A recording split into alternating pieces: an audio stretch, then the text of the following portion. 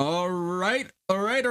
Welcome everyone to finals day. We got some special things prepared for you guys. But first of all, let me introduce the two other hosts, I guess, for this day. And here we have them. There you go. Hold on. Uh-oh. All right, there we go. Here we have them. Hey. It's Nick Out and there. Luke. How are you guys today? How are you Doing guys good, today? man. Let's Good, go. man. Awesome. All right. And hello, Phoenix. I see you. How are you today? We have a lot planned for you guys today. We got some battles. We got some announcements. A special something for you guys who no one's expecting. But yeah, this is it. This is the finals of the CCC.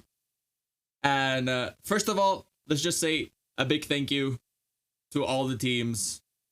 Here they are.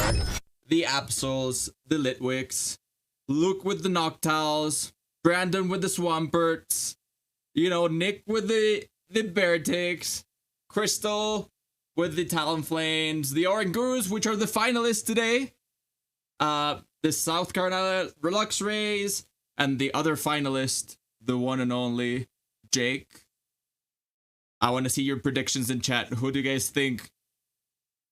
And then it's myself with the Milotics, Kanto with the Polytoads, then the Phoenix with the Salamances, Josh with the Jirachis, Jeremy with the Ninetales, Pixelated Outrage, Crystal with the Pixelated Outrage, and Mike with the Wingles. Thank you so much. We couldn't have done it without you guys. This is gonna be great. We're gonna have a great time. What do you guys think is gonna happen today, guys? Are you ready for today? I mean, so ready. So ready. Been waiting to see what happens. Obviously, disappointed I'm not there, as I'm sure Fair you enough. guys are as well. But that aside, I think it's going to be an awesome match, and regardless of the result. Yep. Yeah, it's gonna be so much fun. Yep. So How much we're fun, gonna guys. split the day today. We're gonna have a couple exhibition matches, and we are gonna start with Nick and myself, which we never battled.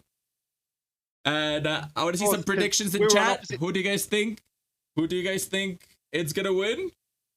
We yes, were on the Phoenix. opposite sides of the league, weren't we, Seb? So yeah, we never got to battle each other. So today's the day. We shall see which one's the better team, right? Did we both get knocked out in the quarterfinals? I got knocked out. No. Yep. Phoenix knocked you out just before, I think, right? Yeah. You I only got there because of the bye. Yep, I'm sure exactly. I'd have lost in the playoffs anyway. So. Oh, look, Phoenix is in your side. Looks like Phoenix is in your side. Oh. Let's go, Phoenix. Come on. All right. So I'd say, what do you guys think? Let's get started. We got a special someone that's gonna commentate with Luke our match. So you guys, we'll be right back. Give us 2 minutes, and we'll get right on with the match. So we'll be right back.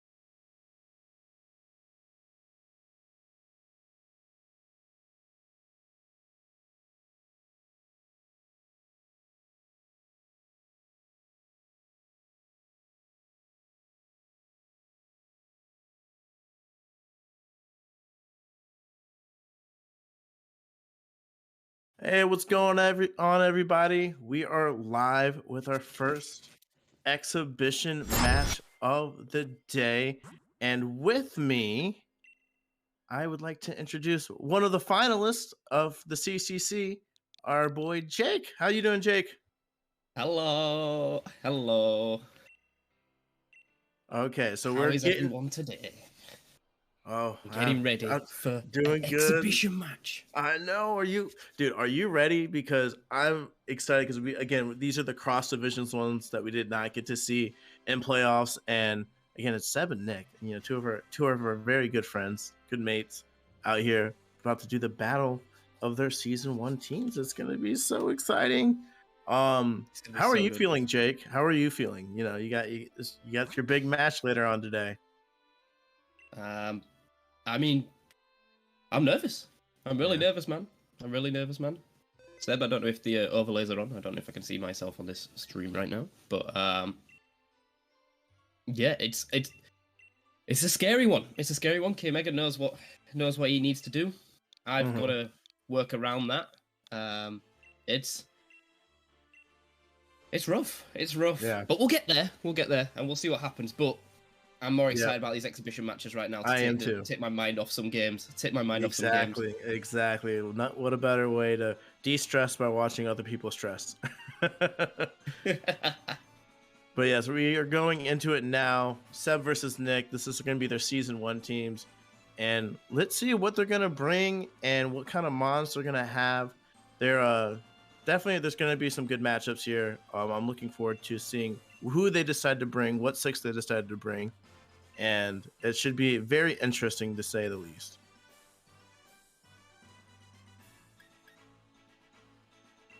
So let's wait until we get to the I know. The start screen, see what power is about to be brought. Let's go, Phoenix. Let's see what happens, my guy. Let's see. All right, and it looks like looks like Seb brought the Halucha, the Santiago Mimi, Piglet, Jinx, and the Rotom fan, while Nick over here brought the Tauros, Dragonite, Raikou, Frostlass, Togekiss, and Purloin. I mean, Nick's team is it's so powerful. It scares me, man. I mean, looking up on the matchup screen, you just kind of want to give the toss up to Nick on that side, but Seb, knowing Seb and how he plays, he is always going to bring something in. As we are lucky to be blessed by knowing what items he has, he's definitely going to be bringing the power with his Piglet, and with Mimi and Matador with the Psychic Seed. He's definitely going to has something up on his sleeve. But if anyone's going to be able to counter Nick's power, it's going to be Seb. It's going to be a close one. Nick is obviously taunting out the Frostlass Tauros. You have to counter it. You cannot just let it sit there, because that +6 Tauros, man, will wreck your life. Completely wreck your life. It will. It will. And, you got to show it. One thing about Pokemon, as we've learned throughout the season, man, it is all about the mind games. The mind games are very, very important here. And when you see that Tauros Frostless, like you said, you have to be prepared. But we're getting into it. Here we are. Here are our beautiful faces. And God, I'm a sucker for a good trainer card. So what can I say? Oh my God. Woo. And these overlays are so pretty. So pretty, man. So pretty. Oh, let's get into it. Alrighty. Let's see. All right. So he brings out the Raikou and the Purloin first for Nick. Oh my God. The shiny. And then we're going Mamo and Didi lead with Seb. Seb's with the Psychic Surge here. And I don't know what the best play is here. Seb's got to be expecting the fake tears. Yeah, he's going to be expecting the fake tears. Raikou really is kind of nullified here. I mean, he's depending on what he wants to do. That Mammoth is going to be pretty safe here. But we shall see. The Expanding Force is going to come out. It looks like Seb is thinking about it. I would most likely definitely. Oh, looks like he's changing his mind here. Okay. Yeah. You can't go wrong here. Gotta get rid of it. You gotta get rid of the Raikou. You gotta get rid of the power that's staring you in the face. Good pick by Seb. Let's see what Nick decides to do. I feel like this is the best play. This is the best play. Skull could hurt Mamo. It could hurt Mamo, but it'll be okay. It'll be okay. It'll definitely be okay. It'll be fine. It'll take one. Here we go. Here he goes. Here's our big boy. He's no longer a piglet anymore. That is a fat pig up on the screen. Woo, baby. Okay. Protected by the fire psychic terrain. No. Oh no, Oh, Nick no. made that mistake, man. I mean, it happens to the best of us. And here comes the skull coming out of the comes the Raikou. skull. And Jamimi. Okay, just about a quarter. Definitely gonna get that health back. Oh, it's eject. Oh. Okay. Oh, the eject button comes into play. Oh, that's a good play. That's what I'm talking about. We mentioned it before. You know, Nick might have the power, but Seb has tricks up his sleeves. And here comes the Hawlucha. And man, oh man, with the Psychic Seed boosted. Oh boy. It's going to stick around a little bit longer. Now let's see how much this Max Quake does. I think this is gone unless And it's it's done. It's done. It's done. What a wipe. Favorite What that a wipe. Raikou's out of here. He gets that special defense boost. Ooh, not looking too good for Nick early on, but Nick can play himself back into it. He's definitely gonna have to do that, but that fake out on the Psyche Surge, man, really hurts when you make that mistake, you know. But it happens to the best of us. So what's Nick gonna do here? What's Nick gonna do here? We don't know what he's brought. Now I imagine he's got the Dragonite. He's probably got the Dragonite. Maybe he decided to bullseye. Bullseye. Oh, all right, here's okay. the Tauros. So this is his Dynamax choice, I imagine. Unless he's just there to try and burn turns. Mm-hmm. It's got to be a scary one. It's got to be a scary one here. Seb still has 2 turns of Dynamax, but can the Tauros get the Mamo? Can it get the Mamo? I mean, not when you're staring a fighting type in the face. That we were forgetting that Matador is literally looking at Bullseye in the face right now, and it's not the best matchup right now for Nick, but that Mamo is so good, and I just don't know unless he's good. Oh, he's going coaching. Oh no. He's going coaching. No. Oh yeah, this looks like it could be a wrap real quick unless Nick pulls something out here. It will be interesting, but he's probably gonna have to Dynamax that his bull right now. And it looks like he is, so he's making the decision. And I wonder what move he picked. He's gonna have to get rid of that bull. That bull is setting up to sweep right now. There's nothing you can do. There he is. Now I wonder if what's this Purloin going to do? This is a question. Like, is it? I mean, again with these mons, with the Purloins out there, quick attack. Quick attack. Okay, fair enough. So this Purloin is just Death Fodder at this point. Yeah, it's death fodder, and it was used for fake out. That's why he brought it. And it looks like, man, Max Lightning. Oh, this might kill. Doesn't matter. It might. Oh, Not the enough. Psychic Seed coming into play, man. Yeah, that Psychic Seek definitely was clutch. That Matador would have been dead or close to it with the Psychic Seek for sure. But he did. What good news? He did get rid of the Psychic Surge, the Psychic Terrain. So Oh my survives. Lord, that was so much. it survived, and that was +2. Well, at least he knows he's faster, so he can. And Seb reveals a Life Orb. Yeah. So now Nick knows that he's going to have plus 30% damage. It's going to be. Yeah. Oh, it's a tough situation here, but I feel like Nick now knows he's got enough scouting this game. Yeah, that's exactly right. The scouting is very important here. He's taking this knowledge with him into game 2. He knows what Seb's going to do, and now it's up to Nick to figure out if he can, work around this thing. Maybe he needs to switch up his strategy a little bit, which I think Nick will do. And it looks like Seb is just going for it, trying to get the game over with by setting up this Tailwind up here right now. That comes in, not enough. Tailwind. There we go, he gets it off. Yeah, Piglet's going to be moving faster here. And good old Bullseye. He's gone. Just like that.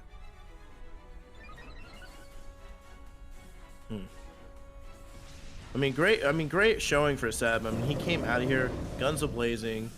I mean, and, it looks like, again, that fake out misread by Nick really came into play there with the Psychic Terrain. You always got to be aware of what these terrains are doing. I mean, it's one of the hardest things for me. There's just so much going on.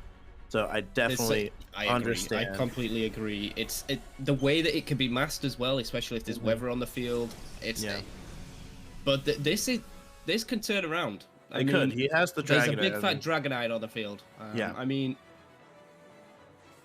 if you wanted any Mon versus a Dragonite, you've got a big fat Mammoth Swine there. I'm assuming it's see. Thick Fat. Yeah. To stop a flamethrower. So we'll see what's gonna happen here. Hey, if it was me, you're gonna want priority because if that thing is multi-scale, you need to knock it off as soon as Yep. possible. 100%. It looks like he's going that route. He's going to protect Matador here. He wants Matador to stick around. So, I mean, why not? Get that beautiful 4-0. Let's see what gets in. Oh, okay. Right, so Protects. installing a turn. Okay. But He's now the hail's scouting. gonna He's take scouting. off. He's scouting, but the hail's gonna take off his multi-scale. Yeah. If it is multi-scale, it could be in a focus. It could Um, be. Doesn't do quite enough. it It's there. just doesn't do enough. It lives on 3. All right, let's see. Now he's got the choice. He's got the going choice. for it. He's going for it. He's going to protect him again? No, he's going to coach. Oh, no, he's getting out of there. He's bringing the Jinx. Now, the thing is, does Seb want to reveal this? Does Seb want to reveal There's this? there's no reason to reveal it now. I mean, you've got 3 Mons out there already. You want to keep these Mons secret because Nick is already taking so much from this first game and is going to be using it. He sets up the Psychic Surge once again. You know that Expanding Force is going to go into double, which is probably why he did that anyways. And then, boom. Again, the Psychic Train, good swap. We've got a berry of some sort. So it's Definitely it's the Ice Berry. It's the Ice Berry to weaken the Ice thing. Doesn't matter. Oh, it Maleficent just doesn't is matter. outta here. The coaching and the boosts. It's too much. It's too I mean, much. that ×4 is really rough to take. Yeah. So a hot 4-0 for Seb. It's Jeez. looking like it. Seb came out with guns a-blazing for match 1. Now, we know Nick likes to come back and pull out crazy strategies. He definitely is going to use this as a learning curve. It just is a question of whether Seb decides to play it safe and bring the same 4 Mons and see what he can do, or if he decides to change up his strategy knowing that Nick is probably going to switch his up. I like this play from Seb, not revealing the energy ball. Yep. It's so crucial when he's coming in because he might expect the Swampert next turn, and you can't have Nick having that information. It's really good reads from Seb here. Yeah. Seb is playing this like an ultimate pro right now. And at the end of the day, you did not, Josh. You No, don't worry, this is- man. We're just starting. Finals is in about 4 hours. So- Yep. Don't worry. We're doing some exhibition matches right now. Yeah, it's crazy. Super good game 1 from Seb. All right, Nick, it's time to turn around for game 2. And let's see what Nick decides to bring up. And let's see if Seb swaps out any of his Mons. But yeah, great plays by Seb. He played a pretty much perfect game right there. Didn't reveal too much. I mean, he revealed some of his Mons, but didn't reveal some of the moves. The Nick still has to contend with what certain Mons have. It is definitely going to be a challenge, an uphill climb for Nick, but Nick definitely can pull it off with this team that he has right here. I feel like the Raikou isn't the play here. No, I would not be Seb has- bring. Seb has enough power there to overpower this Raikou. I dare say I would be going Anger Point Tauros here. If I was put in his shoes and I needed that power, I'd strongly consider it.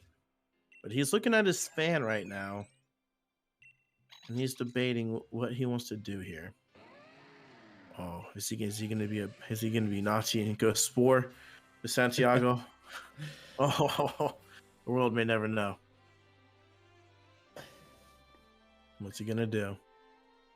Seb has the advantage of the fact that he didn't reveal the Jinx He did not reveal in the game Jinx. 1. So He might as well. Yeah, he's doing it. It looks like it. He's going in. like Does he if I lock was it in? Nick, I'd be looking at like a Dragonite lead, maybe getting that Dragonite up there, or Get the potentially get the Tauros up there. Just flat out and balls to the wall. The Tauros, Yep. Tauros Frostlass. But I mean, he always leads Mimi, so unless he can get a taunt off, it's not gonna work. Yep. And that Psychic Terrain, man, is definitely an issue that they're gonna have to deal with.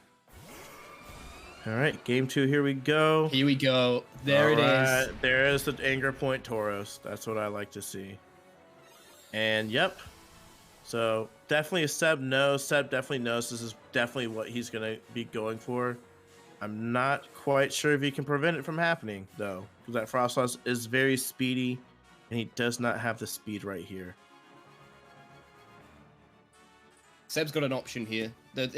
You've got to be wary of the fact that if it hits follow me, but this Frostlass can hit like a truck. Yeah.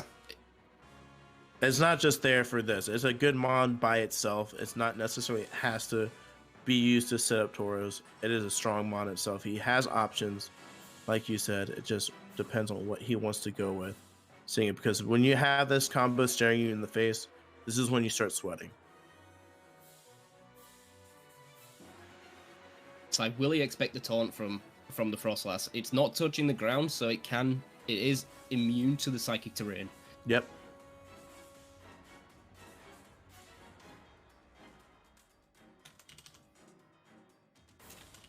Still thinking he's going to go with the Hailstorm.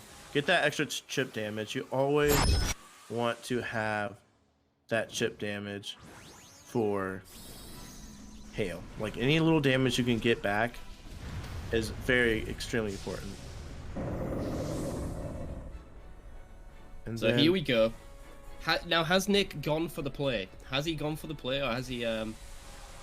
That's a good question. I mean, he's going... Ooh! So you're seeing staring 2 D-Maxes in the face right here. Serious damage is coming out.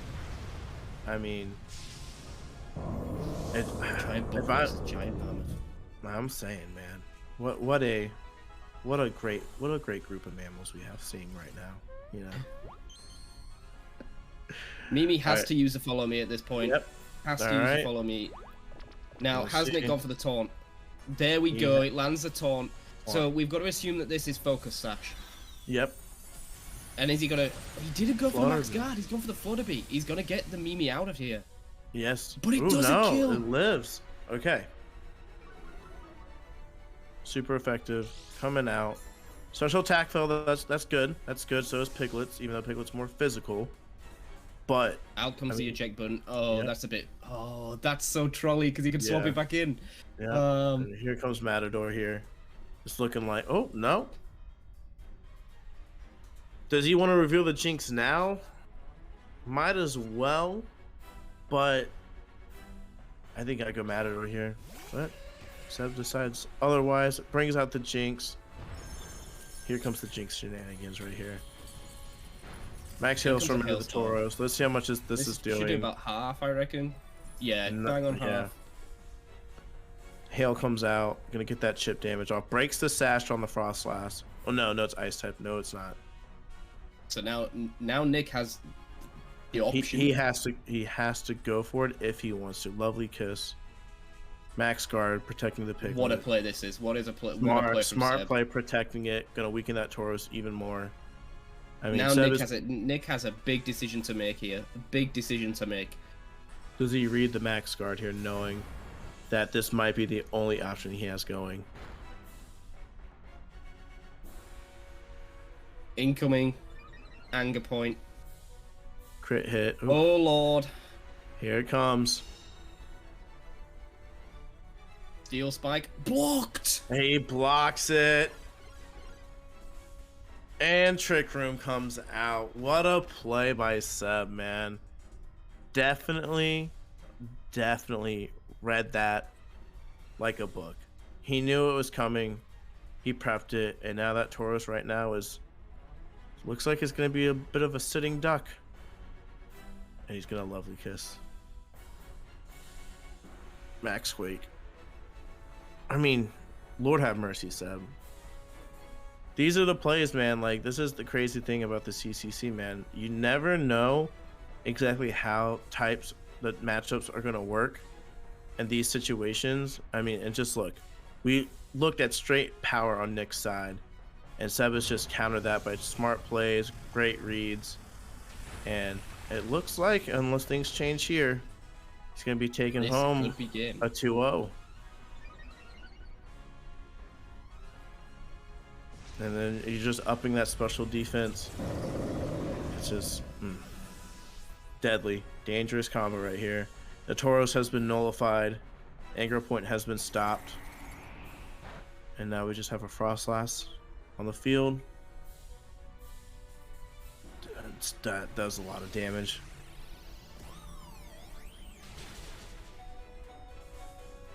Does reveal the focus sash.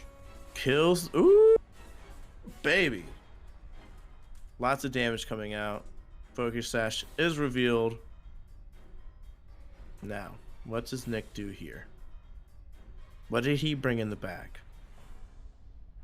Now, the thing is, does he have priority on this Frostlass? I imagine he's got some sort of Icicle Crash. Yeah, he The one probably that has. goes first.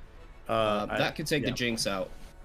It's just, this Mamo is now going to be a major, major problem if he's brought the Dragonite. It's going to be a matter of stalling Trick Room turns at this point. Yep. Let's see if you can survive to get the Trick Room out of here. But Nick's thinking hard. Here comes out Cuddles. His Togekiss. The Togi. D-Max is over from Mamo. The question is, what's Nick gonna do here? Is he going for the crits? Is he going for the super luck? I mean, he's gonna be I'm pretty relying sure he can use a priority move because he's not on the terrain. He's not affected by the terrain.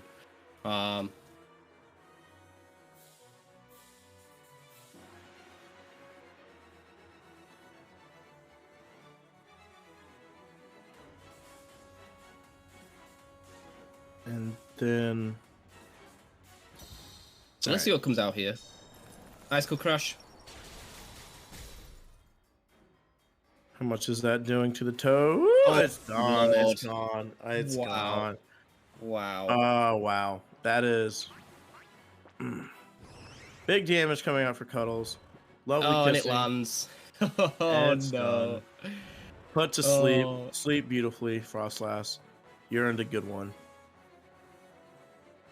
I mean, shout out to Seb, man. Definitely came into this, and you know, despite the odds that were clearly stacked against him from the matchup screen, played a great game. And it looks like he's gonna pick up that sweet 2-0, baby. And it doesn't matter. This is all about bragging rights at this point. But it's gonna be great. It's what a way to start off finals day. Oh my goodness. Great battle against two great I battlers. don't know if this lives. It It It definitely might live doesn't. on like red. Oh, it does. Oh, okay. There All we right. go. We forgot about the boost. The boost. But it depends what Let's this see. Dragonite's going to do. Is he gone for the Dragon Dance? No, he's gone for Iron the Head Iron Head. comes out. No, still not enough. Blizzard comes out. Sad days are here. Takes a 2. There we go. It's a tough one to take for Nick, but I mean, that hard counter Mamoswine is... Yep. And is oblivious. Oof.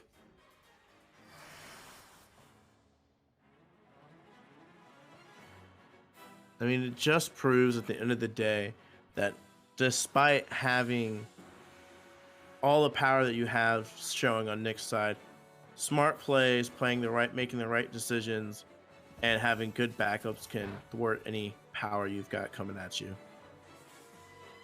There comes the Icicle It's a Crash. wrap. It's not very effective, but it's a wrap. It does it. We wrap up. Though gets a beautiful 2-0. That's game. Congratulations to Seb on his victory.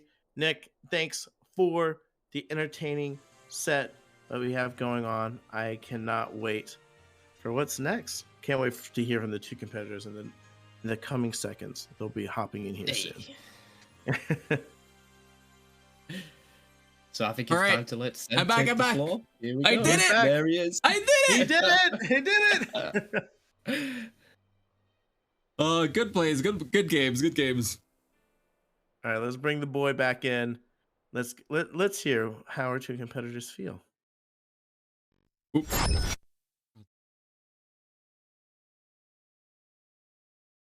Oh, camera step. Close, but no cigar. Oh, Oh, Jake. I need to stop. Yeah. Yeah. Okay.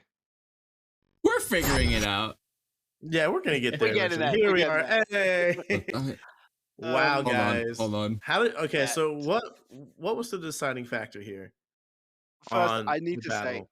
Seb outplayed me at every single turn. He read every move. He saw everything coming. Like honestly, I don't feel like I had a bad team there. Although there was big ice weakness, which was a little bit Yeah, I should have that was accounted for. crucial. But at the same time, like you there was forget the Pokemon, the players alone beat me hands down there. I Mhm. knew if I saw the Taurus, I can only follow me once. So I had to go Trick Room the second time around.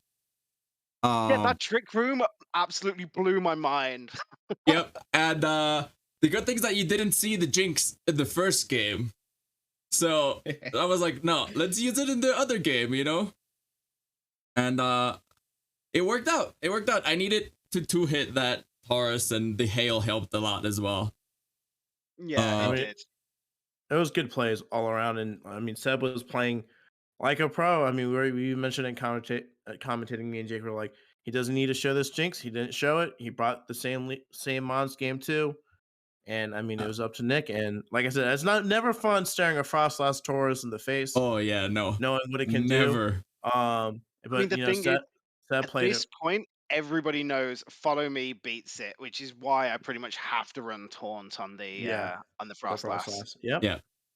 100%. I forgot the eject button. I saw it in game one, and I completely forgot. Like I didn't need to taunt it. I could have just killed the damn Yeah. thing. Yeah. That is true. Yeah, but no, good games. I mean, well, I was scared of the Swampert. I had Energy Ball on Indeedee for that Oh, Swampert. really? Yeah.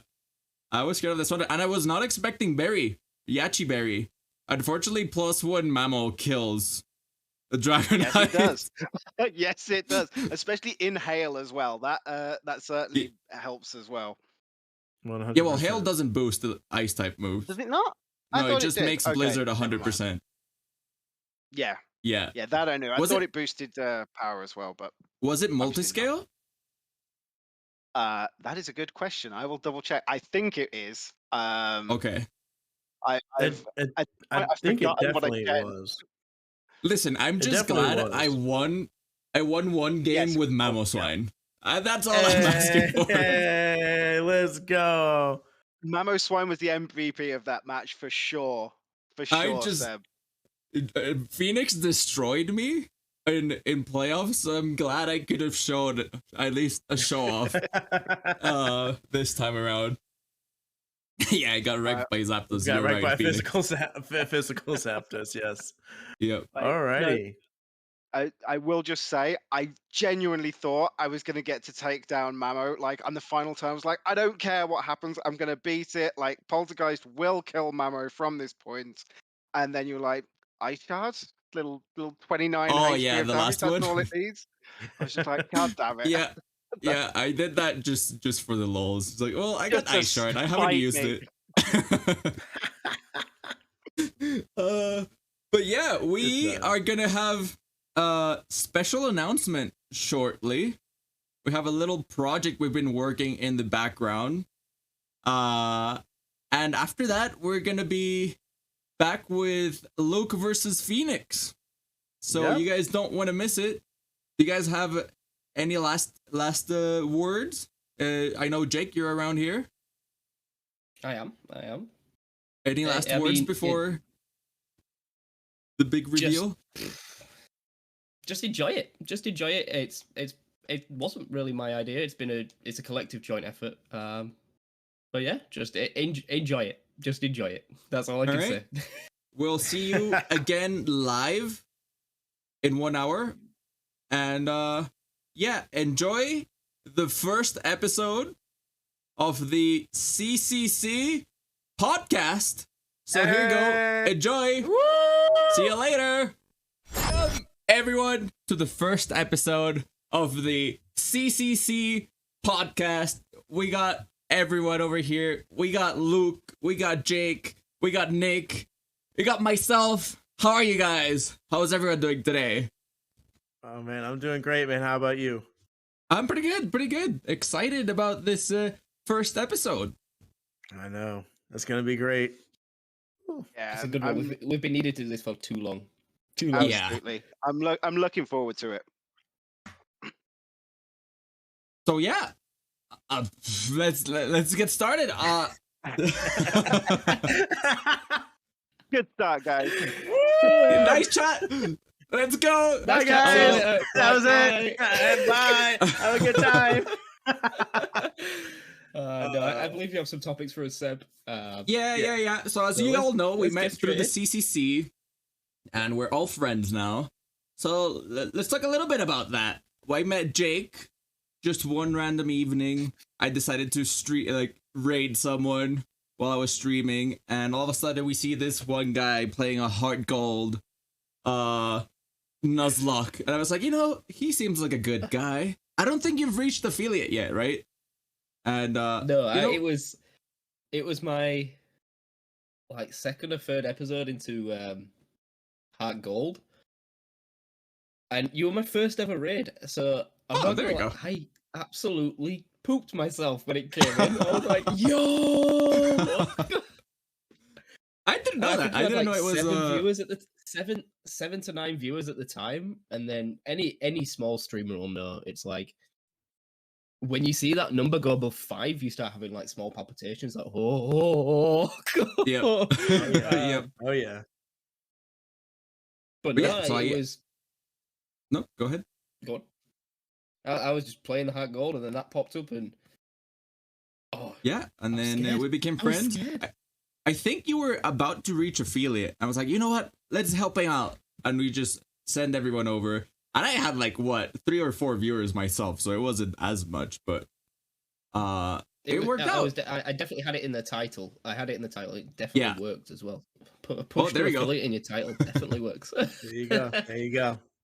Yeah, and then we joined Discords and all that kind of stuff, and we started doing stuff together. We did the Soul Link.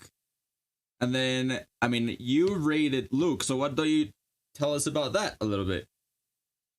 So I don't think it was a stream that you raided me, because that'd have been too poetic. No, it was way That'd after, be way a too lot poetic. But no, yeah. I did the same thing. I was scrolling through, and Luke just happened to be playing my favorite game at the right time. And I passed the boys over, man, and bro, he had me hooked from day one. His content had me hooked from day one, so take it away, Luke, man. Isn't it crazy how amazing Heart Gold is as a game? It brought us together, right? It's just like you separated you for Heart Gold. I was playing Heart Gold when you rated me. It was again, as we talk, for any small streamer, when you get that raid, it means a lot, and you're like, oh my god, I don't have my 3 normal viewers, I have 7 or 8 people now watching me play Heart Gold. Mind you, this is my first time playing playing a Nuzlocke on stream. And I'm making very silly mistakes, but it was so much fun. And then obviously after that, I started coming into your streams when you were streaming, which again, I think everyone kind of knows this is the reason why we're called the Critical Continental Cup, is because we're spread out across the globe, that our streams were you're ending your streams when I'm getting off work, so I try to catch it before I get off work. And then Seb reached out to me about doing the CCC, and I guess the rest is history. And here we are. Yeah, here we are. And then here's Nick over here. That just so happened. Nick, who? What was your where did you come from? What stream did you come from, or anything like that? I'm not a streamer, so nobody was raiding me. I think I'd been just trading and stuff with Pokemon on Discord with Mike and Carly, who was streaming, and I traded with him weeks ago, and he just sent me a random message. It's like, hey, I'm going to start streaming today. Come watch my thing. I was like, I literally have got nothing better to do. So I did. I think that stream, which was his first one, Seb jumped in and invited him to come and join the CCC. Yeah, I think Seb was just looking for small time streamers to join and whatnot. And so he's just like, hey, I know you like it. Do you want to join? I was like, literally, Draft League is exactly what I've been trying to find. I'd spent like the There we last go. 2-3 days like looking for how can I join like, a draft league where I'm not just going to get absolutely pounded on day one. Um, and then yeah, I just happened to get invited in. It's like great, and so I'm messaging Seb. It's like, hi, I've been told I can join your draft league. Is that okay? And it's like, yeah. And then I'm like, okay, now I need to make a logo. And then I'm like, oh god, I have access to no like good software and stuff, so I'd mock something up, send it across to Jake. It's like, hi, I heard you're good with logos. Do you reckon you could just cut this out for me, kind of thing? And it's like I'm trying to be super polite because these people, like you guys, I didn't know you at this point. I was just Yeah. I was asking for favors right off the bat. But I mean, you guys have been great. You've been super welcoming, and as we've said, all fast friends now. And then there's Luke, who I try. Luke, I try to watch your streams, man, but the time difference It's is all killer. good, man. It's Like- all good. Trust me, I understand. As we joke multiple times, it always seems to be like Seb starts off the day, Jake takes over, and then I come in for the late round shift at the end of the day, and that's how we do our rating thing when Oh. it comes down to that. And it's just Like, it's a whole thing. It's like I a mean- full day shift. we have to put a massive shout out to Master Phoenix. The Oh guy yeah, man. came to me Legend. through a raid from Shiny Ninja, and we all remember it because I got raided by like 76 people. On the same Dynamax raid, we hit the Shiny Alchemy, and Phoenix has been there ever since. And Yep. my guy will sit in Seb's stream, he'll do my stream and Luke's stream. Dude, Dude's an absolute legend, man. I can't He even is. with him, dude. And if you He's the look at the VIP chat, on he's everywhere. very often he's like the only person talking. He's just Yep. carrying the chat by himself. Like, Yep. what a guy. Phoenix is the guy, man. I can't wait love you, until Jake Phoenix. wins the finals and we can hear his voice. It's I for can't you, wait. Phoenix, man. It is It's for you. for The you. man's an absolute legend. But yeah, it's But it. no, I it's- mean, what a Yep. poetic story, man. yeah, man. yeah. It's How so weird. all It's come just like together. out of nowhere. It just felt like it was out of nowhere. I don't know. Like I mean, it's crazy, man. Like as you were saying, like out of nowhere, like who, like I guess that's a beautiful thing. I always say this about social media and stuff like that. It's a beautiful thing how random things happen and how crazy things can we just connected. I don't know. I think it's rare to find like a core. I mean, us four, just connected on such a level. I mean, look, we're doing a podcast right now, for heaven's sake. It is absolutely insane. Who would have thought at the start of the CCC that this was going to be the way we're going to end the first season? It's crazy. Yeah. Yep. And I mean, to be fair, I think it helps that we're all of a similar sort of mindset, that we're all taking this really chilled and relaxed, but also at the same time taking things far too more seriously than probably anybody has any right to do. Exactly. yeah, We're getting into it, I'm so into it, man. Oh no, I don't take this seriously at all. Yeah, you see this man's heart rate monitor in the bottom right of his stream going to 140 every time he's battling. Yeah, this man is definitely just playing it real chill, right? I've seen his heart rate monitor get to higher than mine gets when I'm in the gym, like it's absurd. No, Oh, man. I'm just way too competitive. Way too competitive. I think we all are. You just gotta learn to Yeah. chill a little bit when we lose. for your heart's sake, I Jake, just take I a don't deep mind breath. losing until Phoenix puts me to sleep 4 times in a row, and I was like, "That's it. I'm done. I'm done." Yeah. Fair, so fair. And I Yep. think it's super crazy how this isn't it weird how like something from our childhood, I don't know about you guys, but Pokemon has been something that's been a part of me since I was a very young Oh, yeah. young boy. And it's crazy how we all met. I would say we're all in our mid to late 20s. Pokemon again is the key that just brings people together, and it's just something that is one I think is super beautiful and poetic, that just a simple game for a child, is affected for grown men in a way that it's just crazy, right? Like Pokemon has just been such a huge inspiration for sure. No, Yeah, that's it. I mean, Pokemon. you say to late 20s for the record. No, I'm so late. I'm past the 30s, but yeah, it's something that's been around for a long time and loved it from Yeah. very What were very you young guys' age. first experience with Pokemon? Yeah, Nick, why don't you start since you're the oldest one in the group? Ah, as the veteran, so I remember, I'm pretty sure, and I'm sure someone will correct me on this, that Pokemon came out in the UK, I think, in 1999. Um, Correct. yeah, and I just remember as Christmas was approaching, I was going pretty much, there was one thing I wanted for Christmas that year, you know? I wanted Pokemon Blue. That was it. I was watching the TV show and stuff like that at that point, and my parents knew it.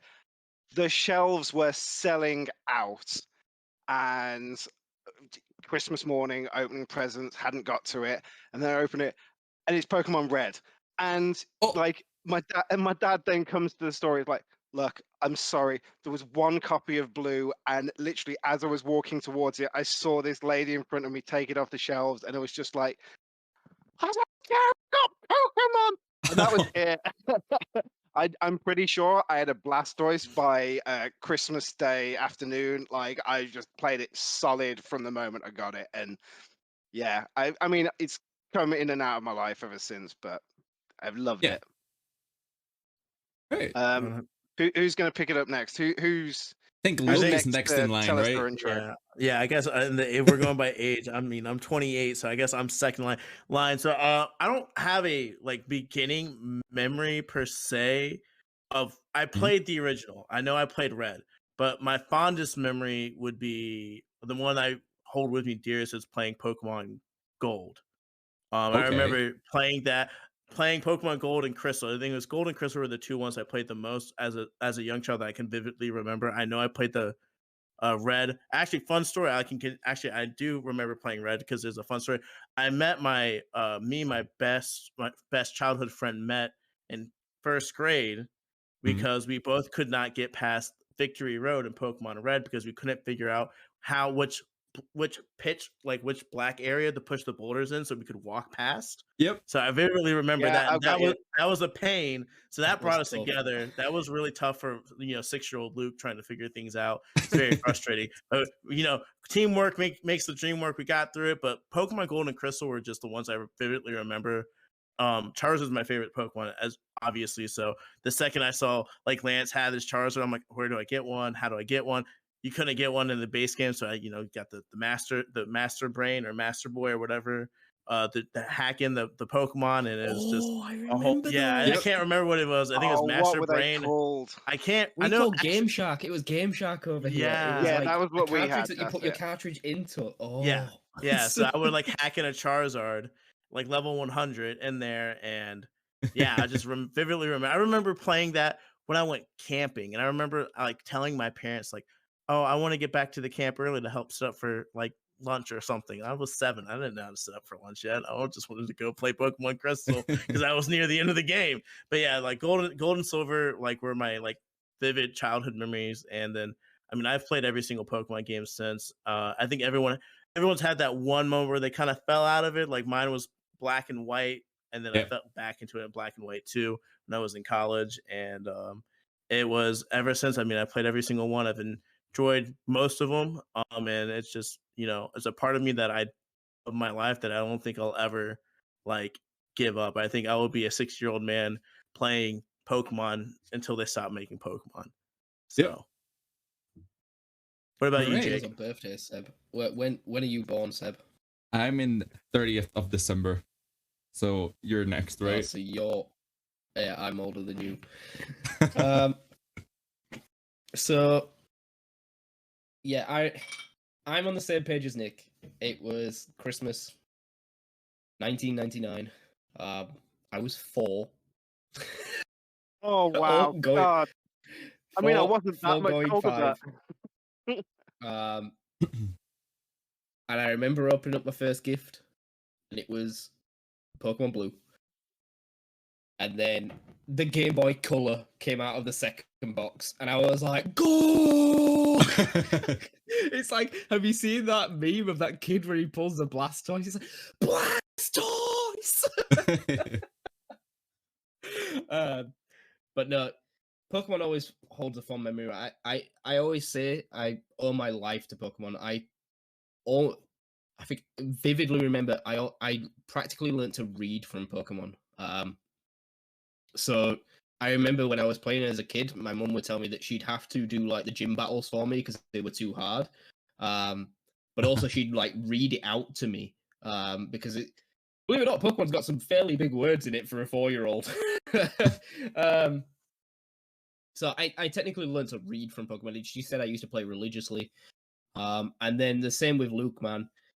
It sat in front of me. I've still got my Game Boy Color. I've still got my blue cartridge, and I've still got my gold cartridge. Man, the Pokemon Gold was probably hands down the best video game I've ever played in my entire life. On any console. That game for me resonates so hard in terms of childhood memories, but also like just to play through, man. You can get as a kid because things were actually hard as a kid. Yeah. Like, you'd run through with like, I don't know, you'd have like a Typhlosion with like 5 fire moves, well 4 fire moves. Yeah. Like you get wiped, you get fully wiped, and it's like, well, this is quite hard. And then I remember getting battered by Lance twice. Trying to do the Pokemon League with Pokemon I've caught in Victory Road because apparently mine weren't leveled up enough. Yep. But it will always hold a fond memory in my heart. And then, like Luke said, I think I fell out between. I've played every single one, but I didn't play them as they came out. So after, I think it was Black and White, Black and White 2, I had to pick them up as pre-owns. And I remember I paid 50 quid for Heart Gold when it was like 3 years old. And then after that, I started picking them up again, X and Y. And then I remember I bought, with X and Y, I bought my 3DS off eBay for £60 with a damaged battery. Replace the battery. That's now working. And then Oras. And then ever since then, it's been every game since. So like, yeah, I had the little blackout, but it sucks you back in, man. It sucks you back in so quickly. I remember really playing on does. the 3DS, and the when the Visual Boy came out, the emulator, I brought that the fastest £12 I've ever spent with Yellow, playing that on a 3DS, bro.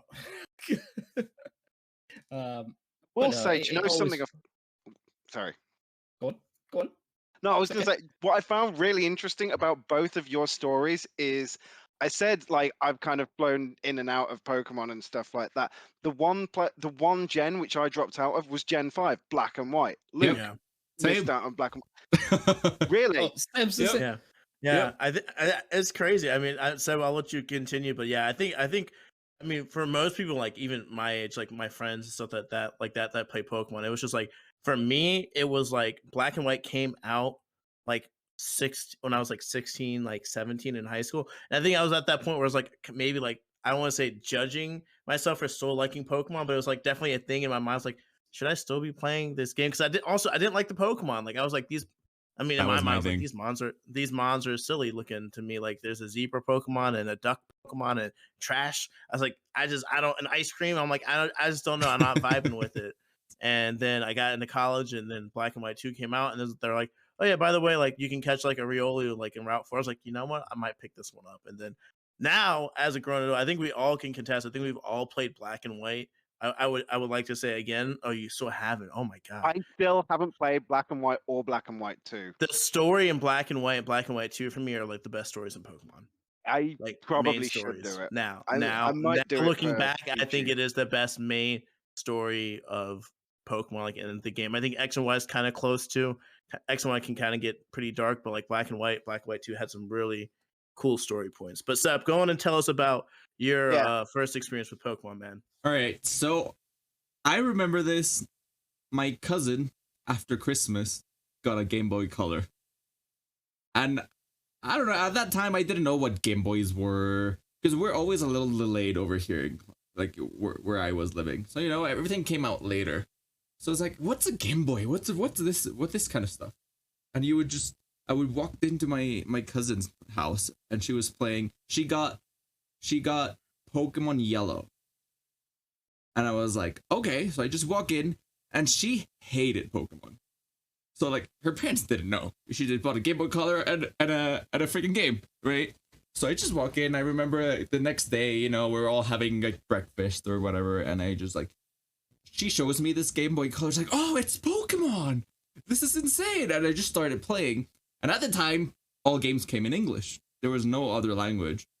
And I was in school learning English, but I know nothing about English. And somehow I was just playing around that game and I knew what to do. Until there's this point in Pokemon Yellow where you go into this house, which is like the PC owner or the the one guy that like turns into a Pikachu. City. Yeah. Yep. And I walk in there, and all of a sudden it's like, oh, this guy just disappeared. And I tried walking out the house, and then it's like, oh, you gotta help me or whatever. And it's like, and they won't let you go out the house. And I'm like, why wouldn't it let me go out the house? And I was like stuck there. I remember I would leave her place, go to my house, go to school, then come back home because she lived next to me. So I would just run to her place, grab her Game Boy Color, which she wasn't using, and I was just like playing the hell out of it. And I remember as soon as that light turned red, I would panic. I was like, I need batteries. Where are the batteries? I forgot, dude. batteries. Dude, do you guys remember the fact that the Game Boys didn't have a backlight for your screen? Like, once it you hit, had to shine the light. to shine the light. Who I bought did. the light? I did. Yeah, I did it. 100% I did. But like you couldn't like in the sun, like if it was glaring, you couldn't play your Game Boy. So you like if you were in the car, you'd have to like kind of like dip it under like in the shade so you could kind of see what you were doing, dude. Like, oh, and the batteries. Oh my god. I vividly remember getting the SP, which is like the fold laptop one, the first one to have a backlight, and playing it underneath my covers just because it could. It was like, I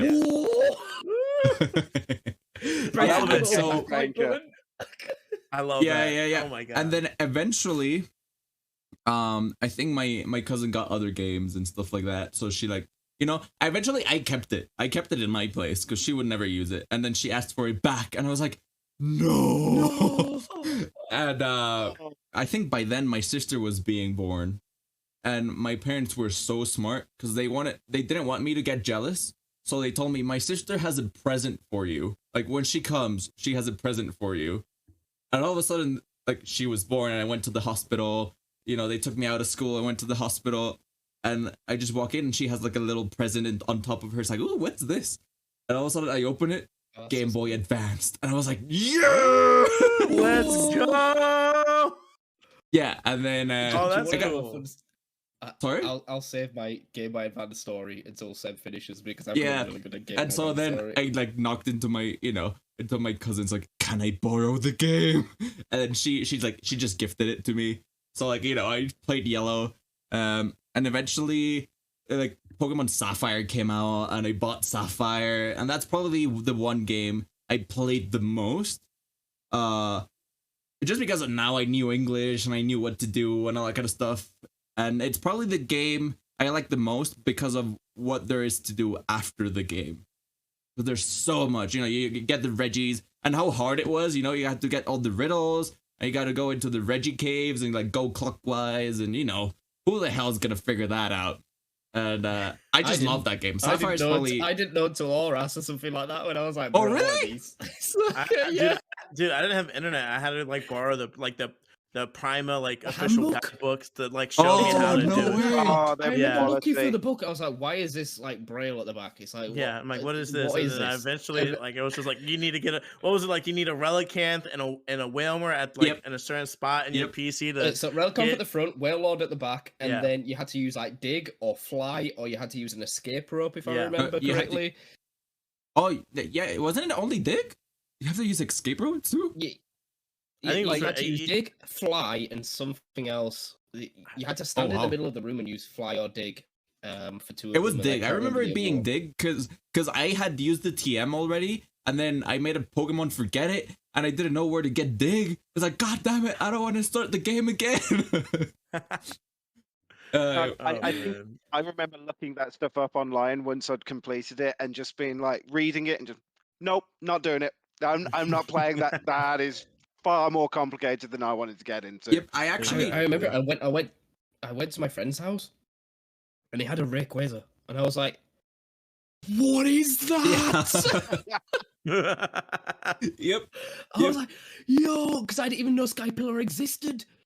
I'd never like swam up along the top of the route in front of the crash boat. I was like, "What?" Yep. That was me with the Reggies. I didn't know they existed until I was in the school bus with one of my friends. I was like, "What are you doing?" It's like, "Oh, I'm trying to catch Regigigas." I was like, "Not Regigigas, Registeel or something like that." And I'm like, "What? What is this Pokemon?" It's like that's what that cave was for, you know? It was, yeah. Sapphire had a lot of like riddles. Yeah. But then, one question I want to ask everyone is: do you remember hitting your first roaming legendary? Because I do. I sure do. I do. I hit Entei in just below Ekritique. Bro, I had like level 20s. I was like, what is this? And luckily it ran away. Because I was like, why is it level 40? Yeah, mine was fun. Mine was the same. It wasn't Entei, it was Raikou, but it was on the route going to Olivine City. It was to the left of Ekritique. And I was at swimming lessons when I ran into it. I'm like, what is this tiger, dude? I want this. And I threw a Pokeball at it. It ran away. I'm like, no, how do I get it? But then I realized, because I was like checking my map, I guess randomly I checked my map and I saw the little like beast icons blinking. I'm like, what does that mean? Like, where I'm supposed to go? And then it would, obviously they would change because every time you go to a new route or a city, it would change location. And then eventually I'm like, oh, it's here in this route, so I can get it here. And eventually I learned how to like catch it. I just threw a Master Ball at it because I remember trying to get, because mine was definitely Latios or something like that, but I knew they were running around. But I remember like trying to figure out how to catch it because it would always run away until I finally got a Golbat. It's like, what does Mean Lock do? And I just used it, and then it never ran away. And I'm like, oh, okay, right here. Yeah, dude, I didn't even think of that, dude. I just put him to sleep or get a Pokemon with the ability like Arena Trap and try to catch it that way. Your story is pretty much exactly the same as mine. It's Raikou, you're seeing the beast move about, and then eventually you finally manage to put him to sleep. Yeah. But like, that is genius, Seb. Yeah, genius. It was pure coincidence though, because I never knew English native speaker knows how to catch it better than us. I never knew how to do it, and then it's like, what Mean Look? Just press that thing, and then it never ran away. And then I actually read what it does. It's like, oh, that's great, man. That's how I caught my Latios or Latias, whatever it was. So my story with the Game Boy Advance is, I got to Fall Tree City, and I went to go do the gym, and I lost 3 times. And as a kid, I was very rage-induced. So I smashed the screen. Hang on. What do you mean, as a kid? We have watched you when you lose matches, Jake. All right. So I smashed the screen by accident. In my defense, I punched like the D-pad. Like the side of the Game Boy Advance. Do you remember you held it? Like, I didn't dare tell my mom. I didn't tell my mom or my dad. So I had to sit there and not play Sapphire until the SP came out, and I was like, "Oh, I need that." You waited that long, dude. I would have made up some excuse. It was just like I dropped it, or my favorite excuse as a child was like my sister did it. And I look at my sister. My sister was always pretty chill. She was like, "I did do it." She would take the fall for me, so she was always pretty chill about that. Amazing. Well, my sister's great, but she was the one. So funny thing about Sapphire, she was the one that took me to get. So I told her I wanted to get the new Pokemon games, and I told her, she's like, but she was always a Pokemon Blue, and I was always Pokemon Red. But she's like, if I'm going to take you, because she was the one that could drive, and I wasn't. She's like, you have to get Sapphire. And I'm like, Oh. as a kid, as like a little 8-year-old, I'm like, but I want the red one. But he's like, no, I'm driving you, and you're buying it, so you're gonna have to you have to help me out. You have to get Sapphire. I was like, okay, Nicole. So I got Sapphire. But now when Oras came out, I was still like, I gotta get Sapphire because that's just tradition, right? It's just tradition. I gotta get Alpha Sapphire. But yeah, no, I've always been crazy. a blue guy. I've always been a blue guy. I mean, I love been a red. blue You can't game. tell. Yeah. But no, I remember it like vividly with Mhm. Sapphire like ripping it out of the box. And Yeah. now, if me looking back, I was like, "Don't rip the box! Don't save the box. It's Yeah. worth thousands of dollars now. God, yeah. I Put it in a case. Don't even get the game out at this point. Bro, the box got demolished. There was nothing left. Like, whoosh. the cartridge had come flying out, and it's you didn't used to think, like it's a box. It doesn't matter as long as I've got the game. Well, who cares? The concept of games going up in value over time was Yeah. alien, I think, to all of us. Like it was just like it's old, it's cheap. You can get it pre-owned or whatever. Yeah. Like That's crazy.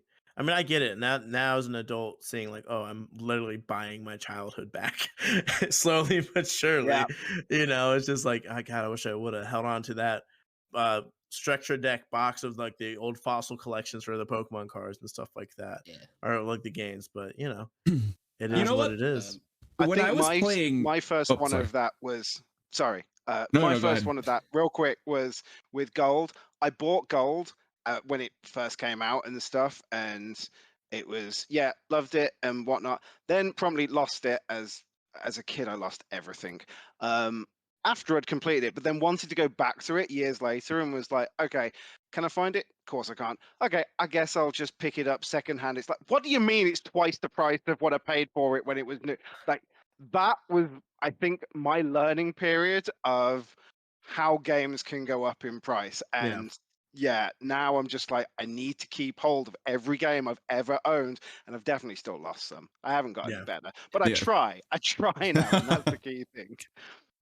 Now, I remember when I was playing Yu-Gi-Oh, and they would take me every Friday because there's like one library that would sell the cards, and I would go and I want to play with the cards. I don't want to collect them. I wasn't a collecting guy. I just wanted to play with them.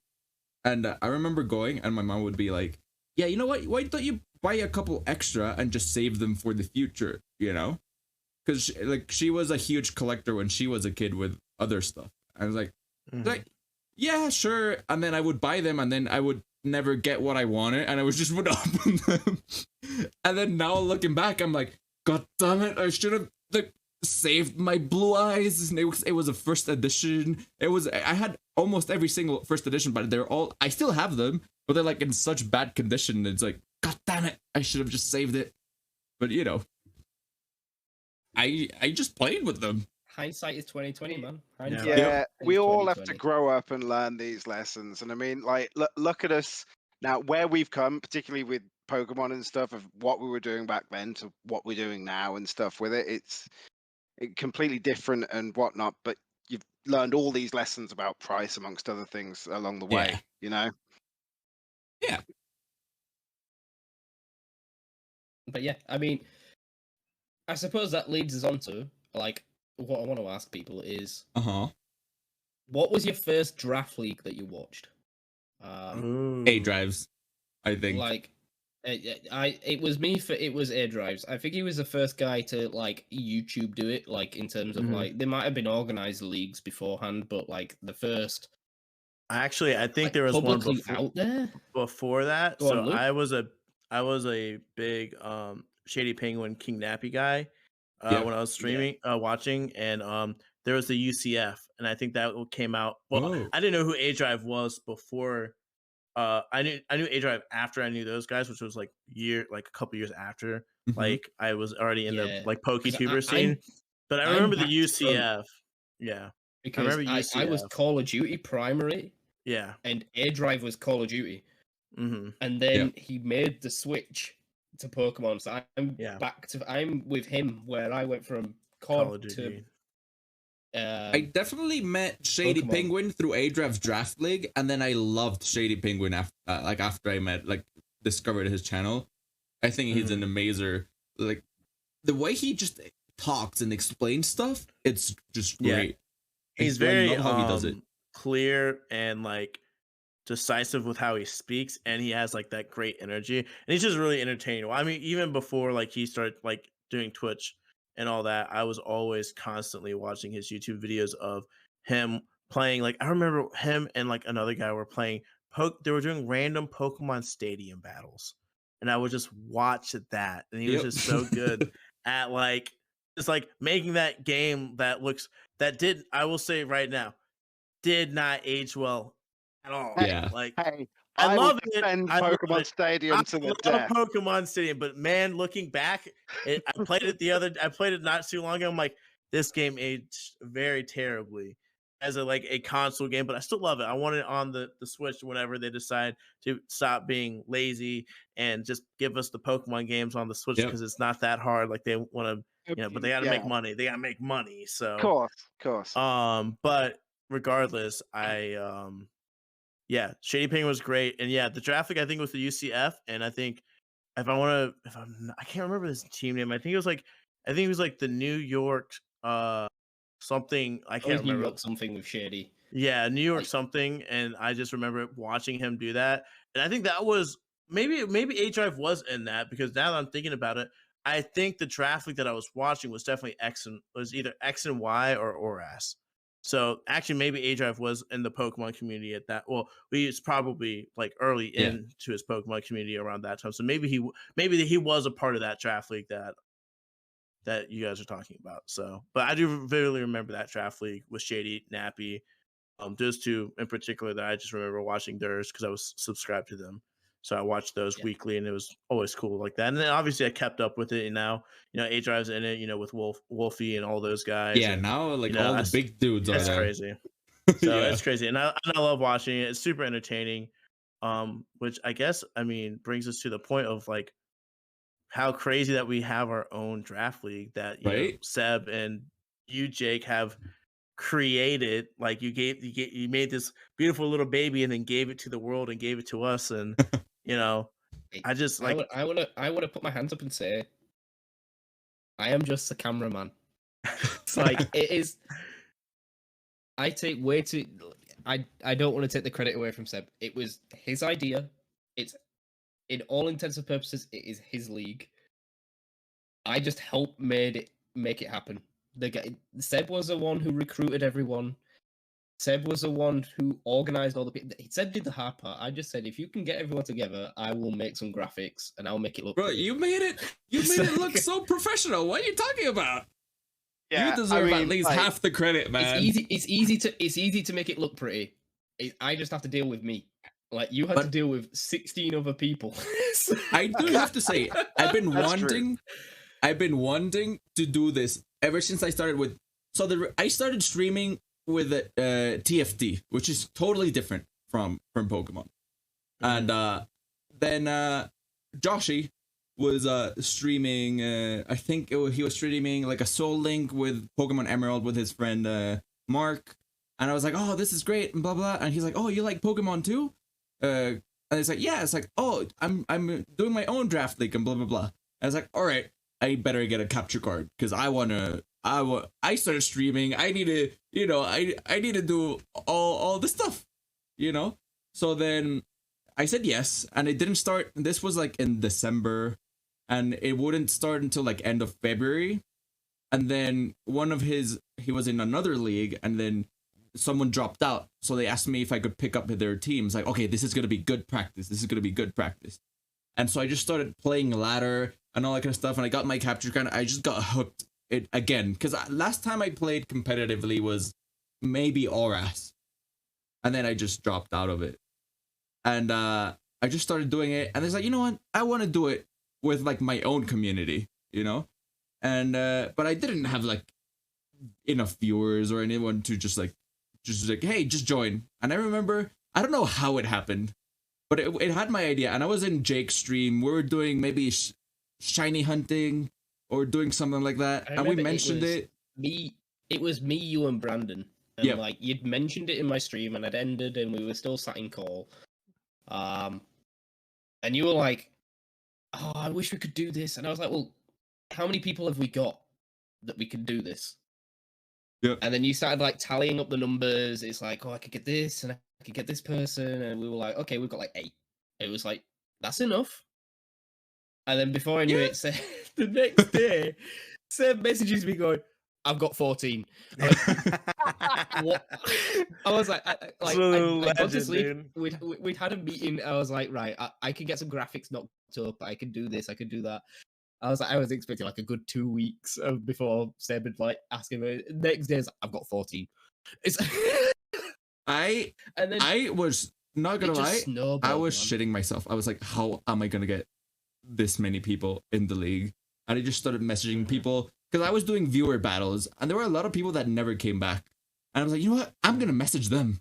So like I messaged K Mega, and I messaged who was it? I wish you didn't. I messaged Crystal Wolf.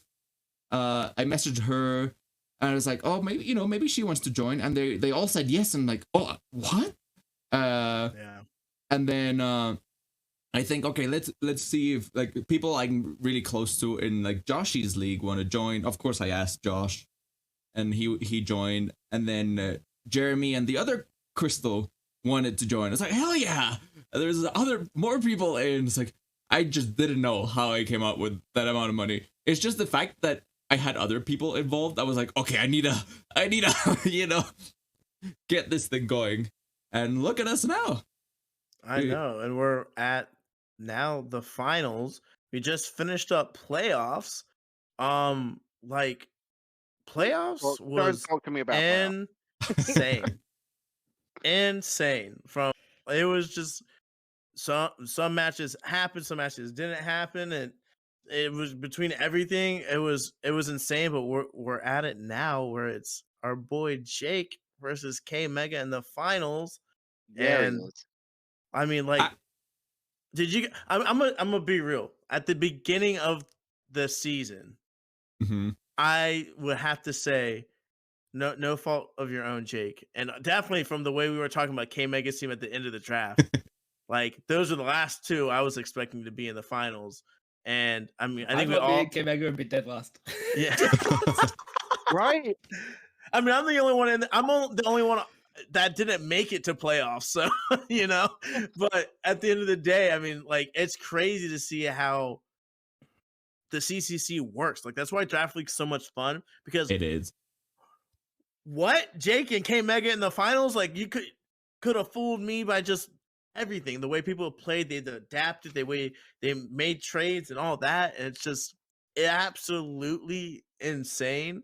And then I just cannot wait for finals. And, I mean, the playoffs were just insane, but we're near the end now. And what a wrap for season 1. What were your guys' like favorite matches? Like of the playoffs or the entire CC? I mean, there were so many, but I want to know what everyone's I got match 2. is. And maybe one of them is because I helped you prep, Luke. But your second battle against, I forget who it was against. It was Jack. It was against Jack. Your second battle against Jack. You played that. You read all his protect. Yeah. You played it perfectly. I love that match. I remember being on stream. I was like, yes, Luke, go, Luke. I was just shouting. I remember watching it back. Yeah, I do remember that one actually. It was a really good one. Yeah. I remember me and Jack sitting in that call, and I was just screaming, no, because we have a rule when like me and like normally when I'm watching Jack, he puts his phone up and he plays a TV. Yeah. He puts on the TV, and we have a rule is that I don't speak until he's selected his moves. And then we can chat while like while the move animations are going on and stuff. And most of it was just me going,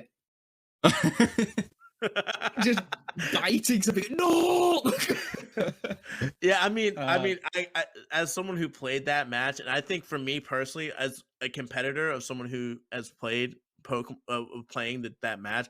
That was my favorite match of me playing it, and obviously I didn't end up winning the best 2 out of 3. But that was my favorite because I think that was the match where I realized that having the prep the right way, and also when I beat the Absols, that was also a good wake up of like how important That's prep my was for second me. favorite game.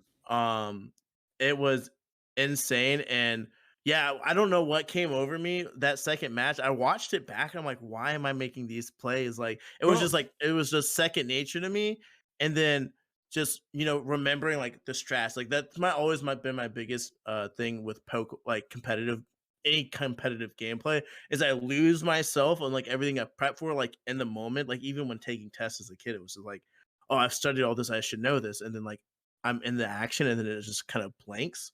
And the fact that it actually worked out, and then that match itself, those 3 matches were insane. The fact that we had the coil. What was it? It wasn't superior. It was it was some mod that Melodic used coil. Melodic, yeah, and you didn't know it raised the accuracy, and then it put to sleep everyone.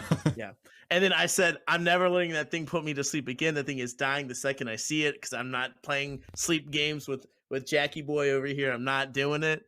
And it was just my favorite match because it was just so much fun. And then obviously we didn't get the result that we wanted, but at the same time, I mean, Jackson, a great battler and knows what he's doing. And he realized that the only way he was going to beat me was making sure he nasty plots that Flappy Bird. And it definitely did its job. But I mean, that was my favorite match. And it's like cool to hear that you guys really enjoyed that match. My second favorite, streamer, it's great. Yeah. The second favorite was because I prepped against it. Yeah. My second favorite was the Chonkachu, the Dynamax Pikachu. Oh, the playoffs! Yeah, that was insane. Go ahead. That was Kanto versus Crystal, right? Yeah. And I've got 2, same as Seb. One is just which one of my own I enjoy the most, but the one of watching other people.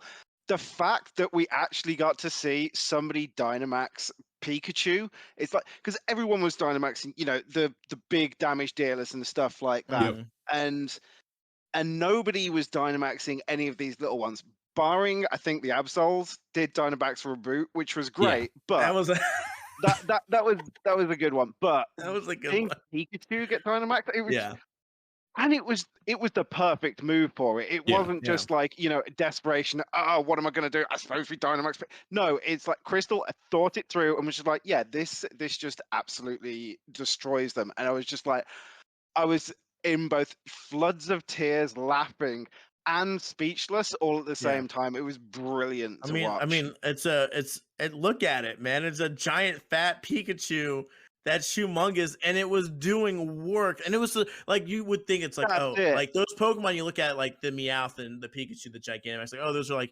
gags, jokes. Like, no, dude, that Pikachu was there for taking lives, and it did that. Yep. Like that was sure. She was a great battler, and so was Kanto. Kanto had a great season. What a great turnaround for Kanto, who was, I think, at the 3 weeks he was 0-3, and then he beat me, and then after he beat me, he just went off to the races. Yep. And he was, everyone in playoffs in CCC had a great year. It was very fun to see everyone adapt as the season went on. And like I said before, Jake will admit to, as we were talking in call, like, he can tell you, we did, we all got better. And Jake, for sure, look at him. He's in finals, and what was it? You didn't even know what Taunt did week 1. So, it's like, in terms of like Pokemon battling, this is my, I think I battled Seb on stream, and that was my first online battle. And he won. Ever. Yeah, I won. No, it's been a roller coaster. It's been an emotional roller coaster, a roller coaster that has resulted in me getting ill. That's right. You went through that, yeah. Ooh. But now it's all behind me. Don't get me wrong. This week has been absolute torture. Mainly, I blame it mainly because my team building skills were very limited. Now, if you look at my team, that like going back I've only watched singles draft league. So if Yep. you look at my team, if that was in singles, you'd be pooping your Spot pants. on. I mean, yeah, you'd be spot on. Yeah. that team in singles will rip through anyone. But in doubles, it doesn't work. I've come to learn what I know to look out for. I know what I'm doing with terms of items and stuff. So, and it just helps that you have a general knowledge of it. I mean, I still don't know like weaknesses and stuff, so don't get me started on why I max overgrowth to Garchomp. Mike, the favorite thing I think you ever said was like, yeah, I just need to gen my mons and then your mons. It's like, why do you need to gen my mons? So that I've got them in the Pokedex so I can see the type matchups when picking the moves. It's like, really, you need that like help and stuff, but I mean, I've been doing competitive for years. Yeah. My favorite games were the first match where the CCC police had the first showing. Oh no! Seb versus Don't Brandon. get me started in the first. Oh, the police! I couldn't have thought of a better match to start than two good friends going at it. I couldn't even sit down when I watched that match. I was pacing around the room watching that match. And then the CCC police got involved, aka Josh. Yep. And thank you, Josh. Yeah. Josh set the pace for the season in terms of no tolerance.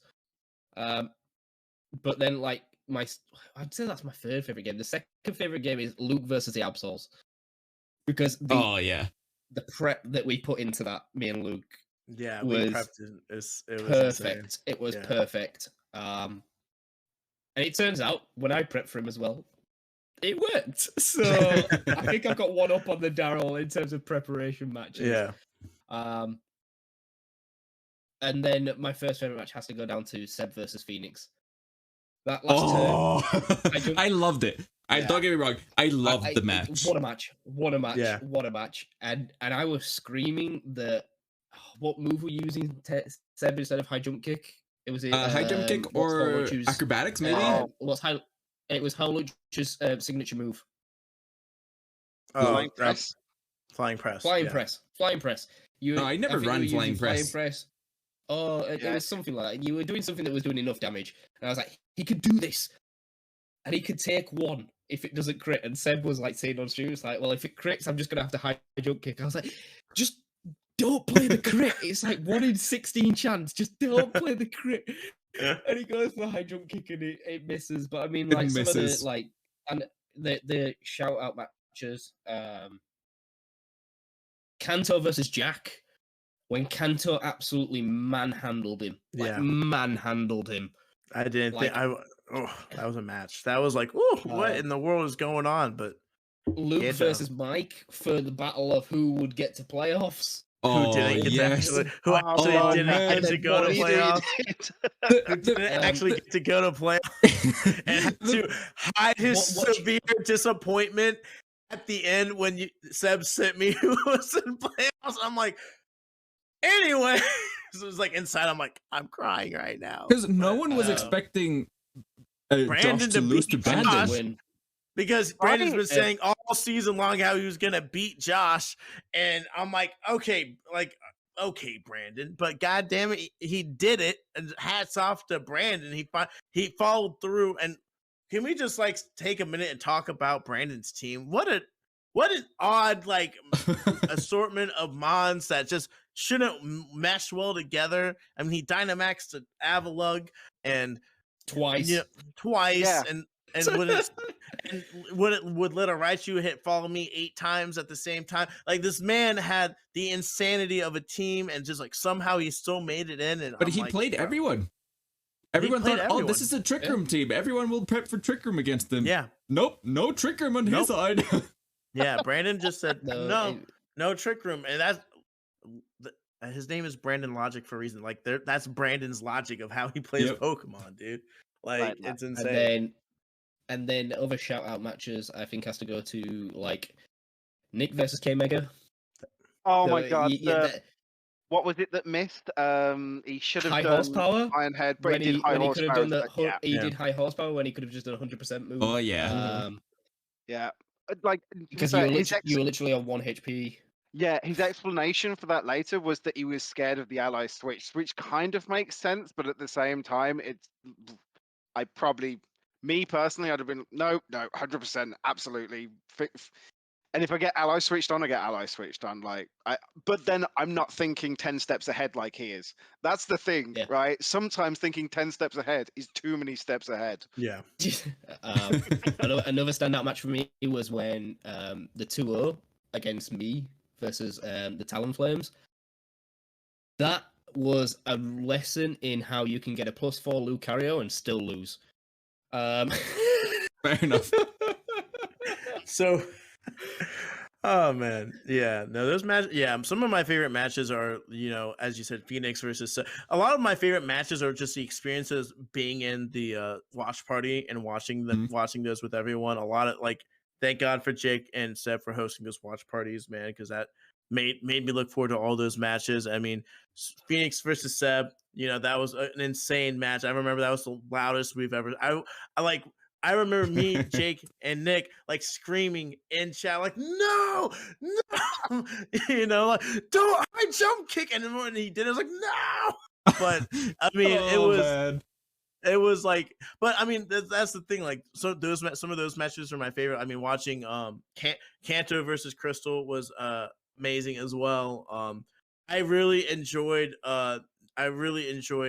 Nick and versus Jake. When I watched that pack, that was fun for me to watch because I'm just because it was the lead up. It was the lead up for the match. It's it's Jake and Nick. It's Jake and Nick, and then the outcome was just what in the world? But it was still fun watching it back and just a lot. It was a lot. Some of even the ones where it's a clean sweep. Yeah, when you get a clean sweep, it's it's still entertaining because you're it's not what you expect, and you're just what happened, But yeah, a lot of those matches are my favorite, and I think we accomplished as a group and everyone that was in the CCC to provide an entertaining season. Great battling, for sure. great strategies, great team building. I think everyone got a lot better competitively with Pokemon as a result of the CCC. And I mean, what a way to wrap. Again, we're going into finals tomorrow as of recording. And it's and then we're gonna go dive, and then we're diving into season 2. That's so far. That's which is gonna up, be man. Totally different from season 1. Guys, don't even we're not gonna say anything just yet, but just be on the lookout because season 2. Oh man, we have some things planned. You'll find out soon, guys. You'll find out your soon. redemption arc, yeah, Luke. This is where you're just gonna sweep the board every single game. I am winning every match. You have no idea. I'm putting on my thinking cap. I'm calling Jake every night. Jake, Seb, help me. Podcast would be the Luke prep sessions. I feel like I have to do well because this is my rule set, pretty much. I have whinged all of season 1. You whinged at everything, man. And luckily, Seb has let me get my way. But I think he's different. I think he's different than anything else that anyone. So yeah, the rule set we're gonna use. I mean, we could say it. It's no Dynamax, no Legends. No one has ever done this before. No one. It's something that the Pokemon company doesn't. Has it ever been done in singles? No. Or I think it's been done in singles, but not doubles. Yeah. I don't know. But at least from what I was looking for, because I need someone to help me out with the tier list, because this is insane. Because everything's around legendary Pokemon, Ultra Beast, restricted. Everything revolves around that. But if you take that away, there's the whole meta was in a completely different. I mean, we've literally changed the Pokemon metagame by altering it this way because I mean, me and Seb have had, and I know Jake and Nick share the same. Me and Seb have many conversations of how dry the competitive scene is in Pokemon right now for doubles VGC style, and this is a breath of fresh air.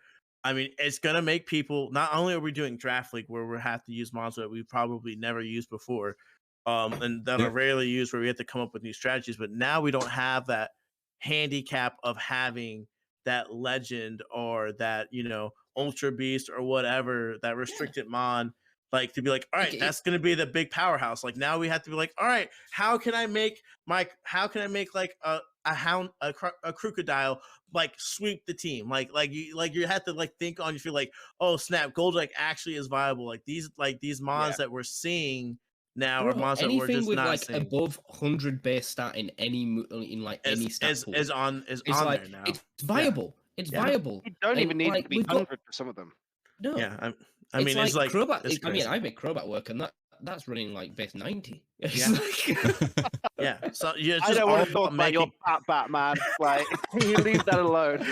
Hey, Hey, be Fat next Bat's to 80 Wayne. this season, bro. It's definitely worth picking. I'll tell you now, it causes more problems per prep than anything else. I thought I picked Silvally because everyone would be like, oh, well, they can't prep for that shit. It's like, no, they can't. But in fact, if Silvally wasn't the problem, it was Fat Bat. Yeah, right. Fat Bat is the one. It's done so well, it's gone up in the rankings. And I mean, part of that is the fact that we've obviously had to change them all for the legends and stuff. But at the same time, when we're looking at what mons need to go up, the fact that Crobat is now in, I believe it's gone up to, is it A or S tier? It's A tier. It's not quite S, but still, like, Crobat in A tier, that seems ridiculous. Yeah, but the way Jake has changed the way we all look at Crobat now. Like he can do whatever. This is it. We got Fat Bat, dude. Who would have thought we'd see Fat Bat in competitive Pokemon in 2021, dude? Like, not me. I love Crobat, man. Crobat has Wayne has a special place in my heart. You never know. Watching he's gonna peak it for season 2. I'll get the team tattooed. It's like if I win, I'll get the team tattooed. Oh Right. boy. I mean, at this point, pay Mega to roll over just for that. Yeah.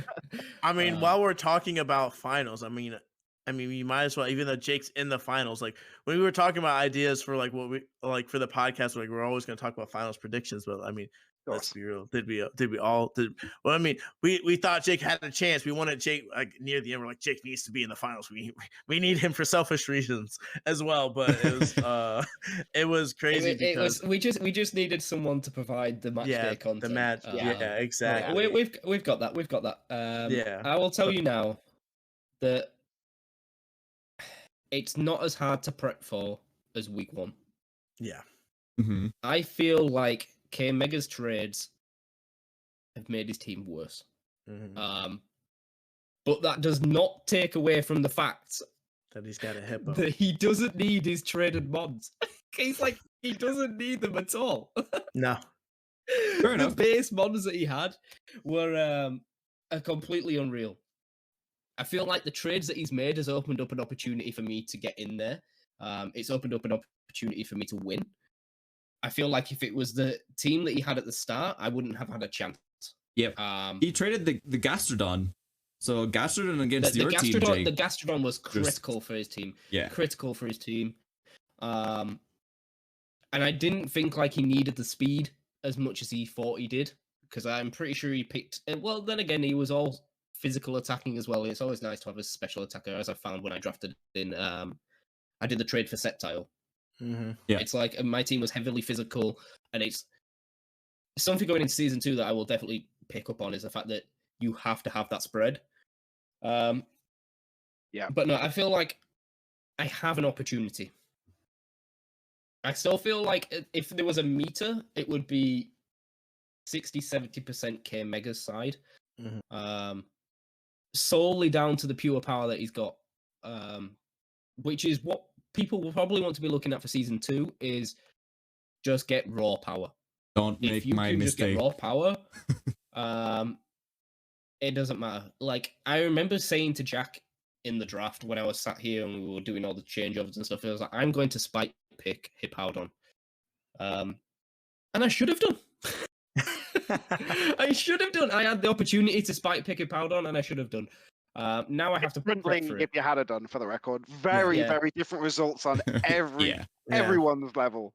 Everyone's 100%. And my S tier was Tyranitar, so I mean, Hippowdon Tyranitar could have ran through everyone.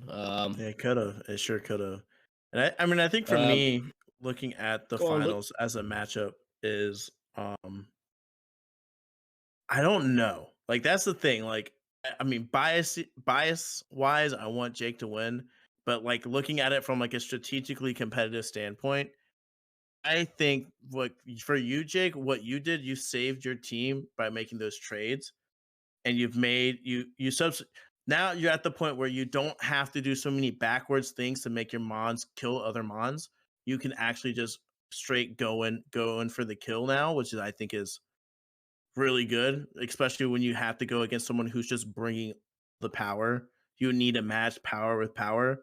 So I mean, I think for me, I think at the end of the day, I think I would have to go with you, Jake, solely because I think you've learned so much. And I think you are one of the people that you can see what K Mega's trying to do and just counter it right then and there. And you still have that sneaky way of like doing so many things out of the box that I think that when you do things out of the box, I think that gives everyone a little bit more of a competitive edge because you can't necessarily go with what you know, which is something that I've realized. Like you can't just go with what you know, what you think how this mon's supposed to be run, because someone can go ahead and run a fat bat.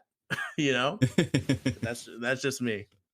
So I think for myself, if we're doing predictions here, like as Luke's touched on, well, not just touched on, thoroughly explained, like the growth of Jake from the beginning to the end is huge, right?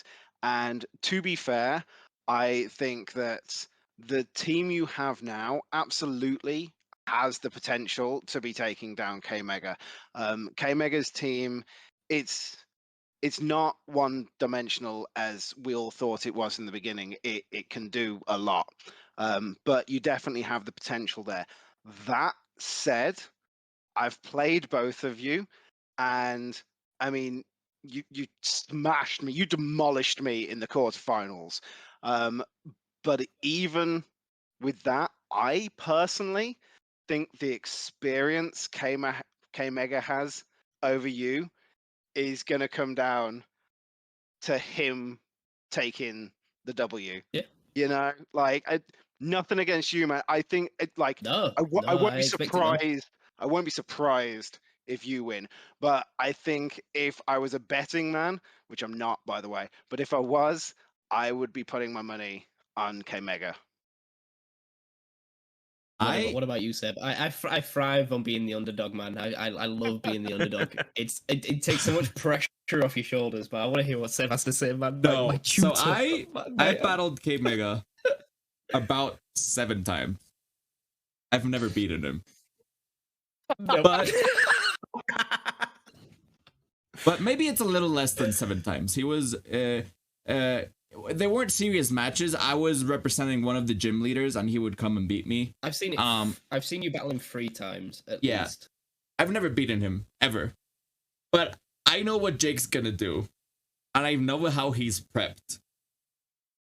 And it's going to come down on who did the better prep, I think.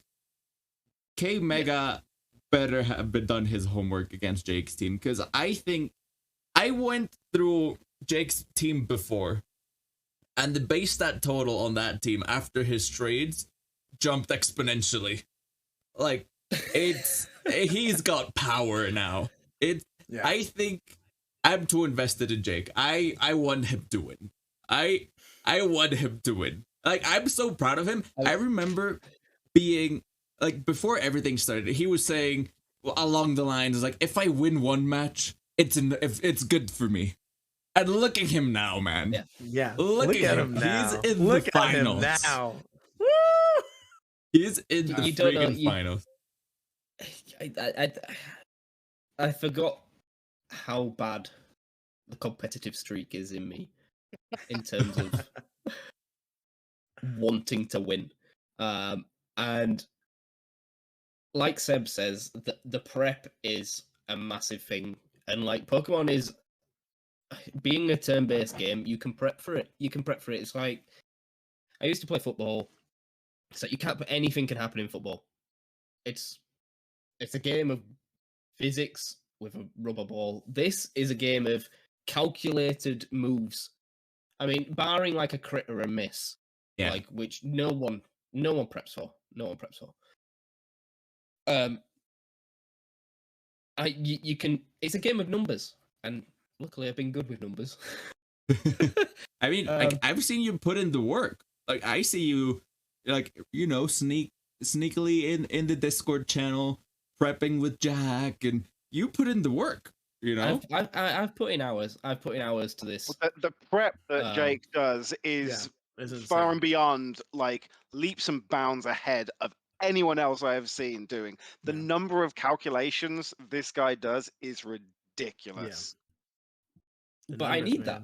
I need that just so I don't click max overgrowth on a car jump. No. It's a matter of permutations. And there's, to a certain extent, I feel it comes down to team building, because if you build a good team, you can predict what items are going to use. And with K Mega, the problem he's going to have is I have ran almost a different team every week. Every week. I think I've done 9 reiterations of my team in terms of like different mons, or some things are sweeper and some things not, different Dynamax mons. So he's going to have a hard time predicting it. Yeah.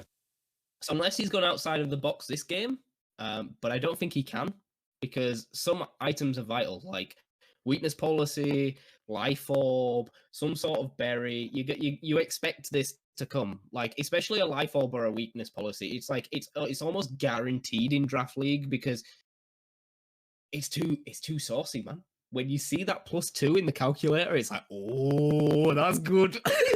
Yeah. You start seeing those green bars. It's like, oh, baby, it's over. Baby. Oh, baby.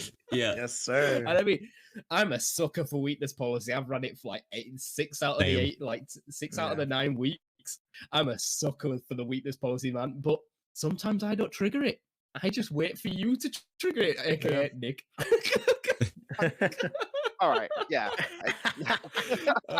Sometimes I do trigger it, but that's up for K Mega to decide. I mean, it's all good fun. And we've both talked and how poetic it is that the first match we ever played has now come to the final match. Exactly. This is it. Full circle. And I will always take solace in the fact that I beat him with a Corsola in my team.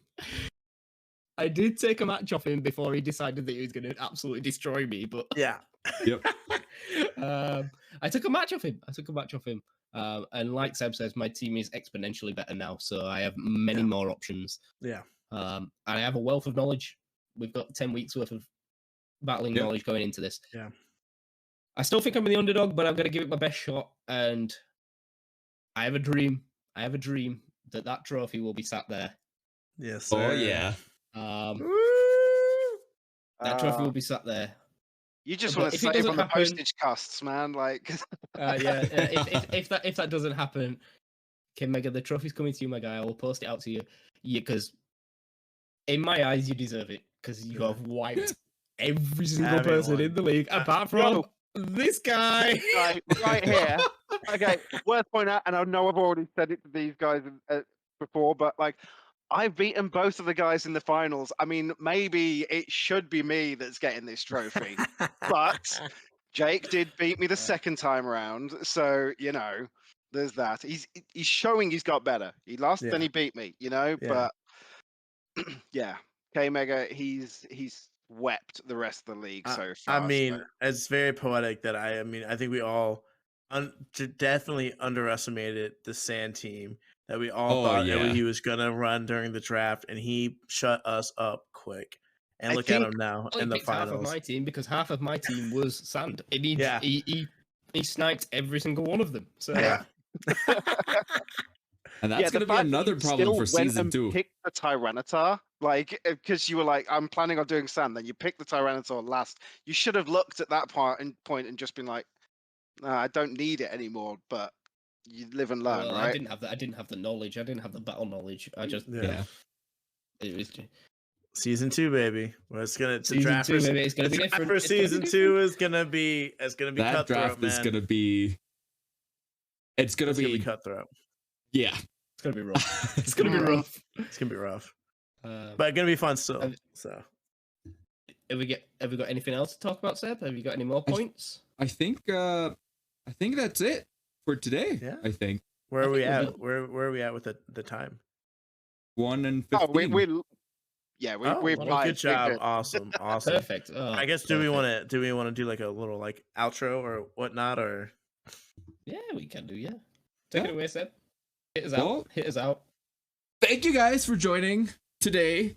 The CCC first episode of the CCC podcast. We'll be back Yeah. soon, and hopefully with other news as well. Yep. But now just go ahead, enjoy finals. Wish Jake luck. Send in all the love on to Jake, and I'll see you guys next time. So bye. Bye, guys. Bye.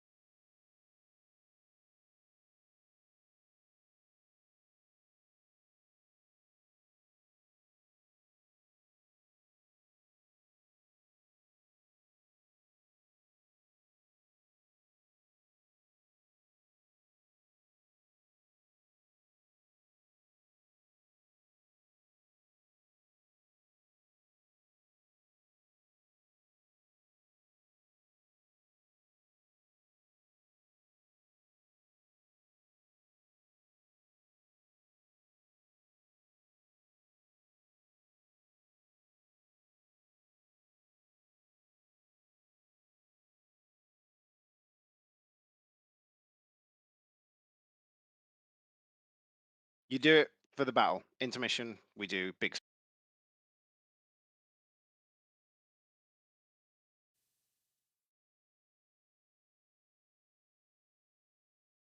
All right. Welcome back, everyone. We are here. How'd you guys like that? Our first episode of the CCC podcast. I think it turned out pretty well. You know, I don't know. What'd you guys think, Yeah. guys? Absolutely. Loved it. Loved every moment of it. It was great fun. I don't care how it turned out. It was fun to do, but I still think it turned out good. Yeah, it definitely came out really well. It was so much fun to have. We could have kept going for like hours upon hours. But Yeah. you know, at the end of the day, when you're talking to friends, it doesn't feel like a lot of time has passed, and we're just glad you guys enjoyed it. It was a blast to film, a blast to continue to do, and I hope you guys look forward because there will be more coming in the future for sure. Oh, for sure. It looks like Definitely. Phoenix really enjoyed it. So I'm glad we're getting the community onto this as well. Yes, But sir. up next, we got another exhibition match, which is your boy Luke against the one and only Master Phoenix. It'll be the Norfolk Noctowls versus the Swansea Salamanders. So, any predictions here, Nick, before we go in? I mean, they're both good teams. Having lost to Phoenix, I know the power that he can have. Look, Luke, I love you, I do. But hey, if I wasn't gonna say that the person that beat me could beat you, then I'm doing myself down. You know. Luke, Okay. you gotta defeat him for me. All right, you I gotta will. get him. I will. You You're gotta going get him. down, Phoenix. You're going down. Oh no, but when Phoenix battled me, it was a really good match. It just came down Yeah. to a roll, and that's Pokemon. So Exactly. Absolutely. so yeah, let's hope for no hacks, but if there is, they're okay.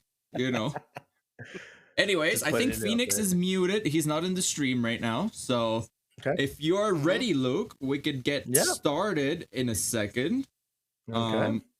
So just give us 2 more minutes, guys, and we'll be right with Luke.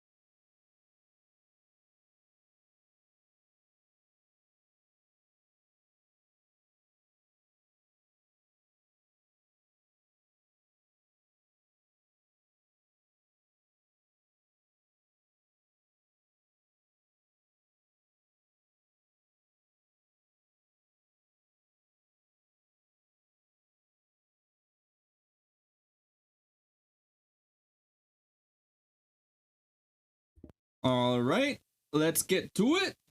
No more delays. Here we go. It's gonna be Luke versus Phoenix, and let's see. Are they? Oh, they're searching. They're searching right now. Well, so you guys will see us in 2 seconds. Well, I guess we could put these on while we wait. Hey. Look at this. Loving the overlays, by the way. Loving the Oh, yeah. overlays. Jake did a great job with the overlays. Absolutely. Here we go. You can see both teams. They both got great teams, man. The Zapdos versus the Cinderace. Who knows what's gonna happen? Honestly, they both have some real power behind them. You know, there's so many scary mons on both sides of this. Let's see. Let's see. And let the battle begin. All right, let's go in.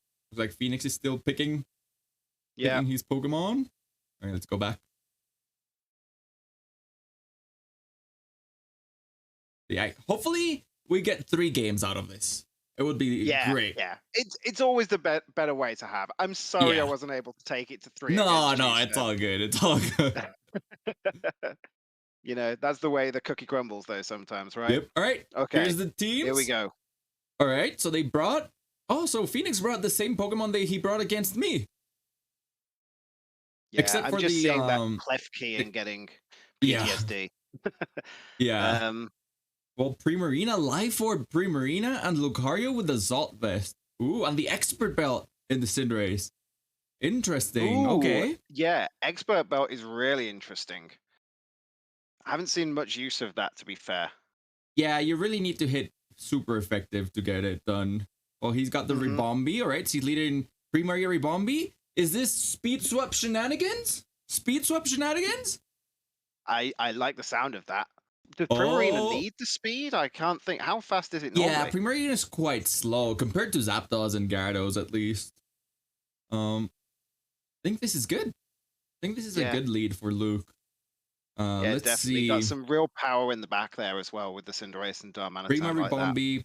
Yeah, Ribombi can also heal, I believe. It gets Pollen Puff, if I remember correctly. Mm-hmm. All right, I think let's get back in. with that lead, the only thing Luke doesn't want to see is maybe the Zapdos coming out first. Correct, yeah. No Trick Room from Phoenix either, which Rhyperior sounds pretty good, to be honest. So we'll see. Static Bird and Pringles. Oh, Sprinkles, sorry, not Pringles. Yeah. Well, there's that Zapdos. And if we've Yeah. got a Tailwind followed by anything electric, Oh, Luke could be in yeah. trouble. This is going to be harsh. He does have the Ice Beam, but Speed Swap won't work right now because of the priority Tailwind. Yeah. But maybe he calced it to survive one? I don't know. Maybe... Oh, you know... Oh, no. Pollen Puff goes before. I was thinking maybe he can, like, attack with Primarina and then Pollen Puff and heal it a bit so it doesn't kill. Possibly. I mean, I think it's a big ask Oh, because Light Screen. Light Screen would be nice. Light Screen could do it. Yeah, but The he'll need a question- Protect Zapdos first. is still going to go first if there's a Tailwind set, right? Yeah. Oh, he Like, can match the against Tailwind anything next from turn, Bumpers. I'd say, but it's going to be rough. Let's see.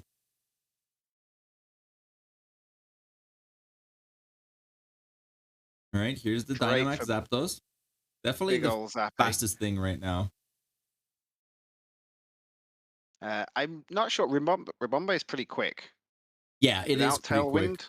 So it all depends if Phoenix pressed Tailwind here or not. I think so. I wasn't paying attention. What did Luke select with? Yeah, I can't remember either. We'll see. Ribombe? It'll be a We surprise. really should be paying more attention. I know he went for Speed Swap. Oh, Switcheroo! Okay. Oh, took the Life Orb away. Eject button, Eject that's button. fine. That's always All right, always so a- now this is faster, but now it's not going to do as much damage, unfortunately. It is going to set Yep. the hail, so that chip damage is nice.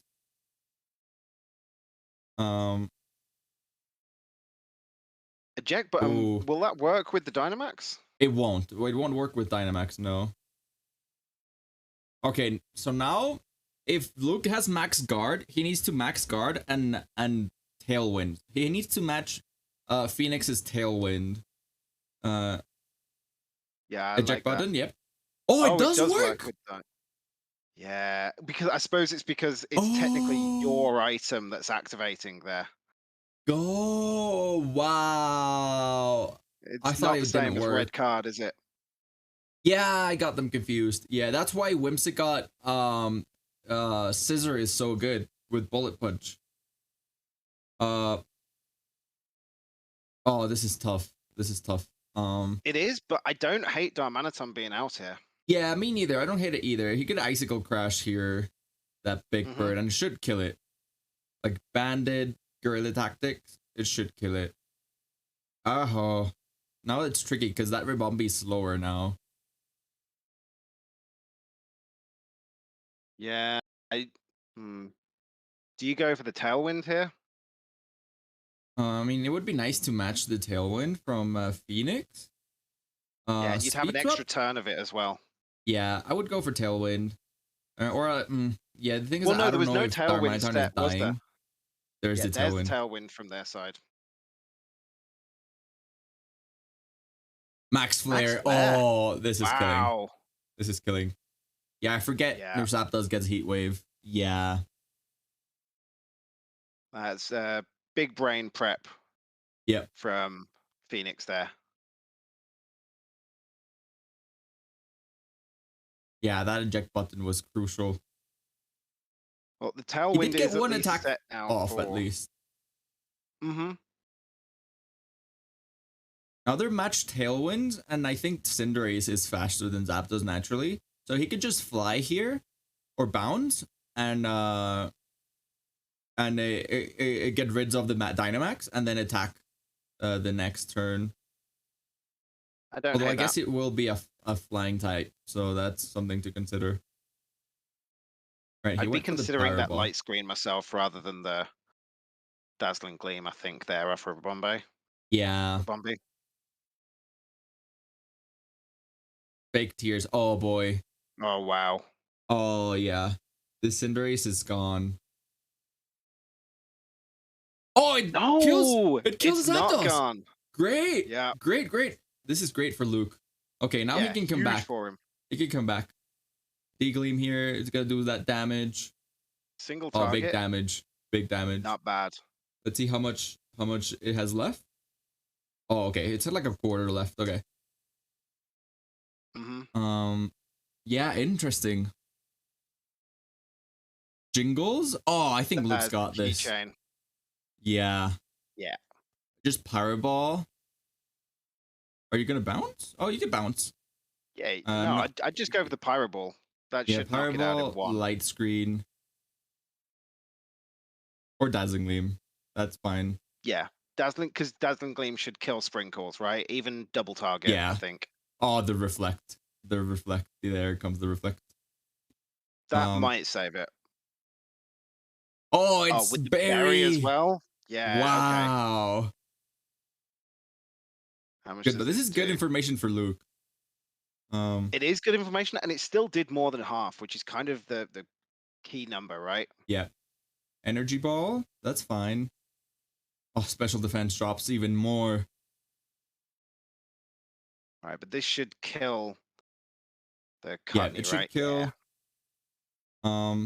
I would. Oh no, he doesn't have any more Mons in the back. Who doesn't? Mushu. Luke doesn't. Oh, is this Intimidate? Yeah, he's still got half of Primarina because Primarina was put out with the eject button. Oh, that's right. I would switch out Primarina here. I would switch out into Prima. Unless this is like Scarf, like the Gyarados. I would switch out Primarina here. Reset that Cinderace because you need the damage. He's going for the Sucker Punch by the looks of it. Yeah. It's not gonna do too much. Sucker Punch. This stab, which maybe it's a -1. Yeah, it does nothing. Thunder Wave. Yeah, it's not enough. There's the waterfall. It's not enough either. D-Gleam. All right, he's chipping down. He's chipping down. At this point, just take care of Jingles, I would say. Yeah, if I you think don't want if to you switch get that out out the way, Primarina might be able to do enough. Yeah, because you're faster. If that Cinderace is max speed, you're faster than anything on Phoenix's team. Yeah. High jump kick? Oh no, Pyroball, just Pyroball. Well, he could go for the waterfall, kill the Cinderace, but I think it's fine. I he's don't going for hate the the same. bounce here because the bounce is going to take him out and probably dodge an attack off the Gyarados. Yeah, and then he gets another free chip damage with Ribombi, so I agree with that. Is Tailwind off? Out? He could Tailwind again. There we go. Oh. Is it out? I mean, he's still faster, but it'll make Primarina faster. There's the light screen. Yeah. Light screen for that. That's for when Primarina comes back in. Yeah. This at least should deal Yeah, it should kill with. through the Yeah, there's screens. Klefki. But Waterfall is definitely going to kill Oh, that. he went for bounds. Okay, Oh. that's I don't hate that. I don't hate that. No, not at all. Because now you bounce in response, right? Yep, you get. Yep, that's the right move. That is correct. He probably bounced into Ribombi, I would say. You either, I think you either take out the Cinderace into the Prima just to reset that Cinderace. Yeah, okay, that's a good play. Another bounce. Yeah, and, bounce is fine. D-Gleam, yeah, it's fine. It's a slow Ribombi at this point. He could switch it out and reset Ribombi's speed as well. That's also a decent play. I would say the bounce it's going to Ribombi because I think that would kill the Ribombi. Probably. But it's a close match, man. Close match. But at the same time, D-Gleam. I don't think it's a bad read, like, to take it out of the way. Mushu's slower than Did attack the Primarina. Cinderace. Oh, it attacks Cinderace. Interesting. But that's good to know. The Ribombi was faster. Yeah, so now you've got the bounce and the Dazzling Gleam on Mushu. Ooh, that's a quarter, right? That's the waterfall into Cinderace. It dies. Okay, that's okay. enough to take it down. But I think Reflect War off. Is Tailwind still up? Yes, it should be up still. Yeah, in that case, then I reckon this should probably do enough damage between the two of them. Yeah, it looks like Prima is faster than Gyarados, unless I understood this correctly. Oh, he's gonna protect. Fair enough. Just extra damage. That's fine.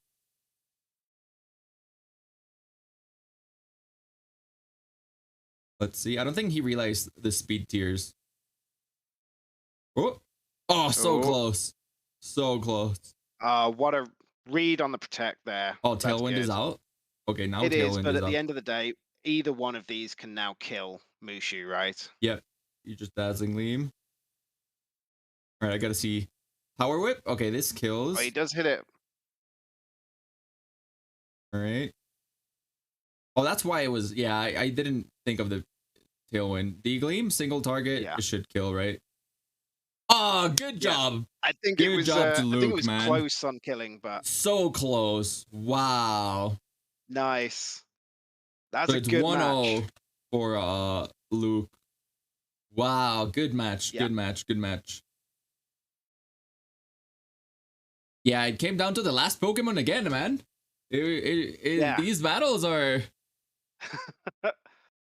No, that was good stuff from both sides, to be honest with you. Both times were playing well. You know, there was some reads between either of them. Obviously, I think the result does speak volumes in terms of, I think Luke read more moves than Phoenix did. But for sure. Okay, let's see what they do in the battle screen. And will they bring the same Pokemon? Let's see. Yeah, definitely same Pokemon. The question is, well, same Pokemon to this are they bringing the same? Yeah. Okay, so we're starting with Darmanitan now from Luke. Yep. Yeah, I don't hate this. Just a simple switch round of which one's going first. Yeah, exactly. And even if the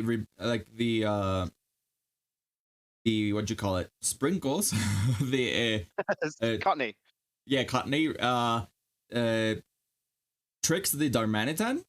I think he's in an even better spot there because now it's just stuck with Trick.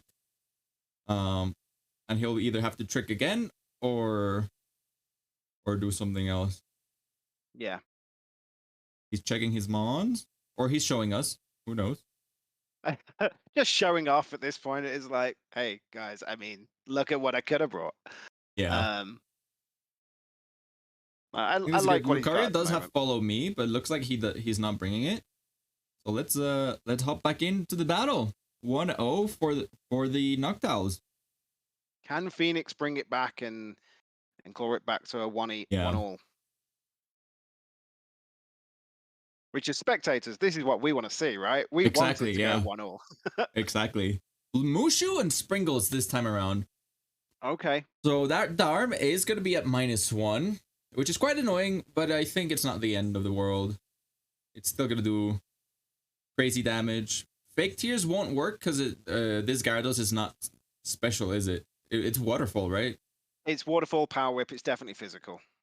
Yeah. Okay, he's going for the -1 Dynamax, or not? Okay, he's not. Rock slide. I like the rock slide. Are you Yeah, gonna I like the Dynamax? rock slide too. Oh, you just wasted an Like item there, Hailstorm. though. You could Flare Blitz and get rid of Sprinkles, and that would do something as well. Yeah, you stay wasting an item, but sometimes that survivability is Yeah, worth it. yeah. I mean, yeah, I mean, if you need to change moves as well, you could just Dynamax and just do another move later on. Yeah, absolutely. So let's see. Right. I just So would he's at gone for just -1, I rock wouldn't slide without Dynamax the it. Dynamax. I would go for, yeah, speed swap maybe. The thing is that he's gonna Tailwind here, right? Oh, he's Dynamaxing the Gyarados. Okay. Yeah. I think we're gonna see Tailwind come out of Yeah. Courtney here. That's the thing. I think most of the times you want to match the Tailwinds. Try to at least, because Luke is faster. So if you at least match the Tailwind, next turn you're gonna hit. There's the Tailwind. Yeah. Max Ooh, Steel Spike. That must That's be gonna Iron hurt. Head of the guest. That's done. Oh, Yeah, that's done. That's huge And- for Phoenix. Yep, and the defense boost is up. Yeah, now and it's gonna be then tough. Rabombe's got no one to speed swap with. That Tailwind would have been a much better choice, I think. Yeah, As you said. I think he needs to leave Cinderace till the end and then just bring Prima. The problem is that now he's gonna trick the Primarina. With the eject button. Yeah. Yeah. Don't Dynamax. Don't. Oh. Or Max Don't play Guard. into the same thing again, Luke. Max Guard attack. Max Guard and attack. Max Guard and attack. Because that way you trigger the eject button and Sprinkles. No. Oh yes, that's huge. That's No, a no. really good play. Look. No. Go back. Go back. I mean, it's hard to see. I would never Yeah. have seen it myself. Like, Get a Max Guard. You don't want that Marina without a life orb. nope, not at all. That extra power is big. Come on, Luke. Go back. No, don't speed swap it. Yeah, Oh, yeah. Max Guard. Max Guard. No. No. At least go for Dazzling Gleam. Okay. Yeah. At that point, when the time clock's running down, you've just gotta hit what you Oh, can. I thought I sent my thoughts to him, man. We almost saw it. Yeah.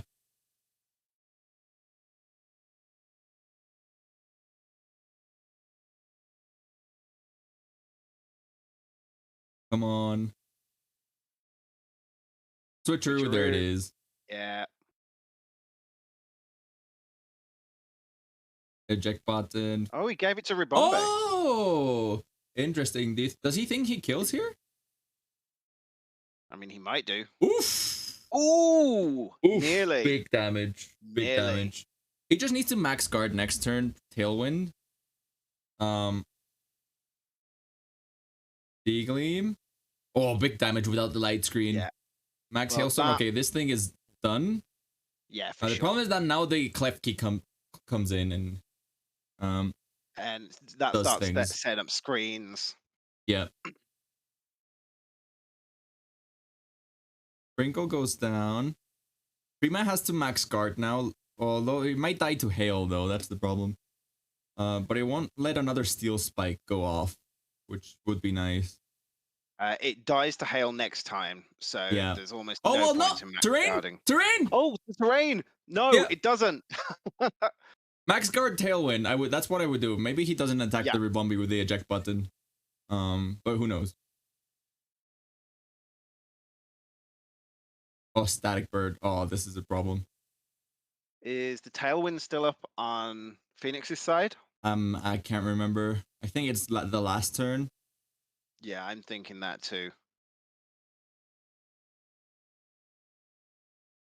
Did he speed swap in the beginning? Don't speed swap. Your Primarina's about to die. Don't waste the speed on it, Luke. If Tailwind's not up in Phoenix's side, it's a good move.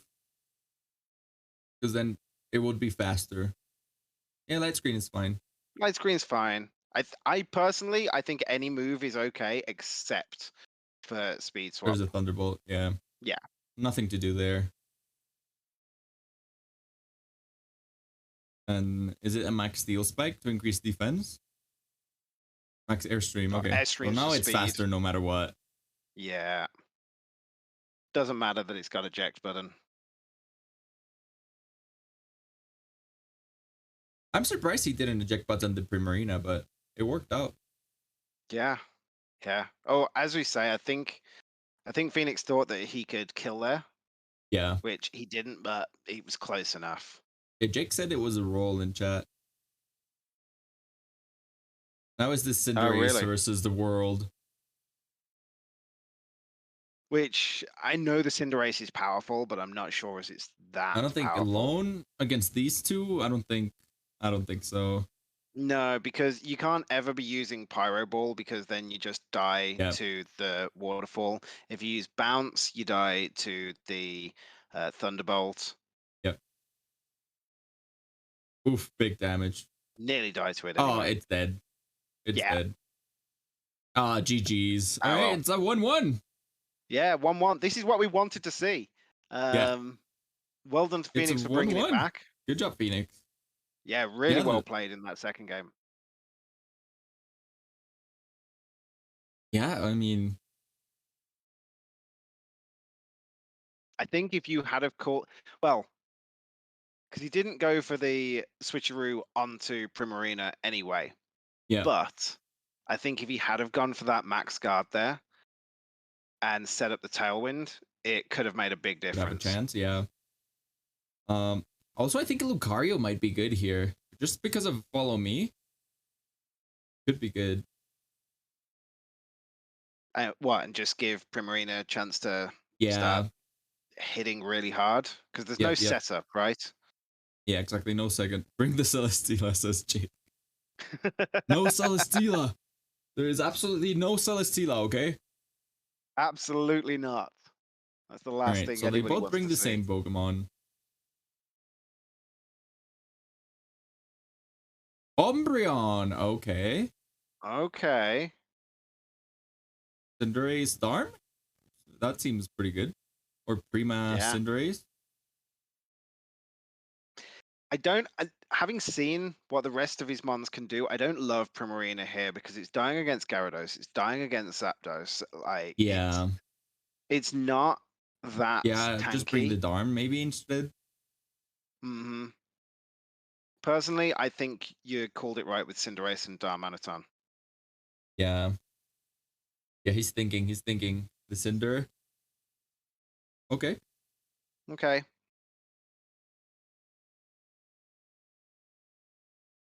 I'd like to see him change it, but I think at this point, once you lock in, sometimes it's really hard to go back and second guess yourself Yeah. because then you know that if it turns out it's the wrong choice, you're then kicking yourself for having changed your mind. Exactly, yeah.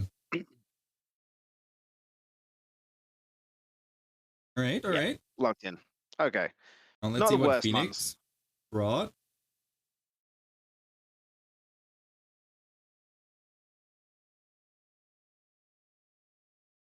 One of these leads. Yeah, it is so intense. Yeah. I mean, it's exhibition, but at the same time, you still want to win, right? Exactly, yeah. Oh, same lead, yeah. I wouldn't Yeah. have changed anything, to be honest. No, but I think the Phoenix Umbreon might is be good clearly here. just like, if it ain't Um, broke. Yeah. Inner focus, okay. I did not know it got inner focus, so that's good to know. Yeah. I'm Yeah, be just honest, light it's good all screen. round.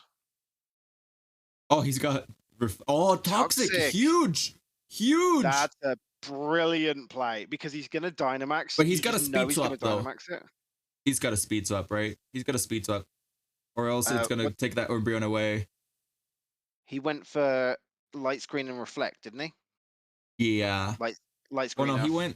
did he went for Willow? Or no? No, I don't think it Okay. had Willow.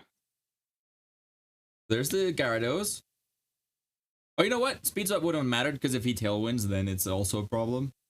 So I think this is actually the right play. Yeah, I think probably the better play would be maybe Tailwind followed by Toxic, but Yeah. he's still going to end up Yeah, there's a tailwind. outspeeding That's good. Ribombay, so Max Geyser. I don't think this kills the Umbreon. Umbreon's pretty bulky. I don't know. Yeah, it takes Oh, it. no. It takes it like a champ. Umbreon takes it happily. All However, right. with the rain, Talk- next turn, I don't think it will. Yeah, it won't. Oh, no, because you've Oh. got screens now. You've got screens. Oh, he did. Oh, he did go for the reflect. Okay. Yeah. And he's left over, so maybe he will survive. I think as long as Cutney doesn't go for an attack as well, Yeah. he's all right. Or as long as he doesn't trick. D-Gleam. Does Umbreon have protect? No. Oh, toxic that.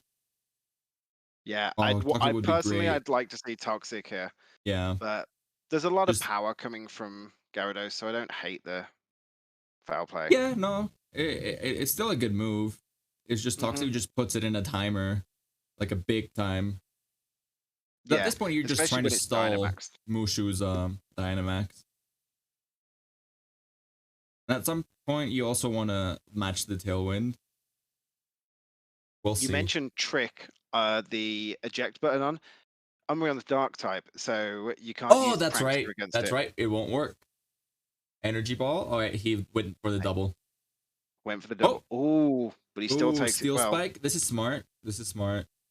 Oh, onto the Ribombee. It is Sash. Sash. Okay. It is going to get at least one hit, the Ribombee. Mm-hmm. The question is, how much does that foul play do? Yeah, that's the big question.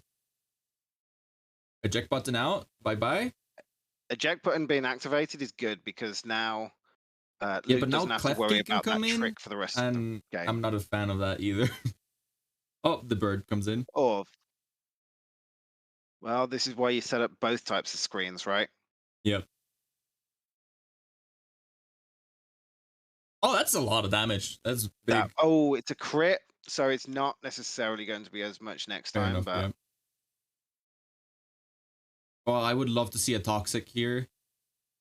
Try and match the Tailwind, although I think he could just discharge as well. Although he hasn't used it, so maybe he doesn't have it. well, the thing is, Phoenix is still in Tailwind, right? So he's going to be going first here. Yeah, Toxic here I like that. Mm-hmm. Either one. I like it on either one. Yeah. I think with Heat the bird Wave being at in the full sun health, it's avoids Ribombee. It doesn't hit Ribombee. In the sun, it's not going to do too much. that's big. Max Geyser might kill at this In range. the rain, but there are screens. Yeah. It does kill, Oh. yeah. Is enough. Is enough. But now it's Dynamax is over. Yeah. And Ribombee matched the Tailwind, which is huge. Yeah. Which I think it was probably one of the last turns of Phoenix's Tailwind, right? Yep.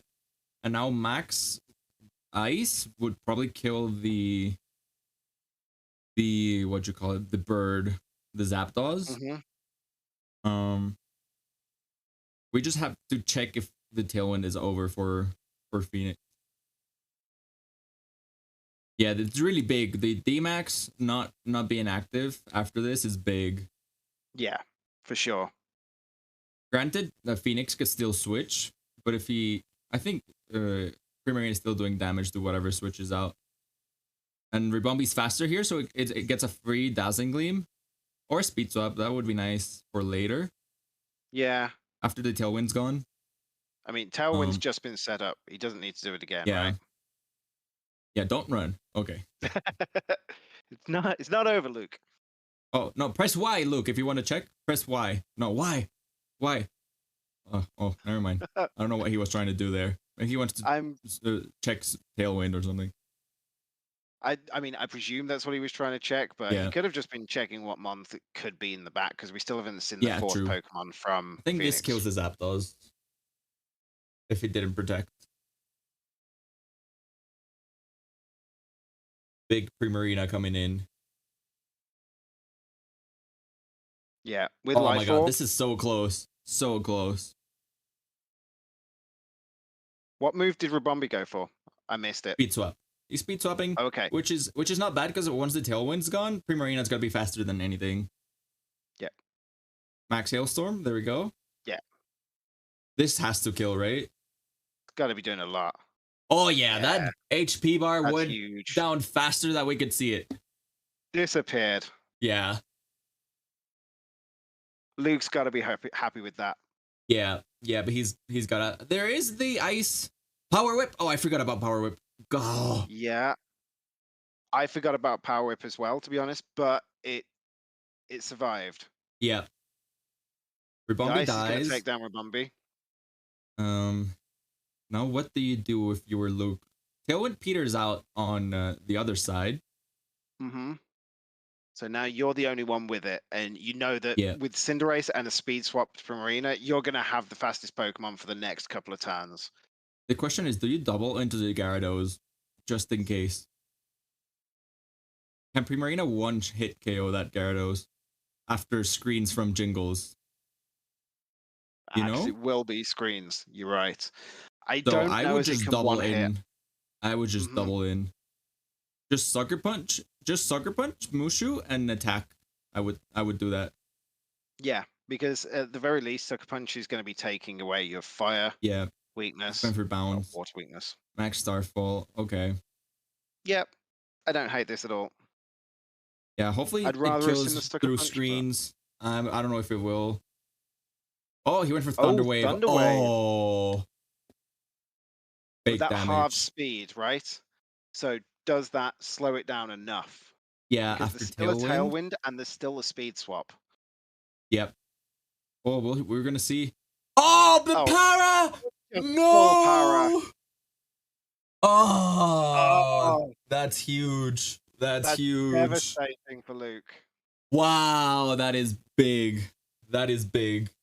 Mm-hmm. Did he go for bounce into Gyarados? Reflects He out, must screens have. are out. There's no way he went for it into Klefki, right? Which I reckon it. Yeah. I mean, Maybe he screens did. I don't know. aside, because it's going to be stab. There's the reflect. Yeah. How much does this do? Oh, Not enough. it is But the paralyzed. paralyzed. Well, it's still, Still gets the waterfall, waterfall. but it's not doing too much. Oh, it's doing a lot. Survives. Oh.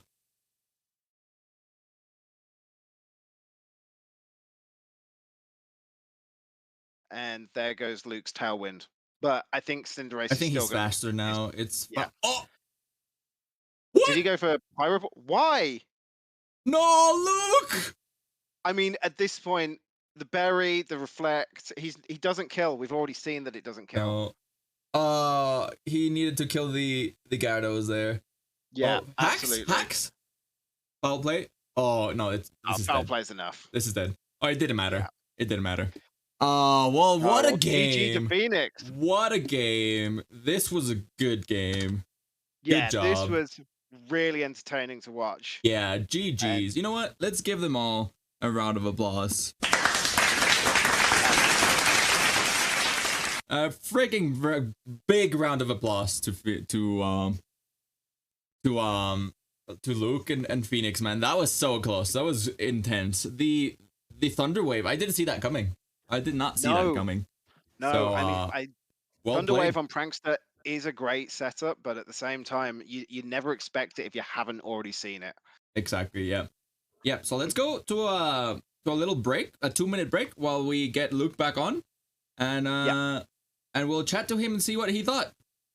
So we'll be right back, guys. Yeah. 2 minutes.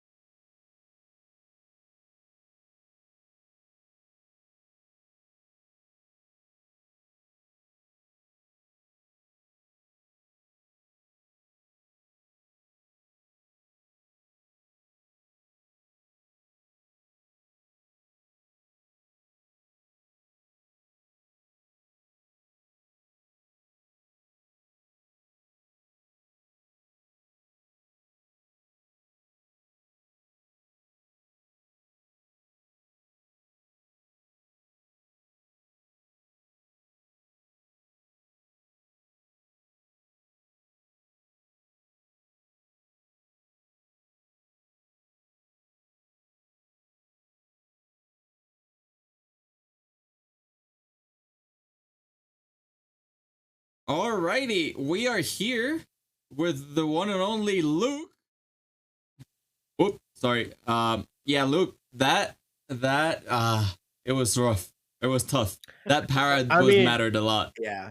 I mean, the para definitely was the deciding factor, and Phoenix realized that, and he decided to use that play, and it worked. So you can't. I can be mad all I want that the hack Scots were against me, but it was a really well planned strat by Phoenix, and it mattered in the end. And I mean, GG's to Phoenix. Phoenix is an amazing battler, as we all know. He has team building skills are near to none when it comes to team building, and he's only gotten better throughout the season.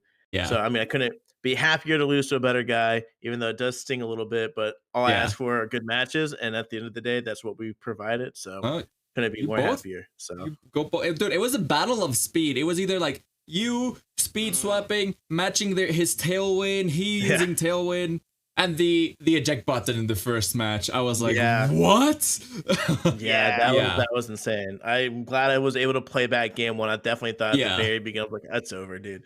That took the wind out of my sails for sure. But hey.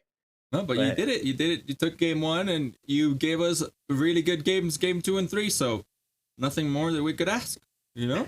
Yeah. Great to watch from both Luke and Phoenix there. It was masterclass in speed control and fighting for that. Yeah. The you right even to got go fans first. in the chat. Luke. Oh, really? Yeah. Hey, what's up, everybody?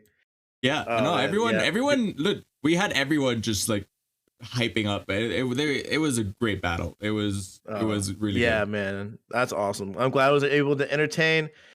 Next time we'll get the W, but I want to let you guys know. You guys were talking about the battle of speed swaps and speed. Come the 10 weeks ago, never would have happened. Never would have happened for me thinking like, if I outspeed here, do I outspeed here? Then we speed swap and do tailwind is like. That's what I'm saying, man. I mean, the amount of growth everyone has shown throughout the league is huge. So, we're happy. We're happy, and now it's on to season 2. Yeah, which we got a special announcement. You might have seen it in the Be Right Back screen, but season 2 is happening the 4th of December. So if you are gonna join, you better be in the Discord and sign up. So get that going if you do want to show. And as another exhibition, Nick and I are gonna do a little season 2 showdown. Yes, we are. Yeah. So we both. I'm hoping not to get taken to school for the second time on the stream, Seb. I think this is. I think you got this one, Luke. Maybe. I mean, Nick. I think you got this one. We'll see. We'll see. Before we go, that's right, Phoenix. We're gonna do. Friends. Oh, go ahead, Luke. I was gonna say we might want to remind some friends that might not know how season 2's format is different. But let's go and explain that this season there are no restricted, no roaming legendaries available to us at all, no mythicals, and it's going to be a non-Dynamax format. So we're going to be seeing definitely some different team building, lots of mods you probably have not seen, and lots of new strategies. So and it's also a format that hasn't been done ever before, at least that we've seen. It took us a while to get the tier list up and going. Hopefully it's balanced. That's all we hope for. If not, we'll change it for next season. It's okay. We're still learning all this whole process, but it's gonna be huge. It's gonna be classic Pokemon without legends. You know, back to Gen 4 or 5, something like that. Back to Gen 4 or 5. No megas. Classic is Gen 1, but it's as classic as you can get. I think. Yeah, it's gonna be no megas. No Z moves, no Dynamax, none of these shenanigans. Back to good old classic fake out, intimidate, U-turn, all that kind of stuff, Yeah, so, there's certain tactics which are going to be huge, which normally wouldn't be quite as big because obviously you've got the other abilities and whatnot. So definitely interesting team building for sure. Yeah, I think as well, people are going to have to bulk invest because now there's no Dynamax move to bring up that special defense, boost that attack. People are going to start to think differently. So I think it's going to be interesting. And the draft is going to be nuts for sure. So those who are in chat are involved. You guys better be ready. And have backups. Because that draft is going to be crazy. Gonna be So many cutthroat. I'm telling backups. y'all right now, cutthroat. Don't Yep. care. But yeah, Nick and I prepped a team of 6 Pokemon. We didn't know when we built the teams what each other's were gonna bring. So we now know because we had to do the overlay and all that kind of stuff. But we only brought 6 Pokemon, and it's gonna be interesting. Just a little sneak peek. It's the battle of the weather, so it's gonna be interesting. But yeah, give us another 5 more minutes, and we'll be right back on season 2 preview, I guess. So Yeah. see you guys in a little bit.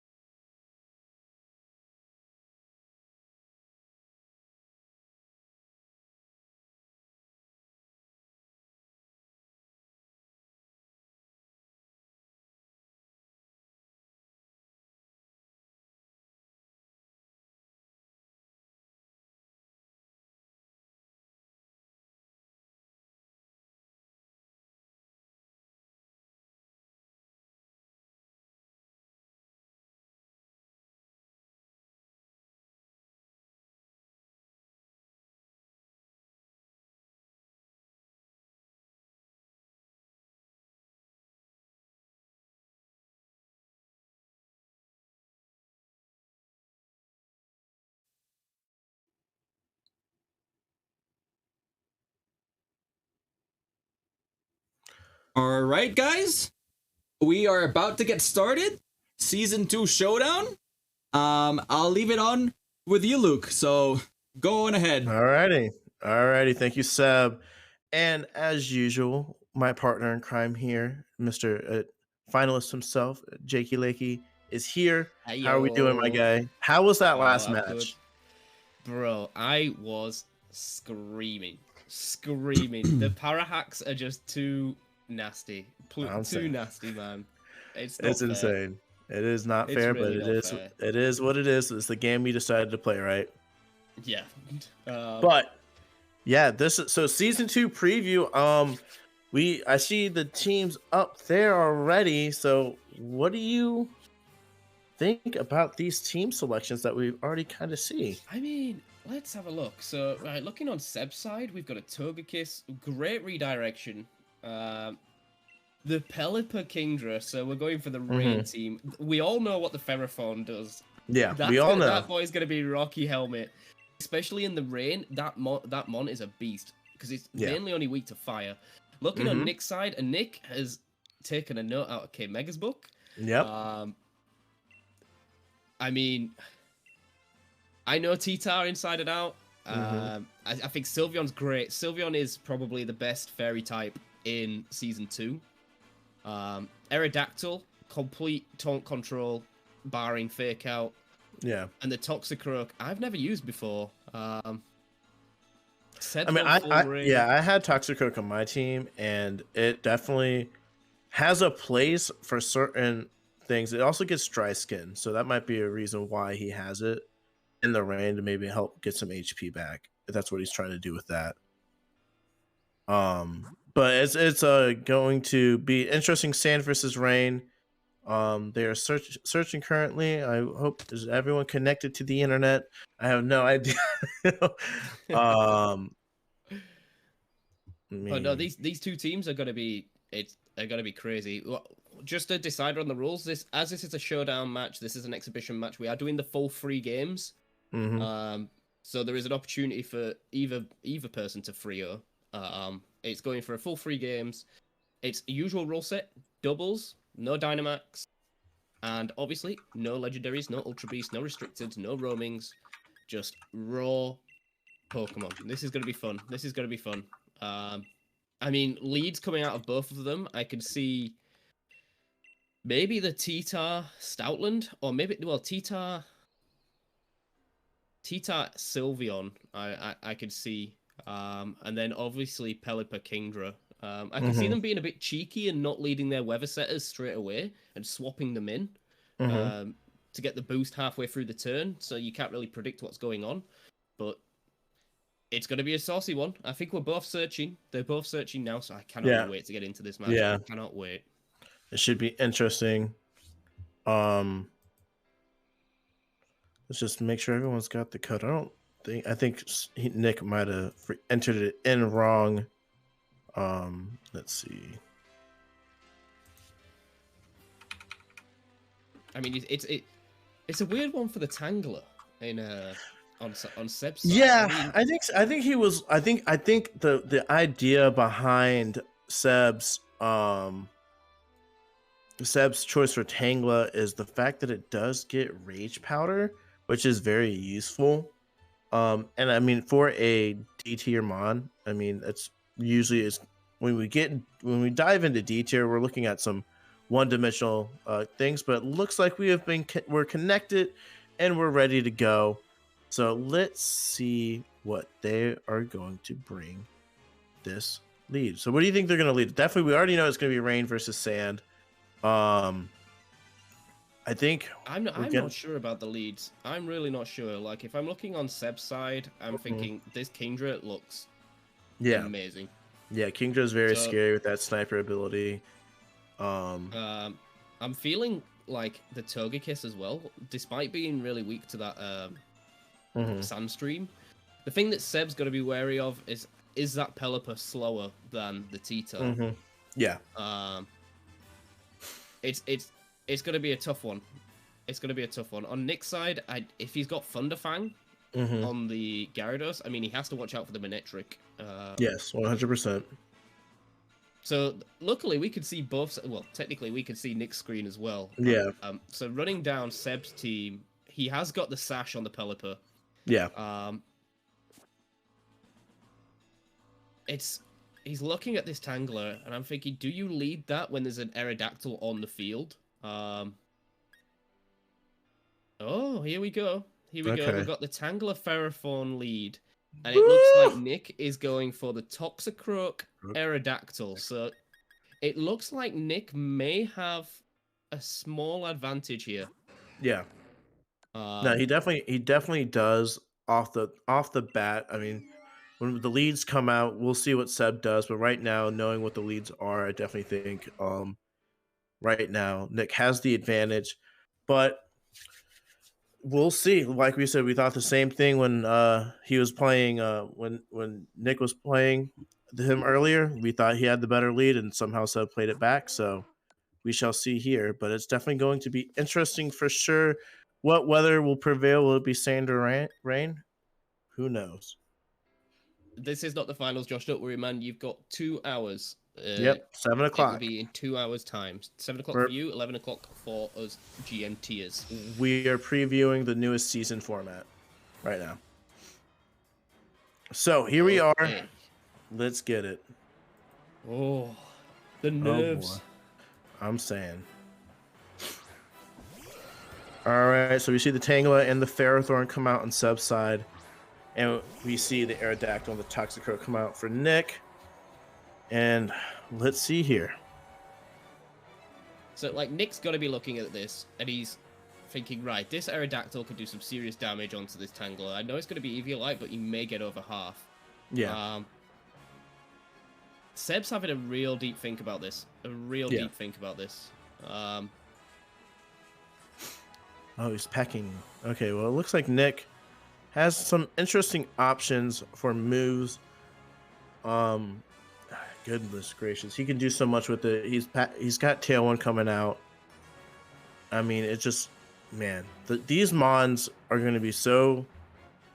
I don't know. This lead is just really weird to me because I know Seb's team, and I'm not trying to give anything away.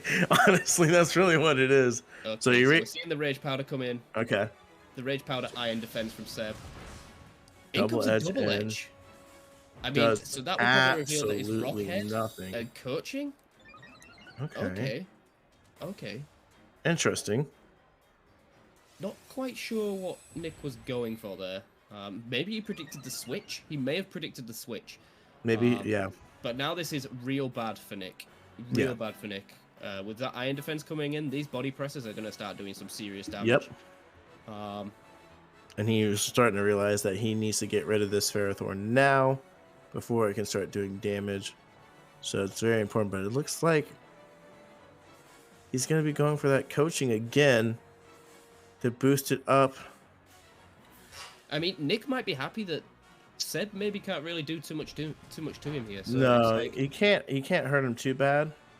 That rock But, I mean, slide these does a fair mobs bit. are Is he just- going to get any flinches? We'll Doesn't see after look the like coaching. it.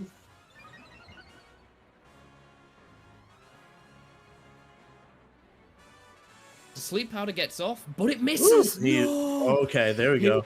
Here's This body is gonna presses do the real serious damage.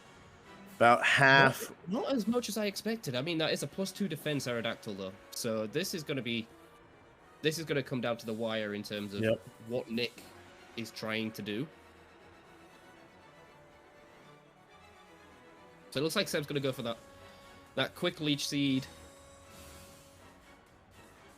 Oh, Protect comes out on the Tangless side. Goes for the swoosh. Now he's revealing the power herb. Yep. Here we go.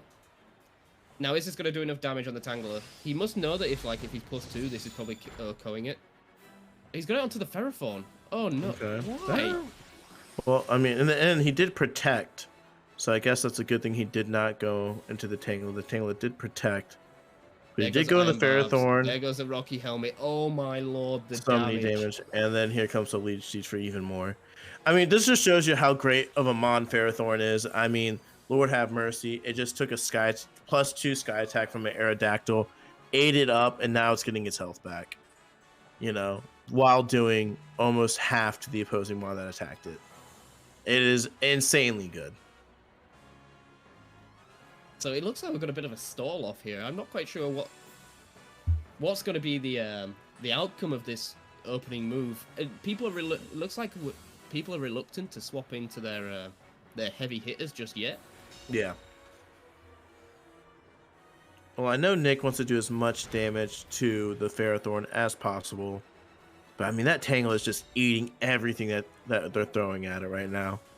That Tangela needs to go. And then Sleep Powder comes off finally. Connect. Oh, no. No.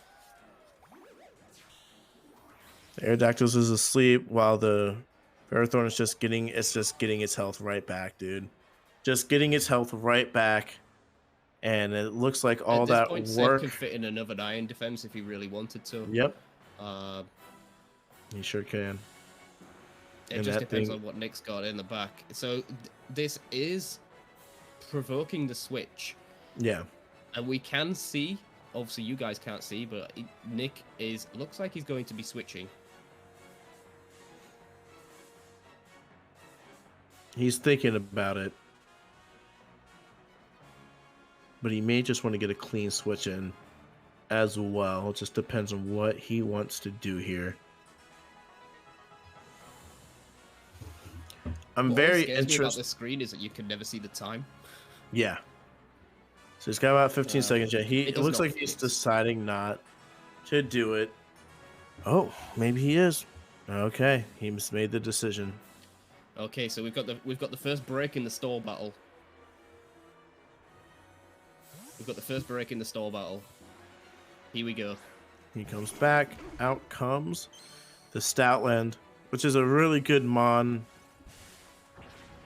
Funny enough, we were talking about sand and rain. We haven't seen either yet. Swoosh is fast asleep, which is really good for Seb. And he gets that iron defense. There we and go. Just like that Ferrothorn is +3 in its defense. And +2 actually. +2 in its defense. And looks to be not going anywhere anytime soon. Oh no, that is +4. Iron defense does 2 stages. Oh, excuse me. Pardon me. That's right. It is +2. +4. Oh my goodness. So that thing is a +4. Oh my lord. He does wake up. This Stoutland now is. Does he get a flinch? Because this Ferrothorn is going to body press it to Kingdom Come. It does not take still out not Tangela. do it.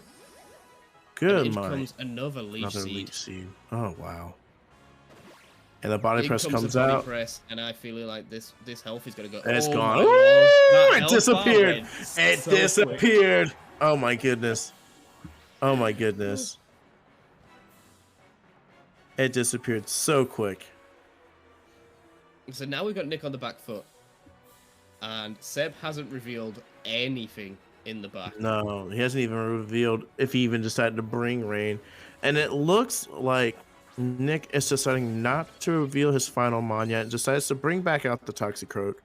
At least we know now the Toxicroak is a little bit better off than it was. He can get a fake out, which is probably why he decided to go that route. This is a super scary fake out because it's doing like a quarter damage to you. Yeah. So we're not too sure whether this was the right move, but I think he just wants to avoid a body press and is willing to take the damage from the Rocky Helmet and Iron Barbs combo, which is a gnarly combo and is extremely broken, which is why to do.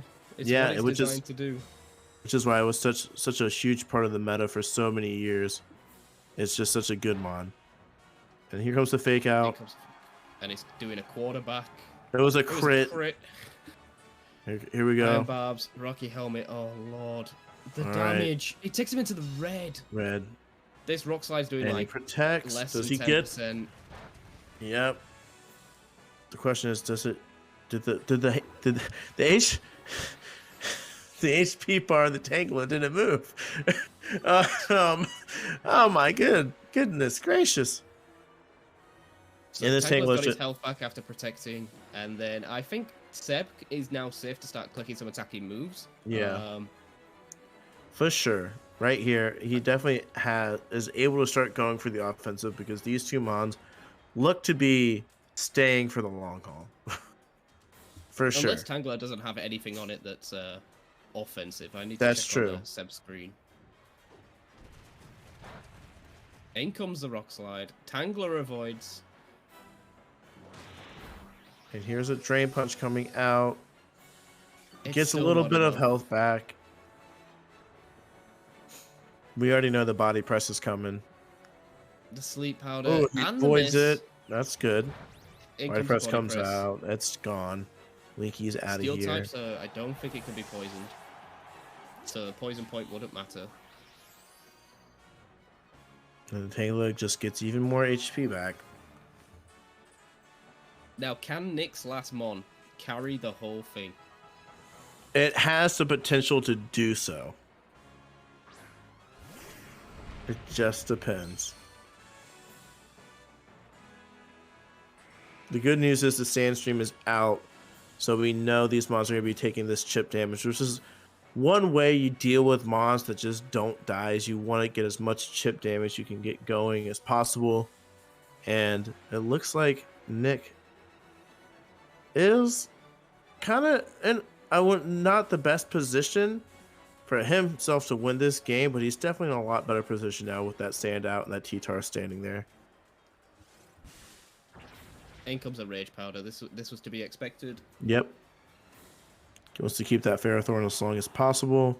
Tailwind comes out. So Nick is going to be moving faster most of the time. Here's the Dark Pulse. Gets So the Nick job is going to done. get some knowledge. Nick is going to get some knowledge out of this game. Yeah. He is going to... he's going to see a third Mon. Unless...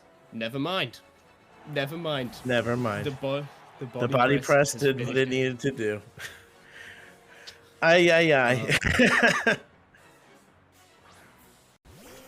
And here's the Special Pelipper. T-Tar is...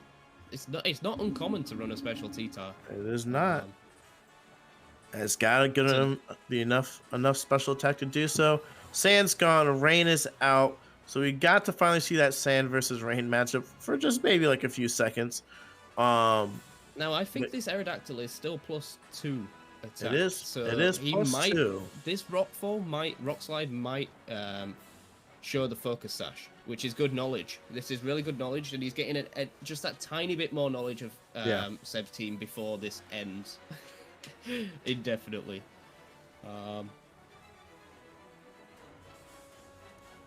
Rock Slide comes out, but it avoids it, which is always the risk you run with a Rock Slide.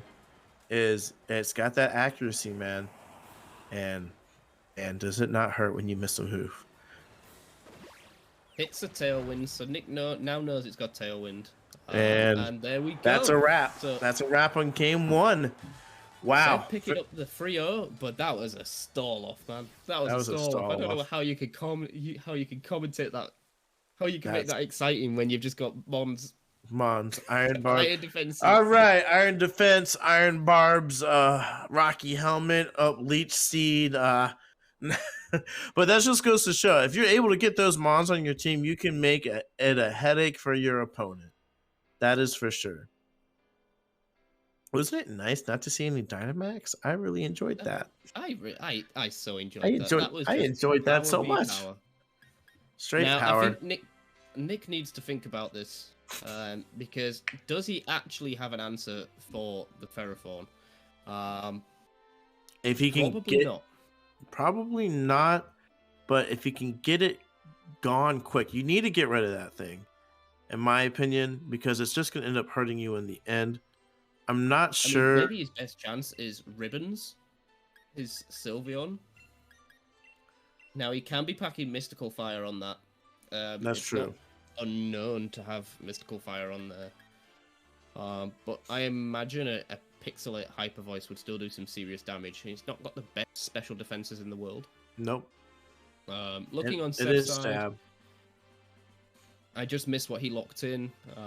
I imagine he'd go the same lead. I imagine he would too, but maybe he wants to change it up and show us his rain. Let's see.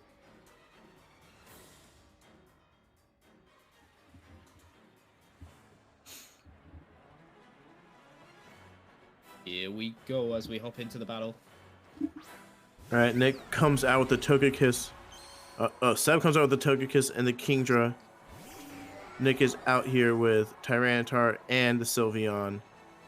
And here we go. Sand is up. Different lead from Seb, different lead from Nick. Let's see where we go with this. The Right temptation not to hit that Dynamax button. Yeah, Seb has no now reason that's not there. to click follow me here. Absolutely no reason. And I've just seen the move that Seb has just clicked, and that is insane. No, yes. That is insane. Yep. Yep. Yep, it sure is. So Nick better be ready for this, because with the sniper ability and this, It's night if it hits.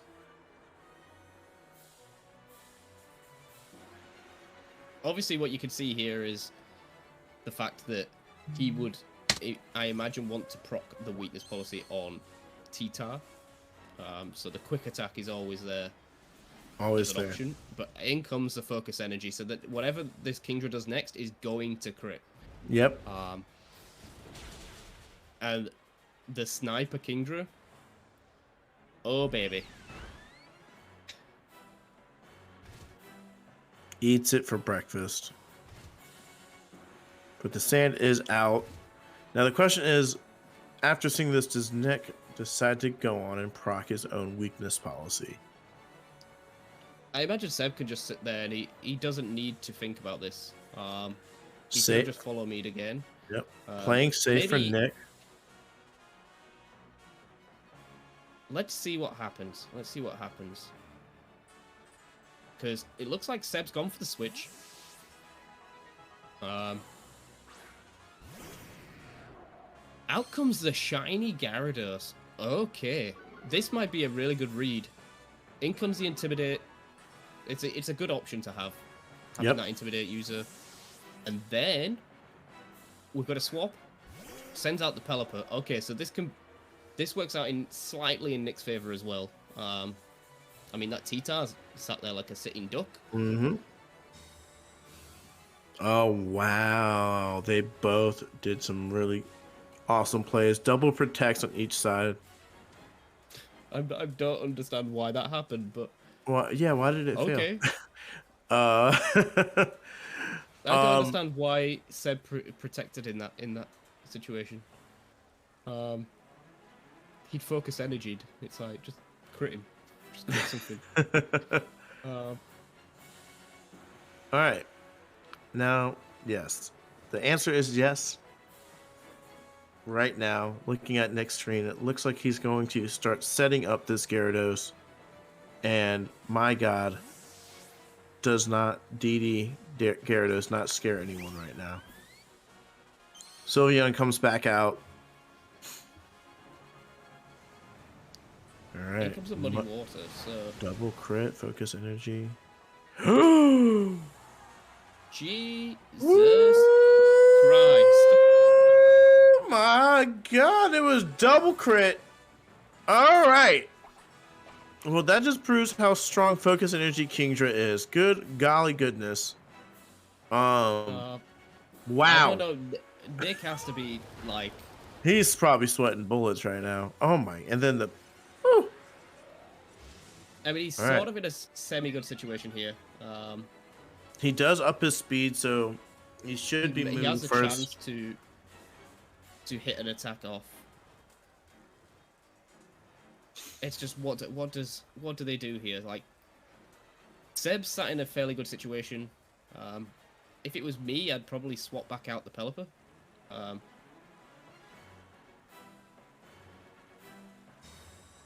It looks like he's Just protecting the take a Kingdra, which is range very reset. smart. Good read. More protects. A lot of protects this game. These guys do not want to lose their Mons. Here it is. Hits In the comes bounce. And here comes the tailwind. Oh, okay. So that bounce is good. And then now, Nick is going to have to attack with it. He's going to go with the quick attack, which is due to its ability will be a fairy type move coming out. So it will be stab. Question is, how much damage is it going to do? And is it going to be enough for this bounce when it hits the Kingdra to take it out? That does nothing. Nothing. It does nothing. Absolutely. Luckily, the Gyarados avoids it, but it looks like Ribbon's time with us is over. It's over. And it's a crit. Aye. Broken. Sniper Kingdra is broken. Bounce comes out. He gets the para, which is good, it was big damage and the para. So, I mean, that's not a terrible spot to be in. Now he does have the option to bring back the T-Tar. He could put the sand back in. Yep. Get rid of the rain.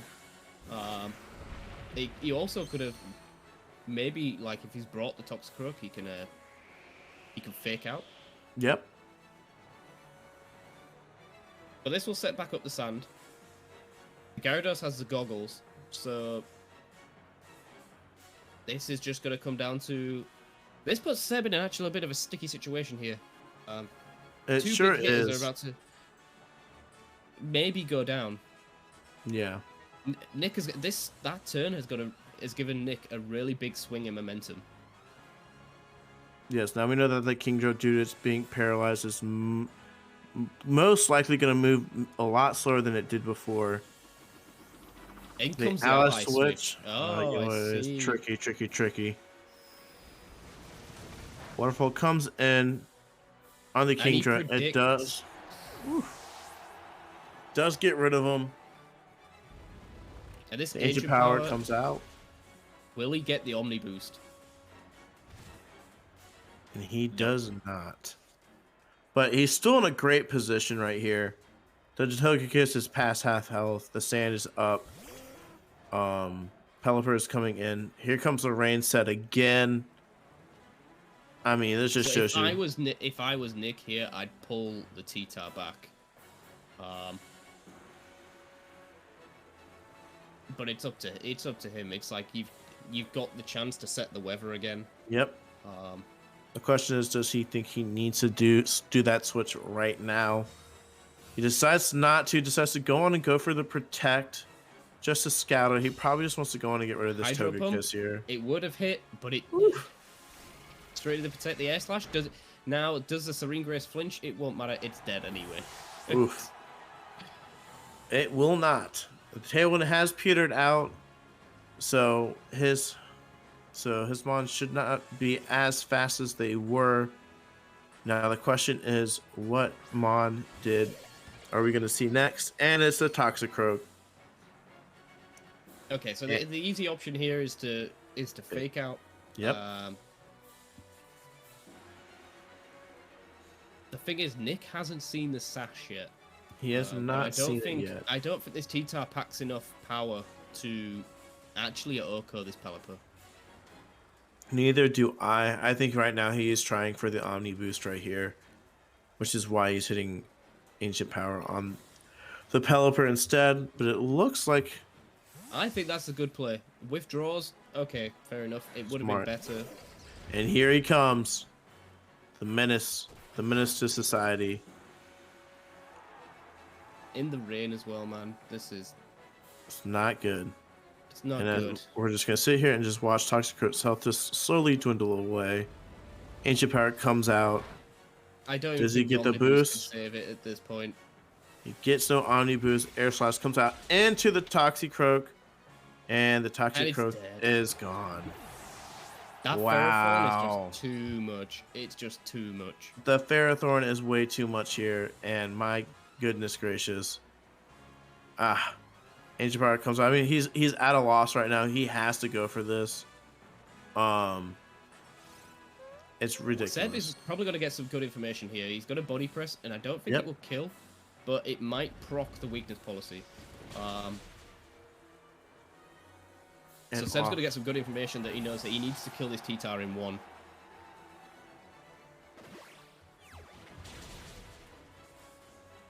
Never mind. It's gone. Never mind. It's gone. Just like that. Wow. So a hot 2-0 to Sebastian. Yep. I think we'll be going for another game. Yes, I think we want to go on and give a game 3 a shot. It looks like It that's just what we're looks going to like be doing. the Ferroform will just wall that team. Yeah. Let's see. Now that he's got 2 games under his belt, does Nick decide to go ahead and Well, do now a we know that the Sylveon is the critical mon in this. It's Yeah. like he's got no chance. He's got no without chance. That Sylveon. It will be interesting for sure. I don't think he has revealed the mystical fire yet, so we could see if Nick could pick up a token game. Yes, a token game, a little give me. But this is what you're going to be seeing season 2, guys. It's going to be attack and lots of bulk is going to be very key, as we have seen. Your mons are going to need to survive hits from the big hitters. And I guess if this is any way to show you, guys might want to be circling Ferrothorn on your draft list, because he has been a pain for sure, and no one is going to be looking forward to battling that thing at all. Okay, so it looks like Seb might be changing it up, going for a Togekiss Kingdra lead, maybe.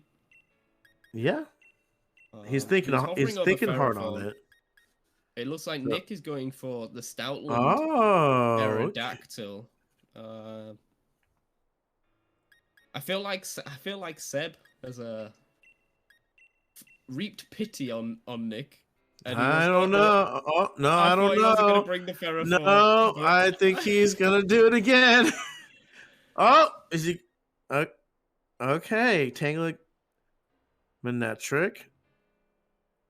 Oh, Does he do it? Is he gonna be nice? Be nice, Seb.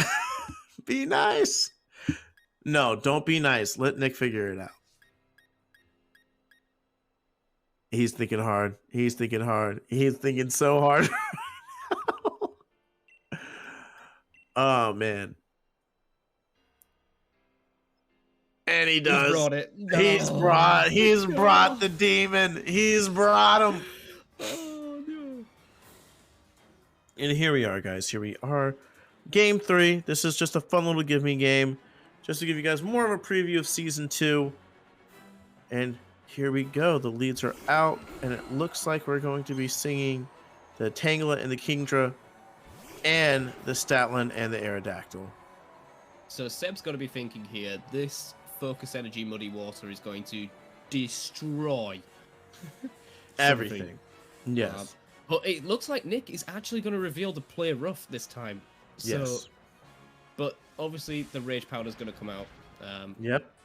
There we go. I don't think that was the right time for Nick to reveal the play rough. Nope. Yeah, I mean, he's got to show it. Once again, God, Tangela is just so bulky. And then the Focus Energy comes out, so we all know what that means. It's gonna be. It's not looking good. This team that Seb has decided to build is absolutely insane. This is Nick's team. It just does so much, and that's the one thing about Draft League that a lot of people, if you're new to the Draft League scene, this is your first time, season 2 is gonna be your first time. There's gonna be times when you literally just don't have an answer. There's just no answer, and it's just no fault of your own. You just have to try your best to figure it out and get through it. But there's going to be times where you have matchups like these where there's just no answer for certain mons. That's but insane, also, a Sky Attack oof, does that much damage. It's insane. It's so good. Still does not kill the Tangela. But here comes the Sleep Powder. But he avoids it. So Seb's got to be thinking the same thing here. You just sit and click Rage Powder and you let Kingdra do the damage. He is going to click the Muddy Water here, so Nick is going to be on the end of a tidal wave. Yep. Coming from that Kingdra. It's not rain boosted. But does it need to be rain boosted when you've got Sniper? Probably not. Yeah. Probably not. Unless he can get the flinch here. The Ice Fang gets off. Does not kill. Oh, here comes the Muddy Water.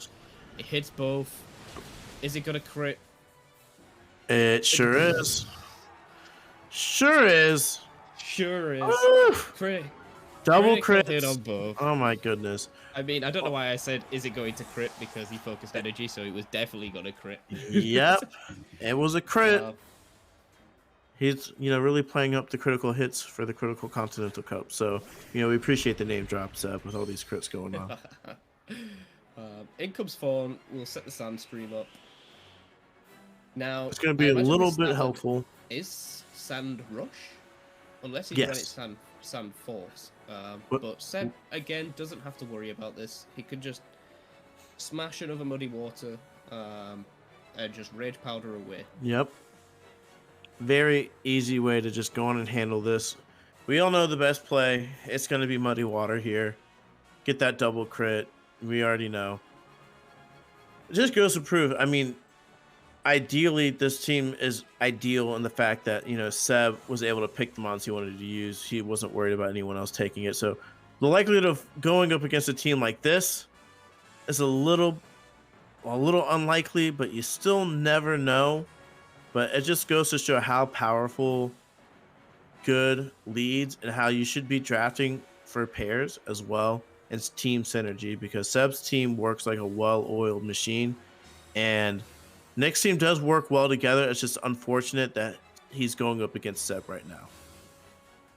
Okay, so we've got the double read of the Protect. This might work out well for Nick. He's going to get the Tangler out of the way.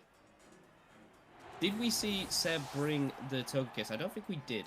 No, he's not. I did not see the Togekiss. So that might be redirection done. So this might allow Nick an opportunity to start getting some hits off. Mm-hmm. But in comes the beast. The beast itself, the Ferrothorn, has shown itself once again. The question is, does Nick have an answer? But what a deadly combo you have right here. Like, there's just not much you can do if you're Nick, other than praying for a crit on your side. But it's just unfortunate that the Muddy Water is going to come out and is most likely going to be hitting for the crit. But maybe Nick has a strat. Nick's win condition. This is the win condition for Nick. Yep. Here he is. I just don't know how this works. The Player of comes off. Does it kill the Kingdra? It does. Okay, it so does. That's okay. That's good. That's good. That's good. This is a big read. This is a big read. It's a slight And turning it momentum eats here. it. It eats it. Seb getting all the crits. Who needs Sniper? No, it turns out Ferrothorn has Sniper. Dude. All right. And out on Seb's side comes the Manectric. Oh, baby. So now we're I going love to see Manectric. how much this Mystical Fire is going to do. Yep. Now let's see. It should do a lot. Here we go. Stompy try. He misses. He missed, and the Snarl comes out. Oh, this could be That's a nasty. big. That's big. Another crit. Good lord, get out of here with these crits, man. This I don't think fire this comes should out. come from. Oh, It does a good amount. It does a good amount. It's probably if that special attack drop didn't just happen there, and he iron Stompy defenses Tantrum up. is 95%, I think, Phoenix. It's a 5% chance to miss. Oof.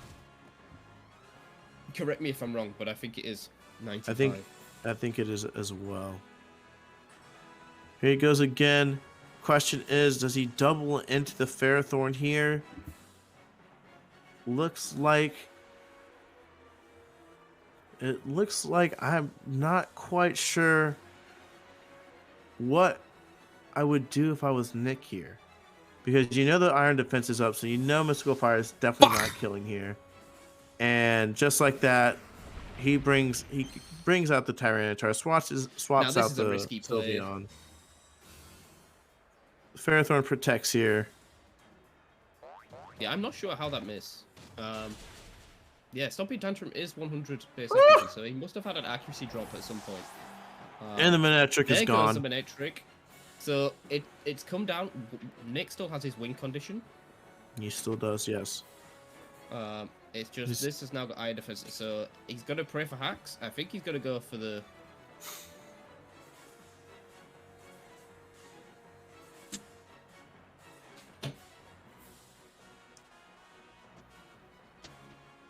What's he gonna go for here? It looks like he's just. Hacks? It looks like he's gonna go for the. He freeze has hacks. to. He has to. He protects here, avoid the body press, and then Stomp Attention comes out, voids it again, man. What? This 95% accuracy is ridiculous. The sand is gone. Oh, Phoenix has corrected it. It's the accuracy drop from the muddy water.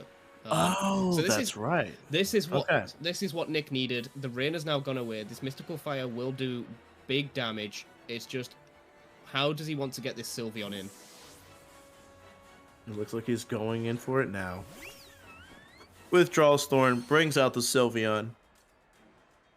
The rain is gone. The question is, it missed. Those accuracy drops are killer right now. Goes on and leech seeds to Stoutland. Does this Ferrothorn outlast 3 Mons? That is the question. How broken is this Ferrothorn? This is what it is. It's gotta be the mystical fire. It has to be.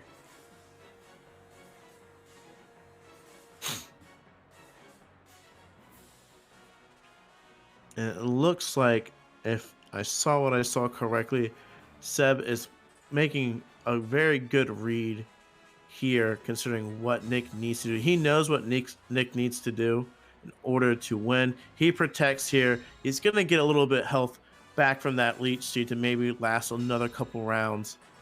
And man, if you're just Nick, I think Nick has pipped him to the post here. That crucial play with that Gyarados. Yeah. Gets a little bit of health back. Sorry, not the Gyarados, the Stoutland. The crucial play with the Stoutland. And here we go. We're off to the races. He hasn't missed. This is it. Wow. He finally hits a stomping tantrum. Goes the down Iron to the Barbs Iron comes Barbs. in. Oof. This mystical fire is probably going to do around 80%, I reckon. Has it got his guts in it to kill? It doesn't. It but does get the not. Special attack drop. It comes That's to body good. press. Is this going to do some damage? This is +4. Oh, it's enough. Not enough. Cute charm. Oh, there we go. Let's go. Finally, something in his favor.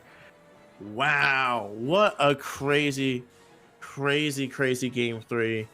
Maybe if you have this game around game 2, maybe, but that just goes to show after a couple times you will eventually learn and figure out how to beat him on if you have to. If you try and fail again, mystical fire your way through and pray for hacks.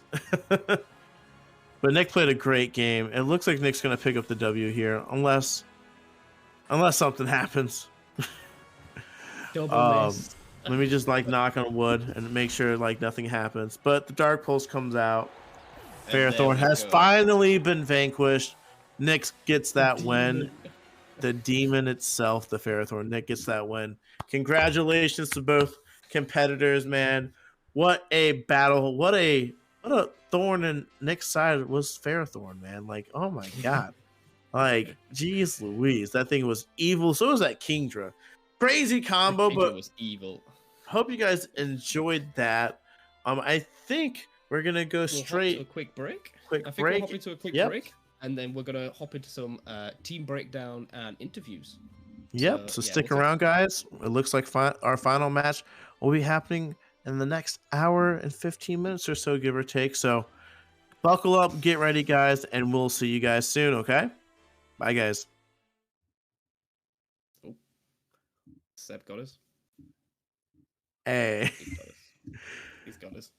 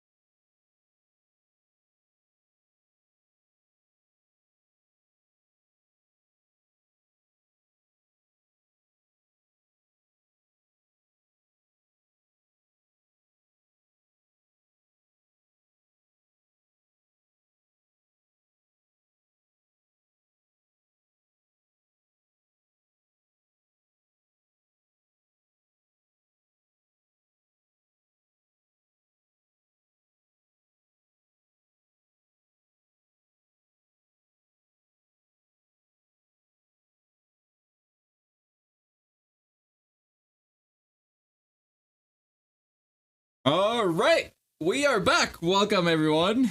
That was I apologize. I apologize for the stall in game one. I apologize for the sniper crits. I am so sorry. I just wanted to Like- do it because I'm not gonna do it in the draft league.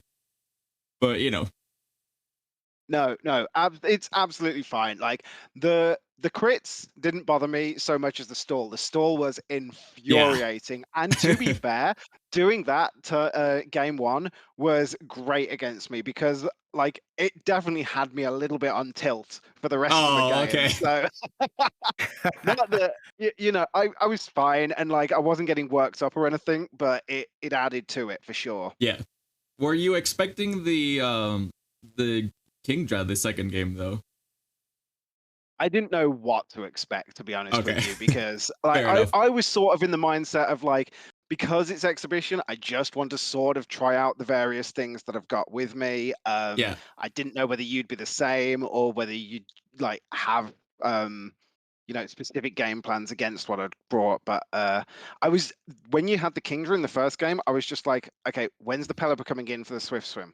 When's Yeah. the Pelipper coming in for the It Swift? was Obviously, it wasn't Swift Swim. No, it was max speed as well, so it would outspeed most things. I think it's 180. So you know, if you did Yeah, Tailwind, I just 180's match it with fast. Pelipper.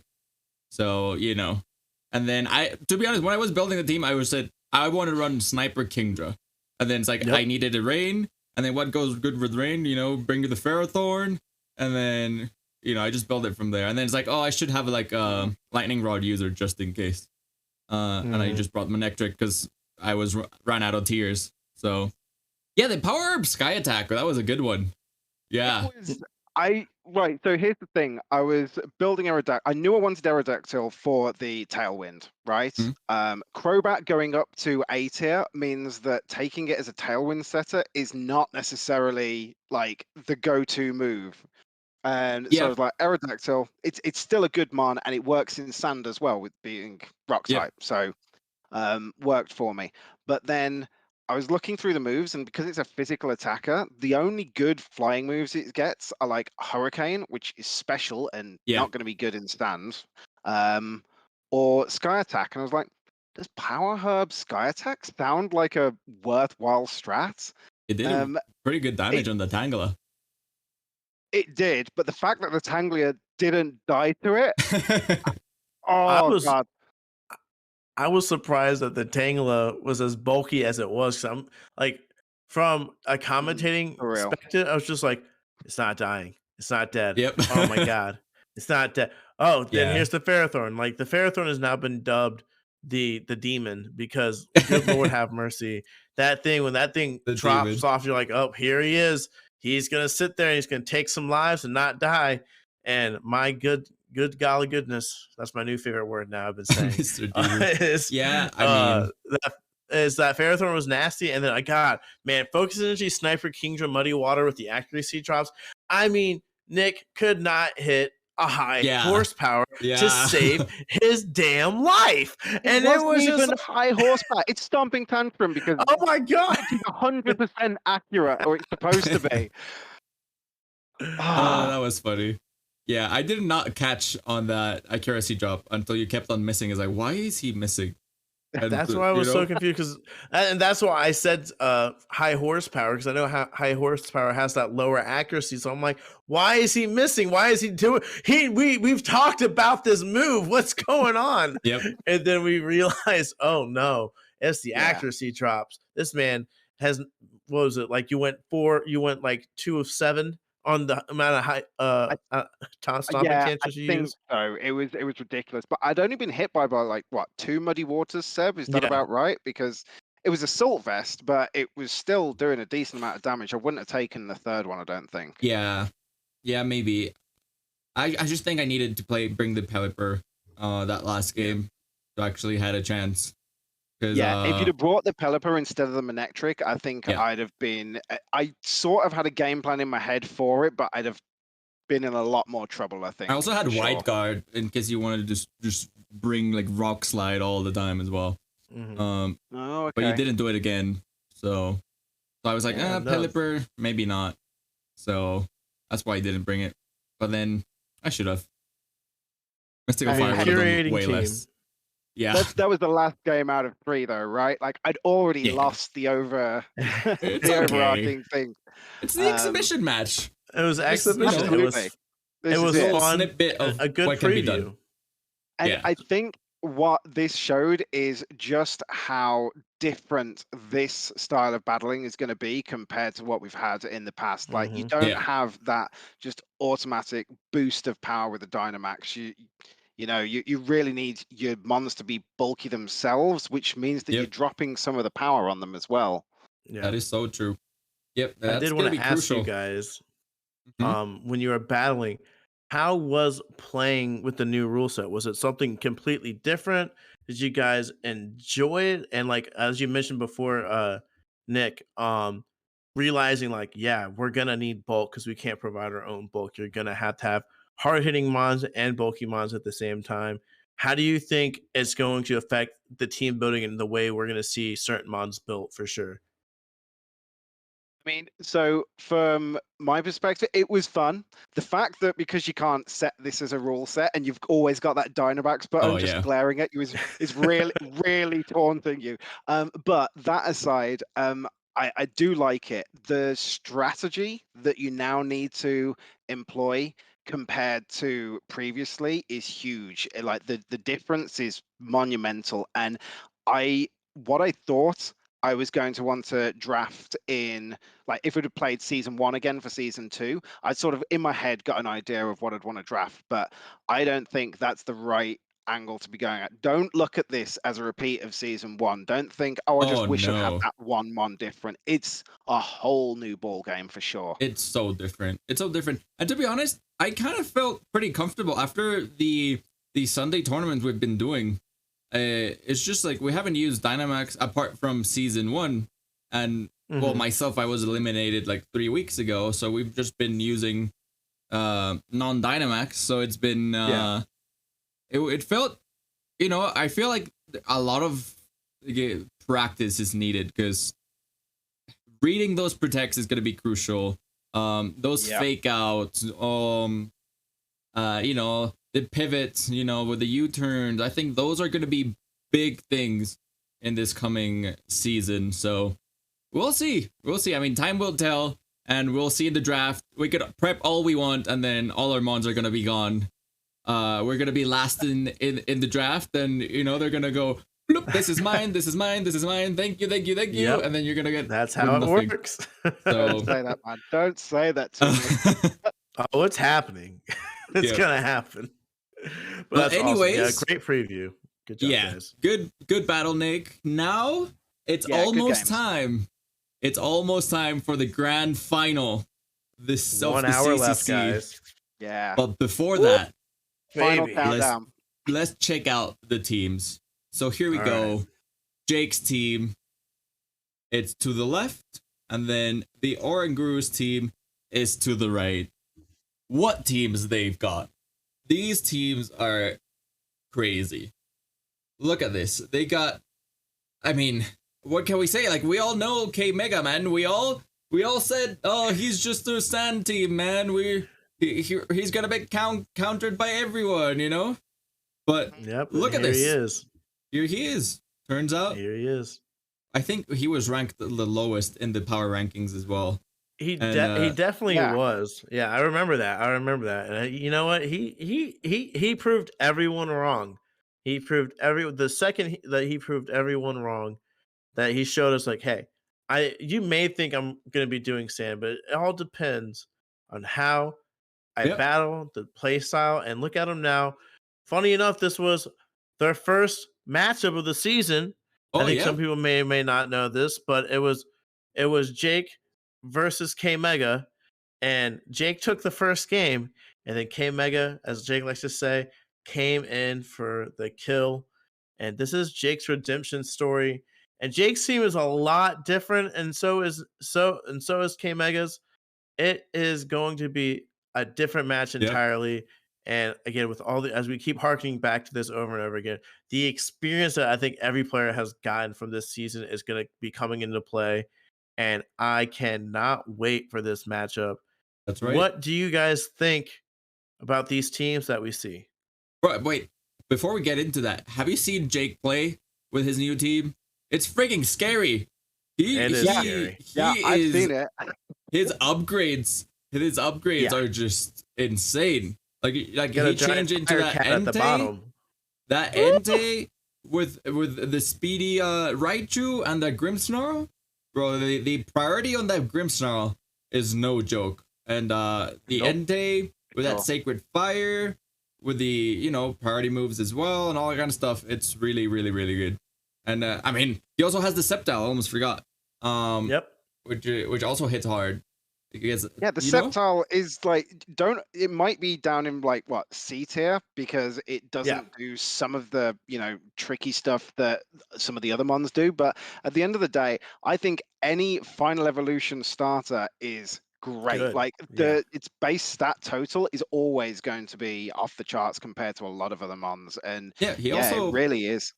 he also gets that speed with Unburden. So if he managed to proc a weakness policy or something like that, it'll go off like +2 and double the speed. Yeah. It's no joke as well. And we also have the Stoutland in the other side as well, which is no joke with its Intimidate. And well, we all heard the legends about the Hippo. I know, Nick, you experienced the Hippo. Yeah, so I mean, I've fought against the Hippo. To be fair, I was lucky enough that I think I played against it like fourth at least, something like that. So there was already like data from previous matches because obviously they were recorded in poker pastes and stuff, so I could see how he'd been bringing it. And I did have a rough concept of how to go into it, and part of my battle strategy was taunt being key to shut down some of the tricks that it was running. But I obviously K Mega's going to have learned from that. He learned from it in the second game he played against me. I did it in the first game. In the second game, he wasn't looking for those those status moves. He was all power, and there's still enough power there. That Hippowdon is Hippowdon, that's it. Is really, really strong. But that's not the only strong mon on the team, though. I mean, that's a B tier. Yeah, You've his still top got 3 legends mons. and fossils and Yep. He's got the Thunderous, he's got the Excadrill, he's got the Dracozolt. I mean, his team is straight up scary, man. Yep. Like he's bringing the power. Not like only that's that, what it. but the Fungus is just like the Tangela you just saw. It's the same. Yep. It's exactly the same. Exactly.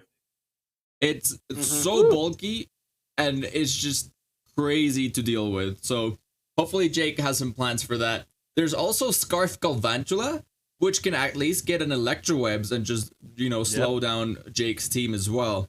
Yep. So that's no joke. And I know most people think Dracozolt as Sandrush to get like free Scarf, but if he goes Hustle and Dynamaxes, he still gets the boost of Hustle, and then it could do some damage there gone, as well. right? Because you can't miss with Dynamax moves. Exactly. So that's another thing. And then the Excadrill, man. Excadrill is just a beast itself. It can run Sunrush and what's the other? Sandforce. Sandforce, and it'll just do some damage.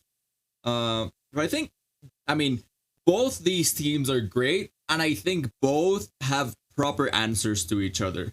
So it really is gonna come down to the prep, the items, and the one who makes the least mistakes in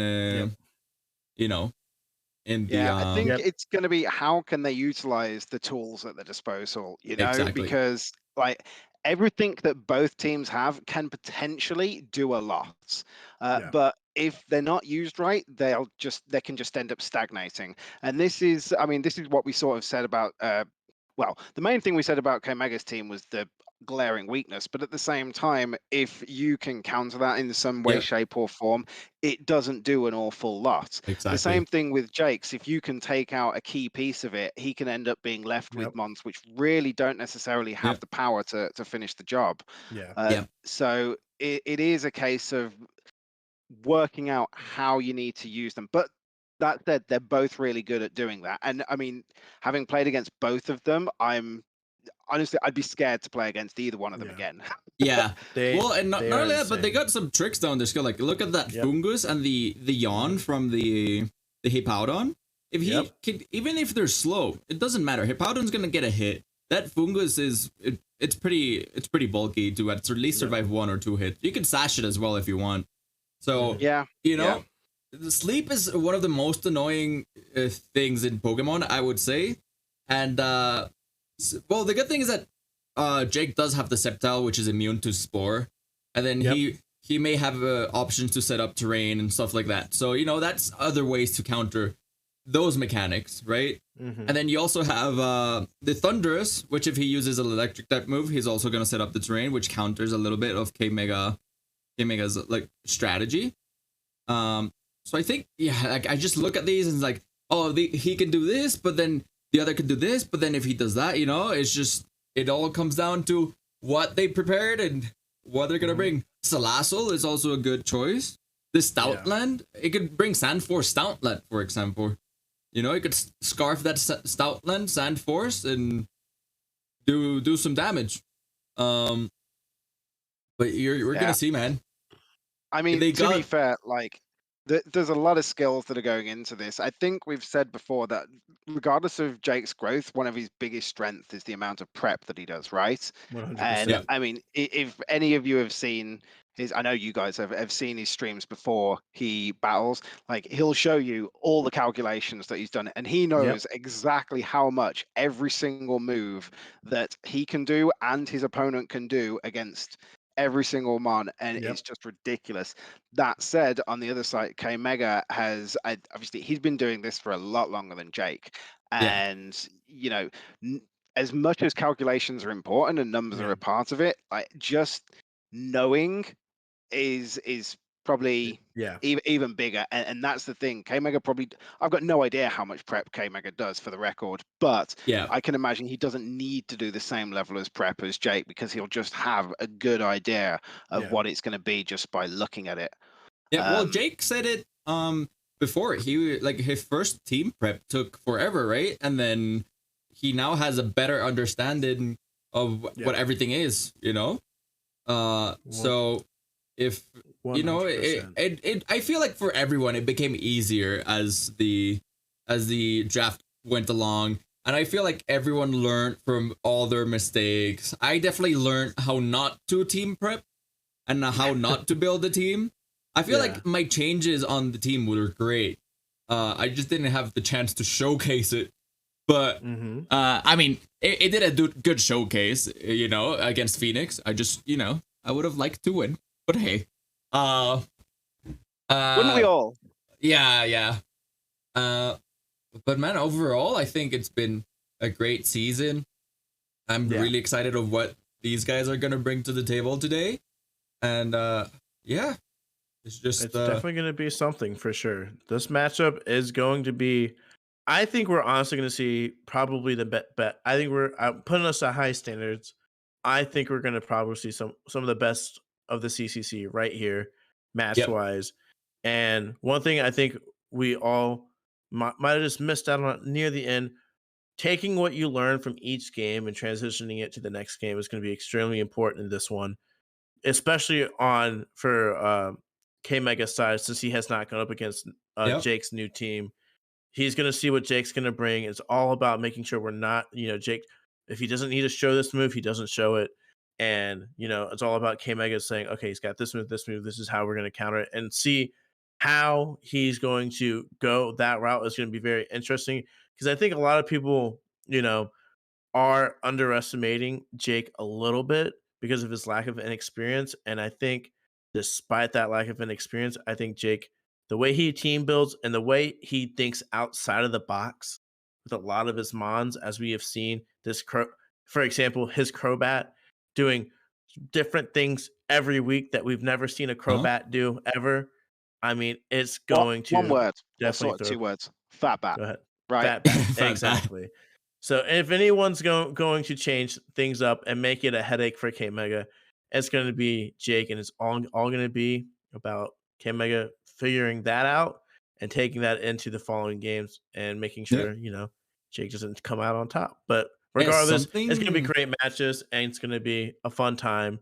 And I cannot wait for this match to get started. Another thing to note is that they both got the fastest, I think the fastest mons in the league.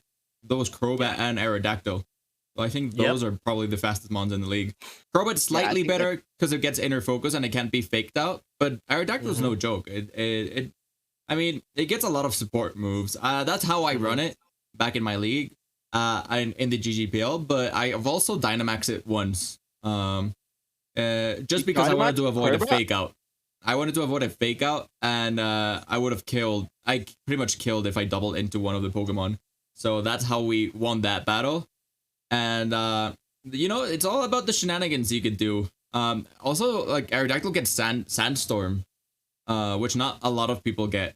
And also, let's talk about K-Mega's changes, because he did change the Gastrodon for the Thundurus, which we've talked about this. I don't think it was the smartest move. Well, maybe it was, but not against Jake. You know? Yeah. Well, this is it. Sorry. No. I was just gonna say it's just he's got a big water weakness, right? And it's just like the best counter to it was Gastrodon was just the water absorb or storm drain. You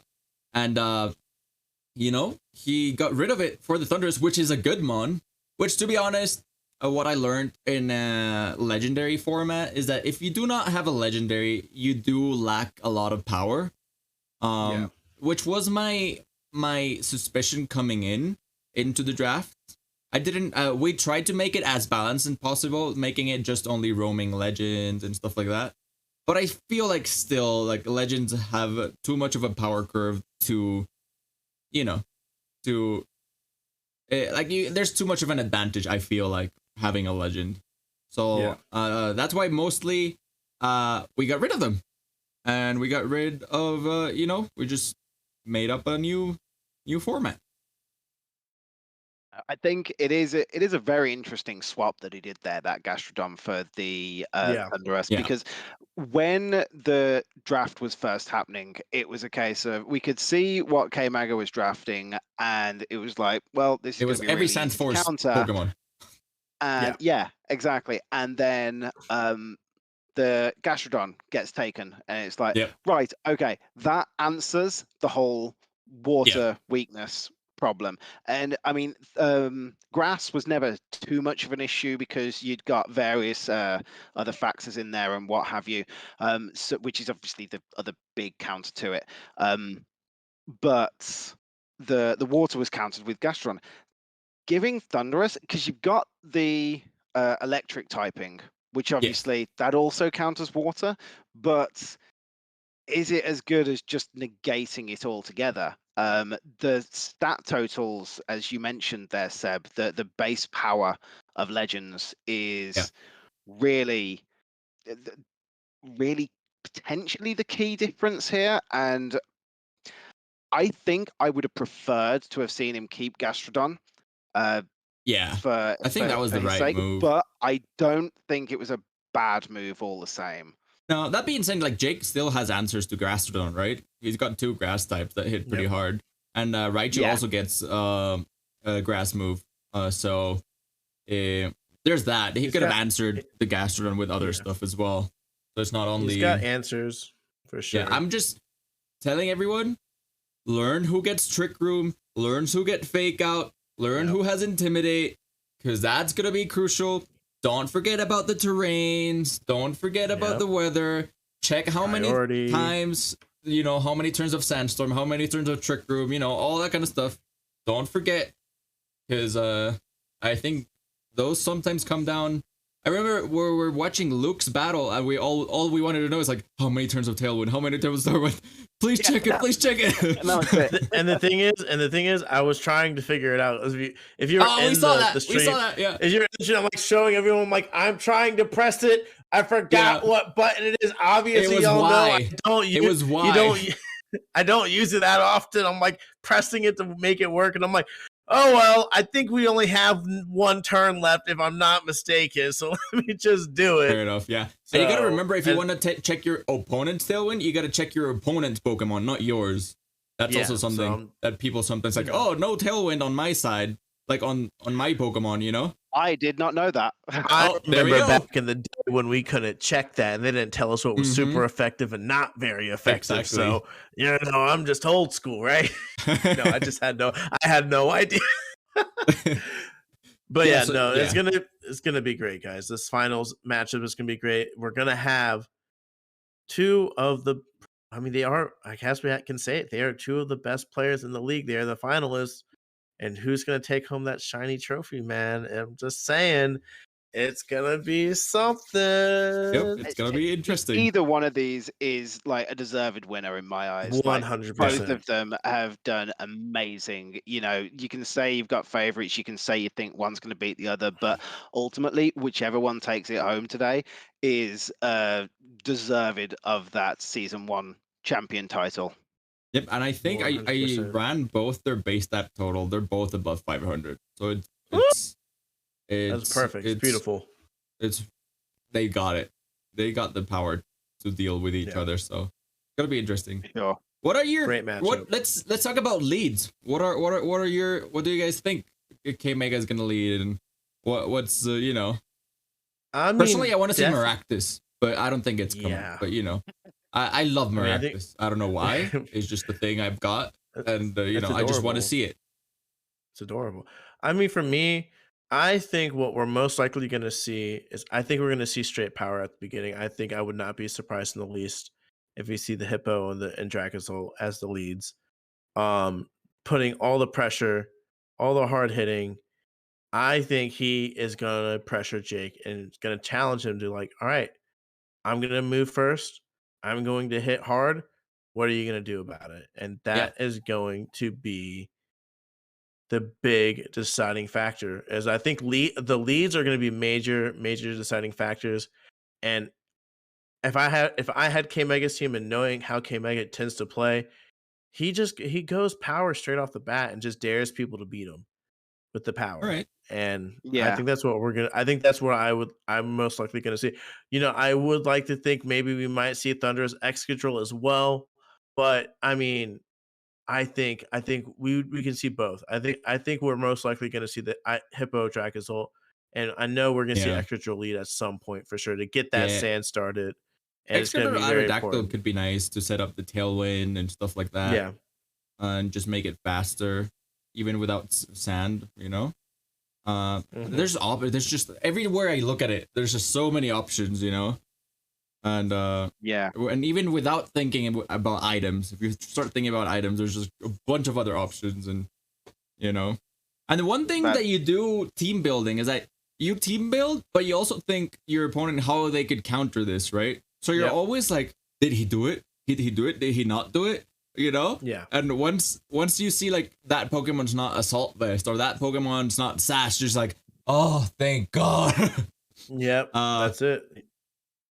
Yeah, and that's my thing. I sometimes go into the rabbit hole where I'm prepping and it's like, oh, but what if he does this and what if he does that, and you try to get into the middle ground. It's like, oh, what's happening? That's why I say maybe first battle is just information. No matter if you win or lose, make him use all his moves, write them down, That's a really good call. I think we watched Crystal versus Kanto, and she was talking to us after the battle, and she said, I used the first match purely as scouting. She expected to lose that first match, and she just took all the information and then absolutely kicked him to the curb for the following two matches. Like Kanto really played well and everything, but the information that had been gathered in that first match was key and crucial, and that's something which maybe these guys would employ. It depends on which way they're going to go.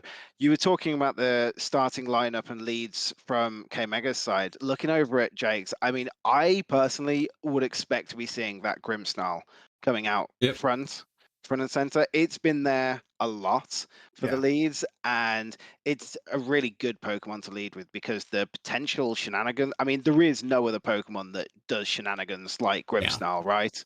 It's the Trick King. And so I could really see stuff from that. What he then goes to pair it with, or anything like that. I mean, this is of course in my head. There's also Yeah. like he could be bringing the Crobat for the Tailwind. I've seen him use Salazzle a lot up front. So I mean, there's Salazzle was crucial for the last match, right? Against the Absols. Or yeah, I else think so. that Tyrantrum would have been destroying the team. Which now we know we're never giving anyone a Tyrantrum. Now we know. Oh god, the story of that Tyrantrum. Every God, Lord have mercy. That Absol- Tyrantrum was the terrible. Absols, they were never supposed to have it, right? Yeah. I don't know, Yeah. Seb. Do you remember because they weren't there for the draft, so they'd given you the list in Exactly. advance, and so it got to the final mon, and there was nothing else on the list. So you were just like, okay, what do I do? So me, being possibly a big idiot, turned and said, well, how about this, Seb? Nobody is ever going to draft Tyrantrum. It's Yep. awful. Nobody will use it. So just pick Tyrantrum and then just let them have a free trade to change it to whatever they want. Did they change it? Yeah, this No. was how it happened. What did I this, told this him- must have been when I was on the stream and I didn't Yep. hear the chat in the Yep. back. I'm like, what? This is a whole story? What? Yeah, so Tyrantrum was just a placeholder. Where he was like, what's a bad Pokemon in C tier? What's a bad Pokemon in C tier? It's like, oh, Tyrantrum, of course, you know? We Yeah. put it in there, and then I told him, hey, you got until Sunday to change your pick, because this is just a placeholder. He never got back to me, you know? He's like, oh, I like it. Like, It's fine. run And then with he it. showed us. as He I got mean, to the semis with it, man. I Yeah. mean, I remember when I was prepping for him. All me and Jake was helping me. All we were worried about was the damn Tyrantrum, and knowing that it was supposed to be a placeholder, man. Yeah. Oh my God! Wow, that's insane. That's Yeah. insane. Wow, great story. Great story. Only in the CCC, right? Right. Exactly. That's it. I mean, yeah. But I think that does hark back as a lesson that always make sure you've got more than one backup pick. One right? hundred percent. Yep. I mean, unless you're just that good that you can run with whatever you get given. Yep. I mean, yeah. That's I true. mean, yeah. Especially now, because there's less Pokemon. The tiers have shifted a little bit. The meta is different. Some things have a lot more priority. I've tried to balance it as much as possible for season 2, allowing an intimidate user in every tier, allowing a fake out user in every tier. What else? A tailwind user in every tier. So I think I've balanced it fairly. So if you don't get one of your top picks, then you could just go to a lower pick, but you still get that support that you need, as well as follow me and stuff like that. Yeah. So hopefully we're gonna learn from this. You know, we're gonna change it up maybe for season 3 and stuff like that. But if anyone's participating, I've seen the tier list and's got opinions of what to change. Let us know, because now's Yeah. the time. It's got 2 Now's weeks the from time. now, and then it's gonna be closed. Lock it So in. Yep. Yep. Please let us know. That way we can make changes that we think is necessary. Season 2, I mean, it's definitely it's a passion project. I mean, it is. We're changing the entire meta around. We're doing something that Pokemon would never have the guts to do, and we're doing it ourselves. And it, we all, even between the 4 of us, I mean, we have a wealth of knowledge, but yeah, we don't have all the knowledge. You know what I mean? Like, Exactly. we need everyone's opinion on these mons. I mean, the format is not going to change, but we most likely are willing to shift some mons around here and there based on it. But every tier as of right now has Tailwind, has support, has Follow Me. So there's always going to be an option in those things. So no matter what, you might be like, man, I guess I'll go to D tier for my Follow Me. Or I was like, oh, I never got to get my Yeah. Follow Me user because it gets sniped. I guess but I don't have any monsters. Oh, but there's a mon in D tier I can take. We Yeah, made sure that exactly. it's fairly balanced. But yes, guys, look over the tier list. It's in the documents. You just click the documents and go to season 2. It has the season 2 logo on it. It has everything that's banned, everyone tier. Look it over. Start prepping your teams. Make multiple teams. I already have 2 backup teams. I'm working on a 3rd team right now. I mean, and if you need help, if you're new and you need help, please feel free to reach out, and we will make Yeah. sure we help you guys out with that, because we know how tough drafting is, especially if it's your first time. It is Yeah. always stressful, Yeah. but it is going to be fun nonetheless. It's going to be good. It's going to be a good time. And with that, I think we're gonna go on a 5-minute break, and then we're gonna go back with the one and only, I forgot his team name. God damn. The finalists. The Huddersfield High Dragons. Yep, Huddersfield High Dragons. We'll be back with him. Will we asking him some questions, asking him how he feels, and yeah, we'll be right back. Just give us 5 minutes, guys. Bye bye.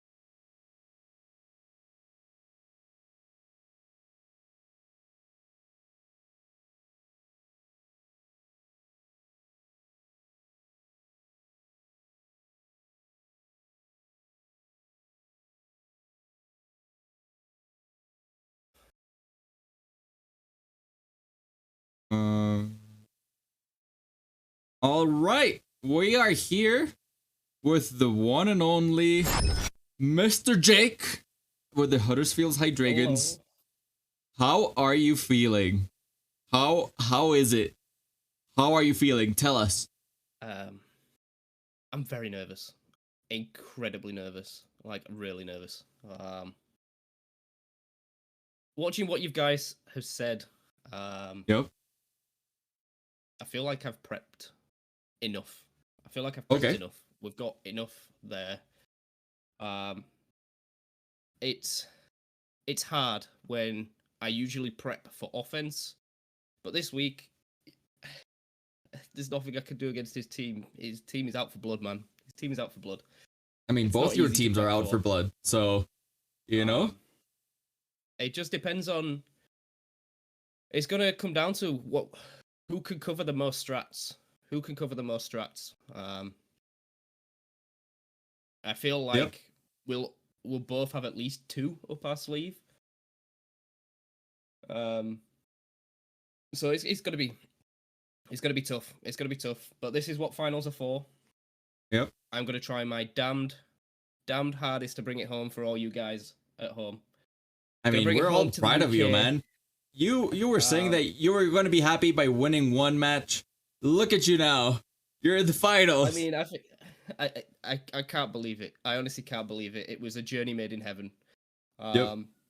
I mean, I remember the relief when I beat Jeremy in week 2. Yep. I think it was. Just the sheer weight off my shoulders, knowing that I had it sat on a fat 0 and I wasn't going to do the 007. But it just seemed to snowball from there.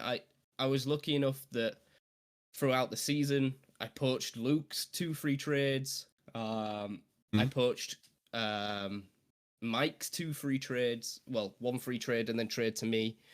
I was able to identify not soon enough that Silvali was the crutch in this situation. It was the crutch. Yeah. I feel like your It trades just didn't were have enough firepower. It just unfortunately just didn't have enough firepower. So we picked up Vesuvius. No offense, Houdini man, but Vesuvius can hit hard. But maybe I didn't use the Silvali the way I should have done. It didn't get the D-Max attention that probably it should have done. Yeah. But that's all in hindsight now.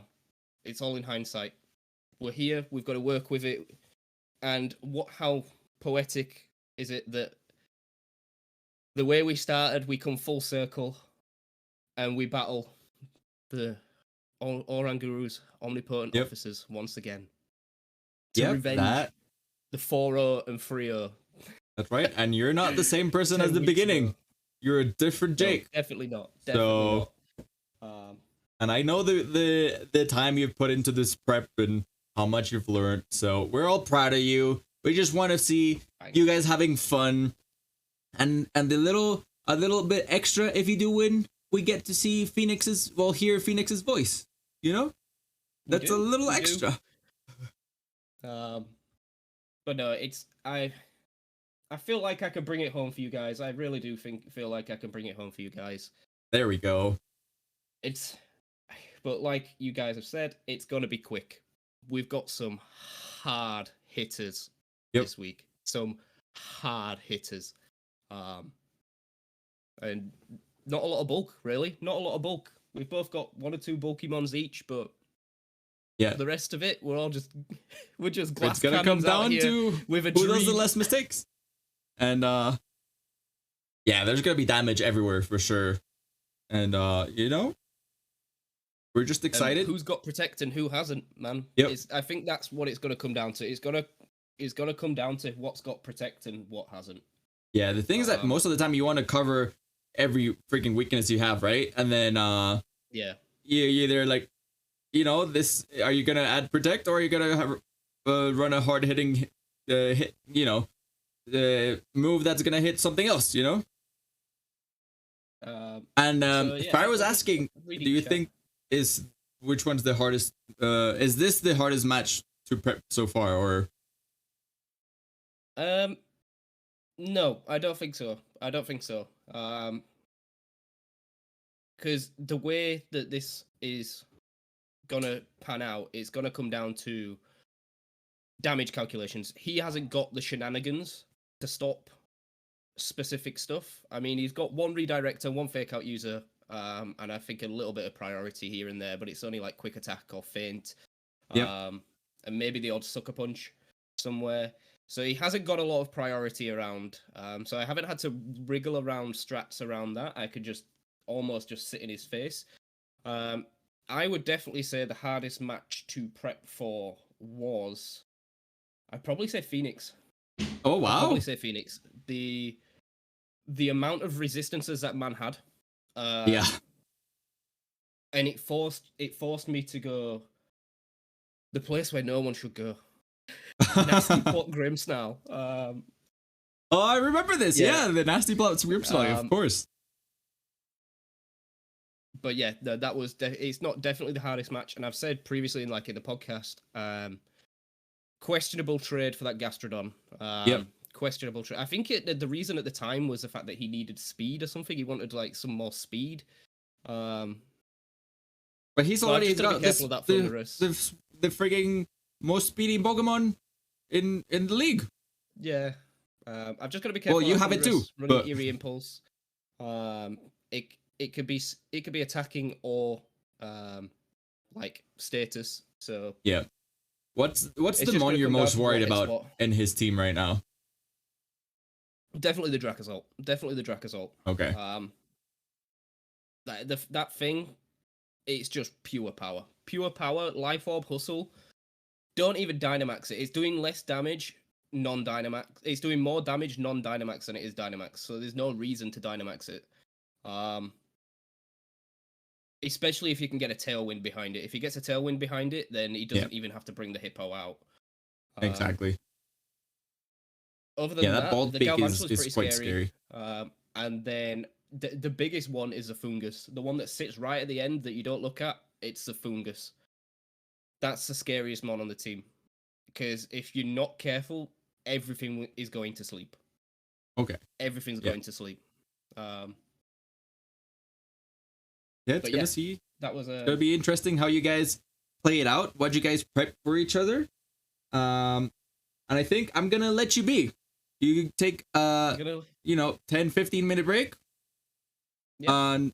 And you just let us know when you're ready. Yep. All right. I'll try and color him a bit early if I can, but we'll get the pre-team stuff sorted, and then we'll go ahead. And yep, I want you all to enjoy the battle. I want to take this position before I'm very, very happy or very sad to thank every single person that has taken part in the CCC. We're talking 16. What is it? No, 8. It's 16 matches a week for 10 weeks. It's not for 10 weeks, for 7 weeks, and then the playoffs. It's when you look down that schedule, the organization that's been required from everyone, and it's just been amazing. It's been amazing. Yeah. Probably the biggest project me and Seb have ever had. For sure. And I'm just glad that I'm here to top it off. And if I bring home the win, the party's gonna go on. The party's gonna go on. You got this, my friend. We all believe in you. We all be supporting you in the sidelines. And no matter what, just have fun. Enjoy it. Huddersfield High Dragons, let's go. I want to see all those let's goes in chat. Come on. Huddersfield High Dragons, come on. Let's goes in chat. Let's do it. But yeah, I'll go get set up. All right. I'll break down my team. Yep. And then we will I'll see you in a little bit. Side. Yep. All right. Bye-bye.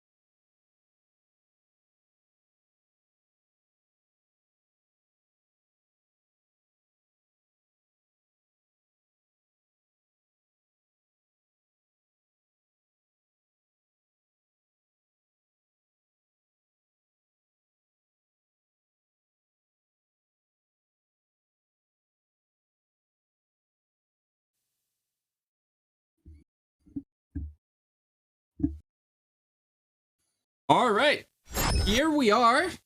We are ready. It looks like we are searching. Aren't we hyped for this? I'm so Here ready. we go, Let's guys. go. This is it. It's This is here. it. So We hyped. found the trainer. So hyped. All right, let's do this. All right. So we're not gonna hear Jake, but we're gonna see his reactions at least. Yeah. So let's see. Let's see what happens over here. Hey, Mega versus Oh Jake. boy, guys, let's go. Let's see. I Oh, want to see these man. let's goes in chat so bad. Oh, Let's yeah. see them. Put on all those let's goes. All right. All right, what's We going see Jake's on? team. Let's see. I'm so hyped. I'm so excited. I'm so proud of Jake. I'm shaking. Ooh, let's go. This is it. This is the culmination of weeks and months Yep. of All right. battles. He brought the All right. fungus. He brought the He fungus. Oh yep, boy. that's exactly what we thought. Okay. Aldon he Ragnar, knows. yes. Yep. Vesuvius, Yeah. Everblue, the 4 he said he was going with. There we on. go. That's Easy. it. I mean, It's gonna be All right. good. What's it gonna Alrighty, be now? guys. All right. That team, it's definitely- he bought his top 4 Mons, K Mega. Yep. It's time. Let's Oh see, my baby. Let's see. Oh my what god. you gonna Let's lead see. with? Is I think he's leading. I think he's gonna lead Excadrill Thunderous. I could see that. Yeah, Yeah, for So sure. I wouldn't be surprised if Galvantula comes out too to lower the speed. Yeah. He's been running Scarf Garvantula a lot. He likes to do that speed control. I don't really think he needs it because I think he outspeeds with Sandrush. Yeah. But we'll see. That Hippo is definitely coming in, I would say. Yeah. At this point is the staple of K Mega's It's the team. staple of his team. Yeah. Yep. Oh boy. Oh my goodness. Oh, time's running low. Time's running he's low. thinking He's about thinking. it. He's He's really thinking. thinking. all He's the not- time. There's He's nothing wrong not with that. sure. He's not sure. All right. There it is. There it is. Here we go, boys. Let's All go, right. guys. Strap in. Let's see. Let's go, Jake. Yes, let's go. Let's go.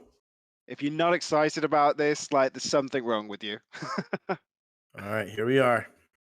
Galvantula Excadrill. Excadrill. Okay. Okay. Ooh. All right, Calgon Ragnar. All right, so He could Oh, just baby. fake out here, right? Did he bring yeah, you fake out? it. You fake this out. Yep, I think he did. Mm-hmm.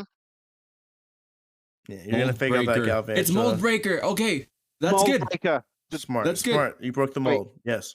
Wait, no, he didn't bring fake out. No, mold breaker means that his Is it- ground moves can hit levitate. Oh no, right? fake out on. Oh, does that? Is that what it means? That it means that your Oh. abilities don't stop like effectiveness of moves. Yeah, and okay. Stuff. Okay, I did not realize So, that. I just thought I it didn't broke the see this mold. coming. This is smart from K Mega, and this is that Yeah. level of experience that I was talking about. Yeah. Here D-Max comes is the electro webs. I would drill. say. And here he goes. Oh Yeah. no, we Big didn't scary mom realize right now. this. Mm-hmm. Come on. Please So just the only don't question kill. is, he's gonna go first. It could well kill, because I guarantee Jake will not have calced for this. Yeah, no. All the prep that he's done, he won't have thought about something having ground being able to hit his Rotom. levitating electric Rotom.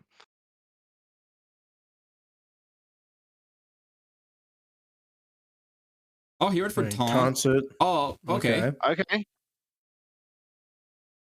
Struggle bug. Okay.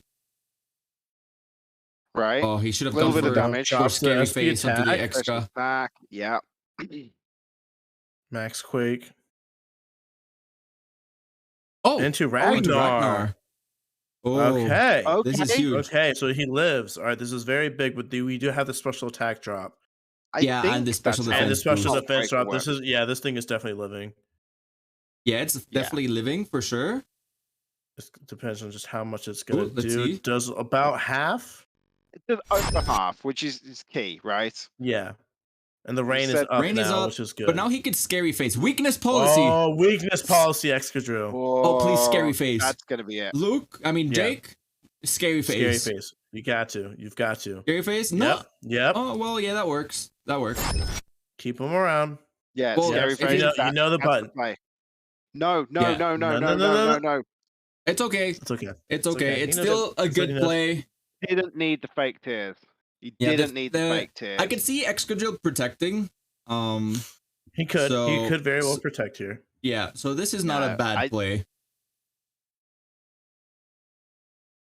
Oh, The he thing went that if he max guard? kills I missed the that. Grimmsnarl now, he can't scary face. That's good. Struggle Bug comes out. He protects. Ragnar takes a little bit more damage. He's still here. Vibes, which close. is good. And he goes for Max Quake. Yes. But he protects, so good read. Good read. Good job. Yes. Good job. Yeah. Scary face. That's it. Yep. Max Okay, guys now are... you need that scary face. Well, maybe he protects now. Yes. Yeah, he Yes. might as well. Yes. He could also Excellent. protect. But Excellent. He might max guard this Excadrill here. But that's okay. all right, 'Cause he this got is the good. scary This is face good. off. Yeah. All right, good job, Jake. Good job. Smart plays Yeah. by Jake. He does go Okay. with the max guard. He does. It's okay. It's okay. The scary face comes out. Yeah, now Grimm's dead though. Yeah. Yeah, He doesn't and have one more struggle bro tailwind. drops Calgon's special attack even further, and that's the end of Dynamax, I believe. It is, but he's still in Yeah, the range, so he it gets is. a little bit of a boost from the water attack type coming out. So it should help out a little more. Will it be enough to get the kill? It might. but he Vesuvius does comes have in here. Vesuvius. Yeah, He's got to answer with Vesuvius. I think Vesuvius protect Rotom maybe. Yep. Both Dynamax are gone. That bug is Yeah, you don't definitely have to worry. scarfed, by the way. Oh, he could also switch out Rotom 100%. because it's so weak now. -2 Yep. special defense, special attack. It is I would game s- one. He's probably taking what he's learning. He's probably trying to figure out Mhm. what has what right now. He's not in the best spot, but he can turn it around. He just Yep, decided swapping to go for on and get him Everblue. out. Okay, That's very And smart. Sacred Fire? Sacred Fire in the rain. I don't I love think it. it still kills at to be this honest. range. I think it does too. It, It hasn't might been kill at this affected too range. hard yet. It is like a little less than Yeah. 50%. A little more than a quarter, maybe. Yeah. Okay, I could see that killing. Withdraws Galvantula. Okay. Okay, interesting. Brings out the. Yep, here he is. Oh, the Dracozolt. Okay. Yeah. Oh, double And the swaps. Excadrill. Wow. For the Thunderous, Thunderous. wow. Wow. Okay. He brought his Yeah. top mons. No fungus. All right, he brings him, swaps him out, brings out. Could- So this could still well be isn't like- still This is isn't good for terrible Jake, I right think. now. This is good. This is good. hmm Two Could well be months. like Hurricane, I think, being of the rains up. Decent damage in the rain. Yeah, for sure. Dragon Pulls that Yep. thing. Yep. double in, That's bud. good. Extreme speed. Or Stone Edge. Double. I He could double personally, with I'd his- risk the Stone Edge. I could see Right him here, right bringing the now. Hippowdon round, right? To outspeed. He It's risky, but I think that that's going to take it down, right? just attacked And- himself. No, I he think protected. He went to protect. Oh, okay. Okay, Withdraws, he swaps out okay. again. Brings out Galvantula. the gap. This probably dies Lots here. of swapping. Lots of swapping here. Thunderous protects. protects. Okay, good reads for Okay. Jake. Okay, not terrible. Not terrible. That's fine. He protects here. Good. And we even get some free damage onto the Galvantula. It's not going to be Yep. a lot, but It's gonna be something. This might damage do a lot. decent It's gonna damage, be- actually. Galvantula's not pretty frail. Oh, whoa, it he okay, takes about it. half. more than I And the ra- expected. Yeah. The rain is Yep. over, so Sacred Fire is gonna do a lot more now. Yeah. Yep. Aerial Ace. Oh, no. Okay. Protect. Okay. Yeah. Why are you that's good. scared? You resist Sacred electric. Fire. You probably want I- to get rid of I- that I- Galvantula because I- it is I- Scarf. under us. And almost Stone Edge here, just in case he swaps that Galvantula out. Well, He the decided rain not to. gone. Electroweb. Electro Yeah. Web. All right, Yeah, good. he Good does thing like this do that. help So it is protect Scarf. That's why he Yeah, switched yes. out. Yeah. Come on, Jake. Thunderbolt. Let's This is see. gonna do some Let's see. damage. A lot of damage. Wow. Ooh, it lives though. Smart. Okay, so it's Life Orb Thunderous. Life orb, yep. Okay. It's Life Orb Thunderous, so he knows that. So he's scouted, so he knows what this Thunderous is. Mhm. It's not terrible. Now I think you just extreme speed here. Get some damage you into do. with that. Get some Yeah. damage, so you that. know he's not coming around. He might protect here. Depends on knowing what mon he wants to hit. Yeah, I think that you say extreme speed. Also going for protect isn't a bad move because it can bait out some moves because Yep. you'll want to take down that Vesuvius. That's true. Tank as much information as you can for the next game. I think that's the smartest strat right here. I could also see But it looks like the protect. It's easily read. So, especially with the Excadrill. Oh, yeah. what's his answer against Mold this? He broke the No mold. sand. I would actually take Vesuvius out, swap it out to reset that speed. I'd think about it, but knowing that he only has 21 HP, I'm just Or not just too protect. sold on it. He is slower. So Either speed, move is okay. good here. I don't think you want to double into the Excadrill. I think Don't show the E speed yet. It's not necessary. not unless you're going into the Thunderous, because that's at least getting a Yeah, reasonable amount of damage off oh, on it. he went for the Exca, right? I He's don't doubling like that. and he protect. doubles Yeah. and protects and That's doubles why in. you don't. Yeah. But I mean, All right, it's good okay. read by I think K he Mega. can still bring it home. He can still bring it home. Oh, if yeah, he gets still rid can. of Yeah. the Thunders, then It's going Rotom in. could take it home. Right, Vesuvius is out, but the Rotom is coming back. Yeah. In here, and it's not And and that it's Thunders a is good pretty play. weak. Yeah, and it's So here comes Calgon's Calgon. not in the weak, not in the worst position. I think you protect this Rotom here. You killed the Thunderous. You've got to do something here. Can he kill Which the one was Thunders? faster? Oh, he Calgon protects with or ever. I want to say. Excadrill? I think the Excadrill Oh no, is faster. Excadrill is definitely faster. Can Dragon Pulse? Oh, he doesn't have. Oh, he doesn't have doesn't have protect. Okay. He doesn't have protect. Yeah, I think you just do it and hope for the best. I think the Oh, Dragon That's Pulse why Dragon first. Pulse Okay. comes out. Okay, good. Does it kill? Yes. Yes. It Okay. does. Good. Good job, okay, Jake. that's good. All right. That's good. High horsepower. So it is Horsepower. faster. Good hit. This kill. Calgon. This kill. Yeah, Yeah. it kills, but we know the Sceptile's faster. Yeah. Now he knows it's Mold Breaker. Yeah. Well, he. Yeah, now he knows. He's got the Dracozolt. Oh, this is gonna be Power. tough. Mm. Well, mean, you To be resist fair, ground, right? So He, you kill the he resists Dracozolt ground. first, So, yep, and or then you you can deal with protect Excadrill first to later. see what he's gonna do as well. Unless this Dracozolt's packing an Ice Beam type move, I don't see it. All right. Blue comes Does- out with the Dragon going Pulse. first is good. At least that means that he's not getting That goes And down, it's right? gone. It's gone. Oh, that's Oh, big. crit. Let's go. That's big. It was a Ooh. crit. Did that matter? I don't think I'm that not mattered. sure. No, I Comes a 1-1. Iron Head. I think he takes this. Ooh. Takes it. What happened to the cameras? Nick's gone. Oh, Nick. All right, No. and then Energy Ball here. All right. Effective. Cameras are a Let's little do messed it. up, but it's okay. And Oh, then no. there you go. There Yes! you go. All right. Yes! All right. You took good, game good, one. Good job. Good job, Jake. Game good job. 1. Game 1 for Jake. Where'd he go? Yeah, you gotta bear with us with the cameras, guys. We got a little technical issue, but it's okay. We're gonna continue. Hello. Oh, he's back. All He's back. Okay. I'm sorry. I don't. My PC just crashed. Oh, all good. Oh, All no. good. Don't worry about it. So my video seems to have gone. All right. So what's he gonna bring this time around? Ragnar again? Okay. Think it's smart. No, I think he's- you need it. Does he think? Am I Right. back? Okay. I Vesuvius, think I've got it fixed. Everblue, Ragnar. Oh, Wayne. Wait, what was his fourth? Was it Wayne? I didn't see. It was too quick. All right. So I think you can add us back in. We're back. I'm sorry, guys. Can you hear me and all now? Yep, Yep. you're good. You're Yep. fine.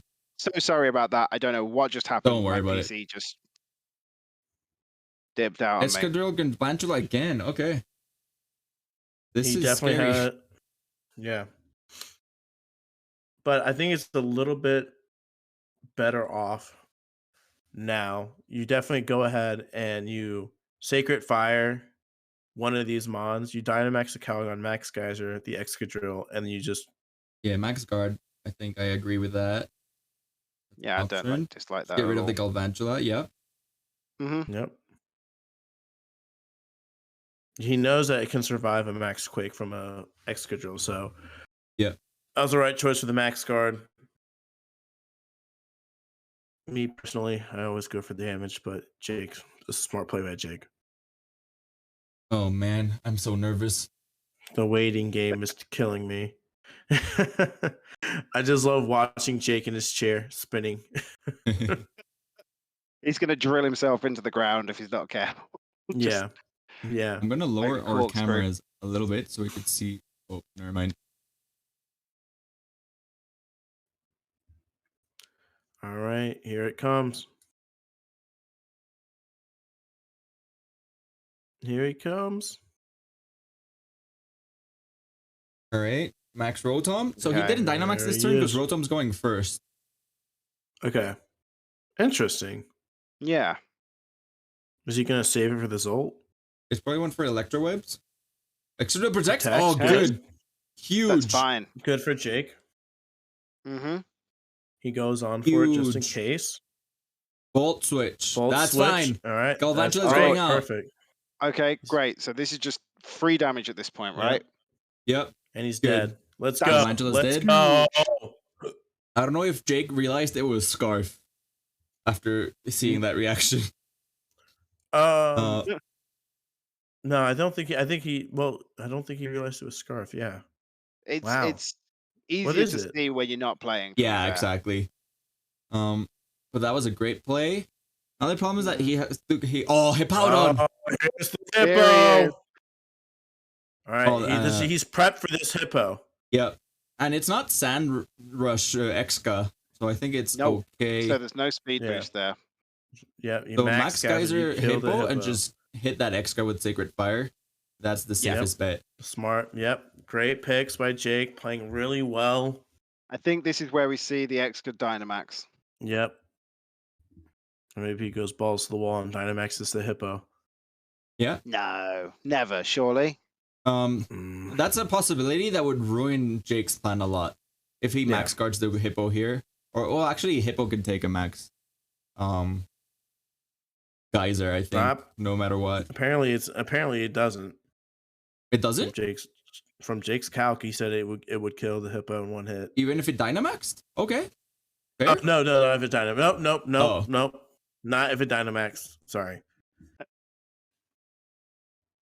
All right, So he's Dynamax, Dynamaxing. one? Excadrill or Hippo? That's extra. I would say the Excadrill so he could hit Yeah. the Rotom Yeah. with Mold Breaker. That's what makes sense. There we go. Yeah. But there the he Sacred is. Fire probably 2 shots or something like that. Yeah, definitely 2 shots. Oh. I mean, we've got Vesuvius going first, right? Max oh no, Quick, Excadrill's yeah. fastest. Oh, this is gonna do a lot of damage. Yep, it's in the sand. Oh, it It's survives. still here though. lives. It's Plus one alive. special It attack. live- I mean, live. Plus 1 special defense, but it's okay. Yeah, it's okay. It's not Yeah. terrible. He wants that hippo Well, gone. it's physical from the Sacred Fire, right? Yep. Oh, that's huge. Oh, that's big. Huge. damage. Oh, And the then burn! burn! Yes! Oh, Lumberry? Wow. Oh no, weakness policy. We Weakness knew that. policy. Yeah, we knew We that. knew that. We knew that. Yeah. But The Geyser comes Still. out. Does this kill at +1? Oh, barely. No. close. I think Jake's still It's fine. close. He's good. He's good. I think he's gonna protect the Excadrill though, so I think he should. Well, oh, I don't know. Actually, Hippo's I don't still know going what to he should move, do. right? Yeah. Yeah, curse. Curse. He's Okay. close. Okay. That's what we planned on. Yeah, but with Oh, so boy. little HP left, like, how much is it really living? He could also protect both. He could protect both. Get rid of that. I don't know. No, because it could slack off. It could slack off. Oh, that's bad. You need to go into the hippo. I'd extreme Get rid of the speed hippo. into the hippo. Yes. Yeah. No. Get rid of hippo. Yeah, hippo. Yes. There we go. Yes. Good. Yeah, Yep, good. that was a smart play. Smart play. I didn't see what's Jake got in the back. My we don't PC know. was out. I think he brought. Oh, he did. Okay, so he didn't protect the Excadrill Max Quake. Oh, +2. I don't think this survives. Oh, that's the berry. Yeah, that's a berry, but I don't think a +2 survives. It doesn't survive. It doesn't survive. It survived. It does. I know firsthand how tanky that dog can be. Vesuvius is ridiculous. My mind is Big blown. fire coming out. Please to the kill. hippo. Please kill. It's Yes! dead. The Down it hippo's goes. gone. Huge. This is Big hit. a really difficult place for K Mega to come back from. Please tell me he's got Crobat in the back and he could switch. Oh, the Thunderous. You know what we were saying in terms of its +2 on the Excadrill? We were completely forgetting it's burned. So that halves its attack power. Yeah, it's true. Yeah. Oh. Okay, Thunderous. Pain split You've the got Thunderous, this. maybe? Yeah. If it You don't lives lose long anything. enough for it. You're slower anyways. Extreme speed.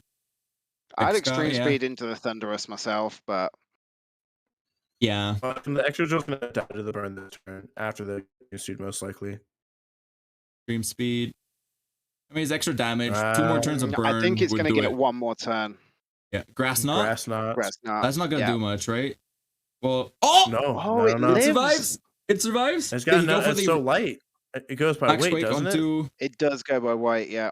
Yeah, that thing's a ghost. Oh, good. So you gotta get the pain split off. Good. Vesuvius Great. gone. Jake is just playing out of his mind right now. Great reads all Yeah. around. Yeah, for sure. Now he just needs to double protect. The Excadrill dies next turn. Yep. Pain split. Wow. From 2. Oh, Jakey boy. Wow. Ooh, I'm looking. I don't think that Excadrill Oh, he's dies got next Ragnar turn. in the back and Everblue. Yep. Yeah. he's got- Everblue's he's got faster Ragnar than in the back, Excadrill, so- right? You can ignore the Excadrill at Yeah. this point. Everblue is the fastest thing on the field Yeah, right now, I you think. ignore him now. Yeah, and you just kill the Thunderous. Mhm. If he really wanted to, he could protect the Everblue here. Just hit the Swarming Voice, yeah. Yeah. Yeah, that's Go good. double. I like that. Just Yeah, protect here. Excadrill. Yep, so Brilliant. Brilliant. scout it I out. mean, it's got a free turn next turn, but I think Free it's turn fine. is just extra burn damage on this Excadrill right here. hmm He could have also gone for Thunderous, to be honest. He could Just attack the Thunderous. Yeah, which to be fair, I think a Dragon Pulse might have even killed it. Yeah. But if he knows that he's going to kill it next turn, Oh, but protect. is ooh, Smart. okay. Smart. Oh, the Swarming Voice is great. Thunderbolt. Okay, this kills. That kills. All right. But he's got Ragnar. Yeah, he's got So bolt- Ragnar. All right. The Excadrill dies to burn next turn. Yep. Mhm. So So you keep, So I you would keep just- Ragnar out and you protect the Uh, Ragnar and you kill Thunderous. Doesn't have protect. Oh, yeah, that's right. no, he could do whatever he wants. Really, he could protect the Thunderous, which is, you know. He Sucker ah, punch. sucker punch. Okay. Yeah, that's yeah, great. that's great. a Okay, great. yeah. Yeah. Great. Dragon Pulse. Dragon Dragon Pulse Pulse. into the Thunderous. Do it. Yep. Yeah, Gonna do That's it. it. Wrap it up, dude. yeah. I mean, short of a protect, this should be game. Yep. Yeah. There's no way. Down There's goes no way. Exca. Down goes Exca. And the Dragon Pulse comes out. And He did it. Oh, it oh, survives. it lives. It's Oh, still yeah, good. it It's lives. still good. How much does the Thunderbolt do? It's still good. Does a quarter. And Oh, the it doesn't matter. para. Doesn't matter. Oh, It's life orb! never easy with the life Oh. orb damage. It's dead. He won. He got it. No Wait. matter what, he won. I mean, Life yeah, orb- but come on, life let's orb- be a little bit more dramatic here, guys. No way. No way. There's no freaking way. Let's go. Oh yes! Great job, doesn't it? Let's Let's go! Oh my god! Yes! Wow. Oh, my god. Guys, we Yes! have a Kingdom 1 champion. And And this his winner name is Jay. The champion. the champion, the Huddersfield High Dragons with Coach Jake. He's done it. Oh my He's god. done it. I cannot believe it.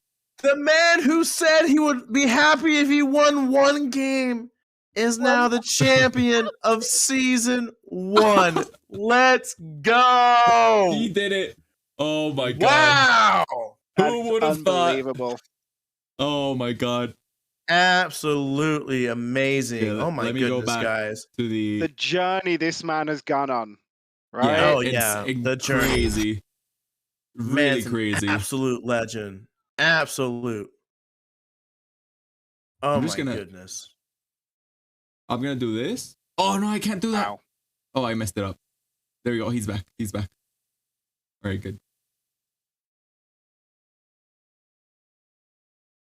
Cool. All right. Jake, I don't know if he's here. I'm here. I'm here. Jack? Oh, congratulations! You did it. How does it feel? Congrats. Great plays, man. Whoa, Great Oh my plays. His God. leads Oh. were so Jack. good. He can, yes. So good. Yeah. Yeah, but you reacted perfectly. absolutely. Especially that Mhm. second game. Perfect. Good read on that protect. Good Bro. read on killing that Galvantula. It was scarfed. That vault So- switch. Oh god. Great, great, great, great. Wow. How does it Absolute feel? legend. Champion of the CCC. Reigning champion. Current know, man. champion. Holy moly. He's going to get his Master Ball next. Look, he can't Yeah. speak. I feel Jake might be speechless here, guys. Yep. Look at The that. first time.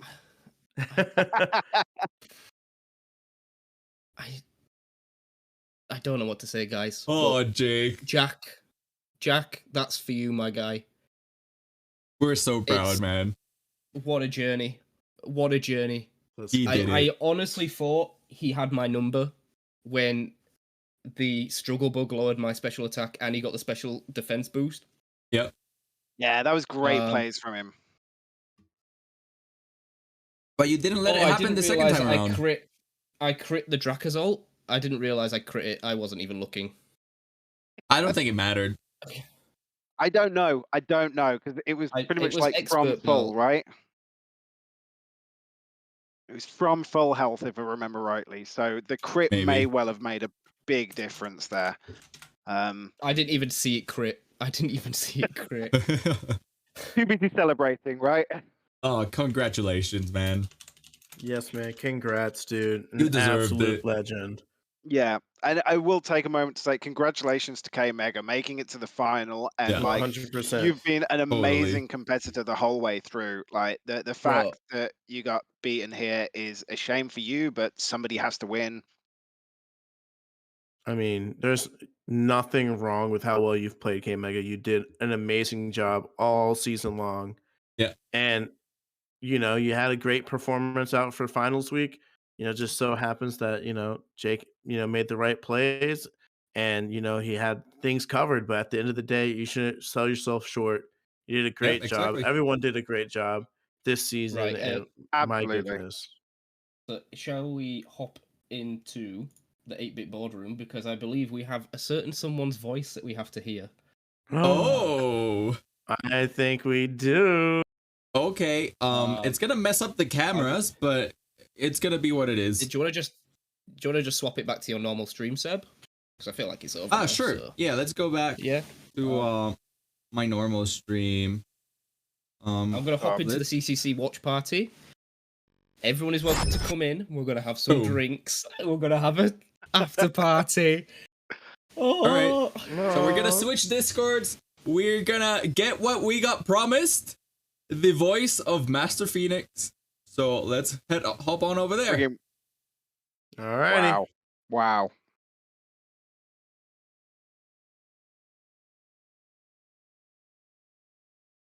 All right. Let's Hello, hello, hello. go. what a journey! What a journey we've all had. Oh my goodness, it's been a day.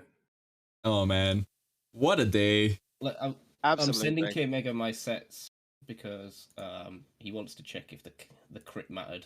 I mean, Oh, I and am the drag max result? special. Yeah, I am max special attack expert belt.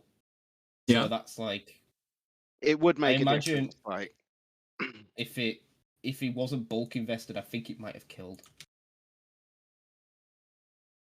I mean, you haven't because you haven't seen his sets yet. I have haven't you? seen his sets. No. No. Right, I'll order my trophy.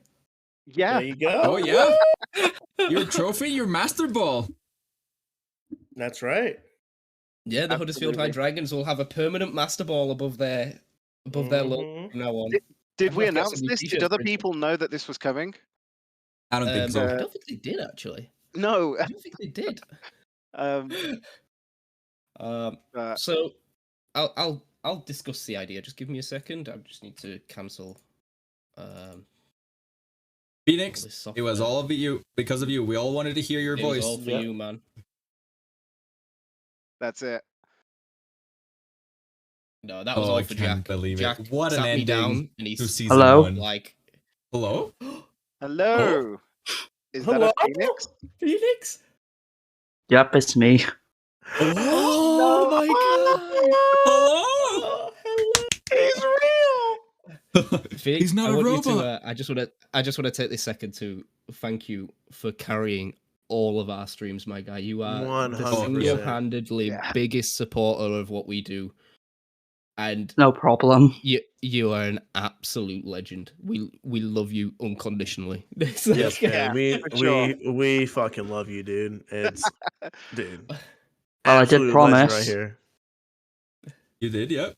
Oh, and you don't even have a Welsh accent. I'm slightly disappointed. I told you I didn't have a really good Welsh accent. There's a hint. There's a hint there. But Oh. I can I just make a point of saying, not to take away Phoenix, we've gone all day and Luke has managed to not stream once. The moment the camera is off, you're still on Seb's stream, Luke, and you've managed to swear right at the end of it. I'm sorry. I've been good. It's all Hey, good. it's I fine. can It's hold it fine. back. It's because Um, of Phoenix. Phoenix, I was so happy to hear his voice, guys. The Sorry. excitement, I get it. No, it's good to have you in here, Phoenix. It's normally we're this talking too. and having to read what you're typing. Yeah. So this is what we have planned for season badges. So people will Yep. be getting season badges. So season 1, we're on the top row. Obviously, Master Ball is gifted to anyone who wins the championship. Ultra Balls will be given to those who made semis. Yep. Well, no, K Mega gets an Ultra Ball. Great Ball is for the semis. Premier Ball for the quarters. And Pokeball for playoffs. I thought we weren't going to bother with the Pokeball. Well, if you want one for playoffs, you're allowed to put it on. Okay. It's like it's completely optional. If you want to put these on your logo, just ask me if you want them on, and I can put them on. Yep. Yeah. Yeah, that's if you would like something to commemorate that you were in season 1, and you want a bit of flair to your team logos, be my guest. Season 2, look at all these nice ones that we've got. I think that's a Safari level ball. What's that one, Nick? Which one are we Third- looking at? The middle one? third- That's Lure. That's Lure Ball. Lo- What's this one? No, Duff. What's this one? Moon, and then that's Friend on the end. Friend ball. So we got some good ones for season 2. Good old friend ball. Yeah. But no, I'm not really sure what to do now. Yeah, But I'm gonna go get a beer. time to celebrate. Hello, Yeah. Brandon. Are you absolutely. okay? I noticed you just popped in. Celebration. Yeah. Hi, Yeah. Brandon. Hello. Whoa. Did you get to Are watch you- it? You're gonna keep on streaming, right, Jake? Yes. Yeah. Yeah, okay. I'm gonna send everyone go to Jake. Everyone go to Jake. Come in. Go Come to the champion. He deserves a good celebration. So let's go. Yes, he Call me does. Lance. Great Call me time. Lance. 100%. Lance? Great hype. Let's go. Raid Lance. Here we go. Let's go. Oh, Hop on over. Crystal, like, she messaged me after our match, and she went, she's just replied to it now saying, so I said, oh, I haven't battled really much before. She said, wait, seriously? That's amazing. At this rate, you'll be a powerhouse by the end of the season. And she's just replied to that message saying, this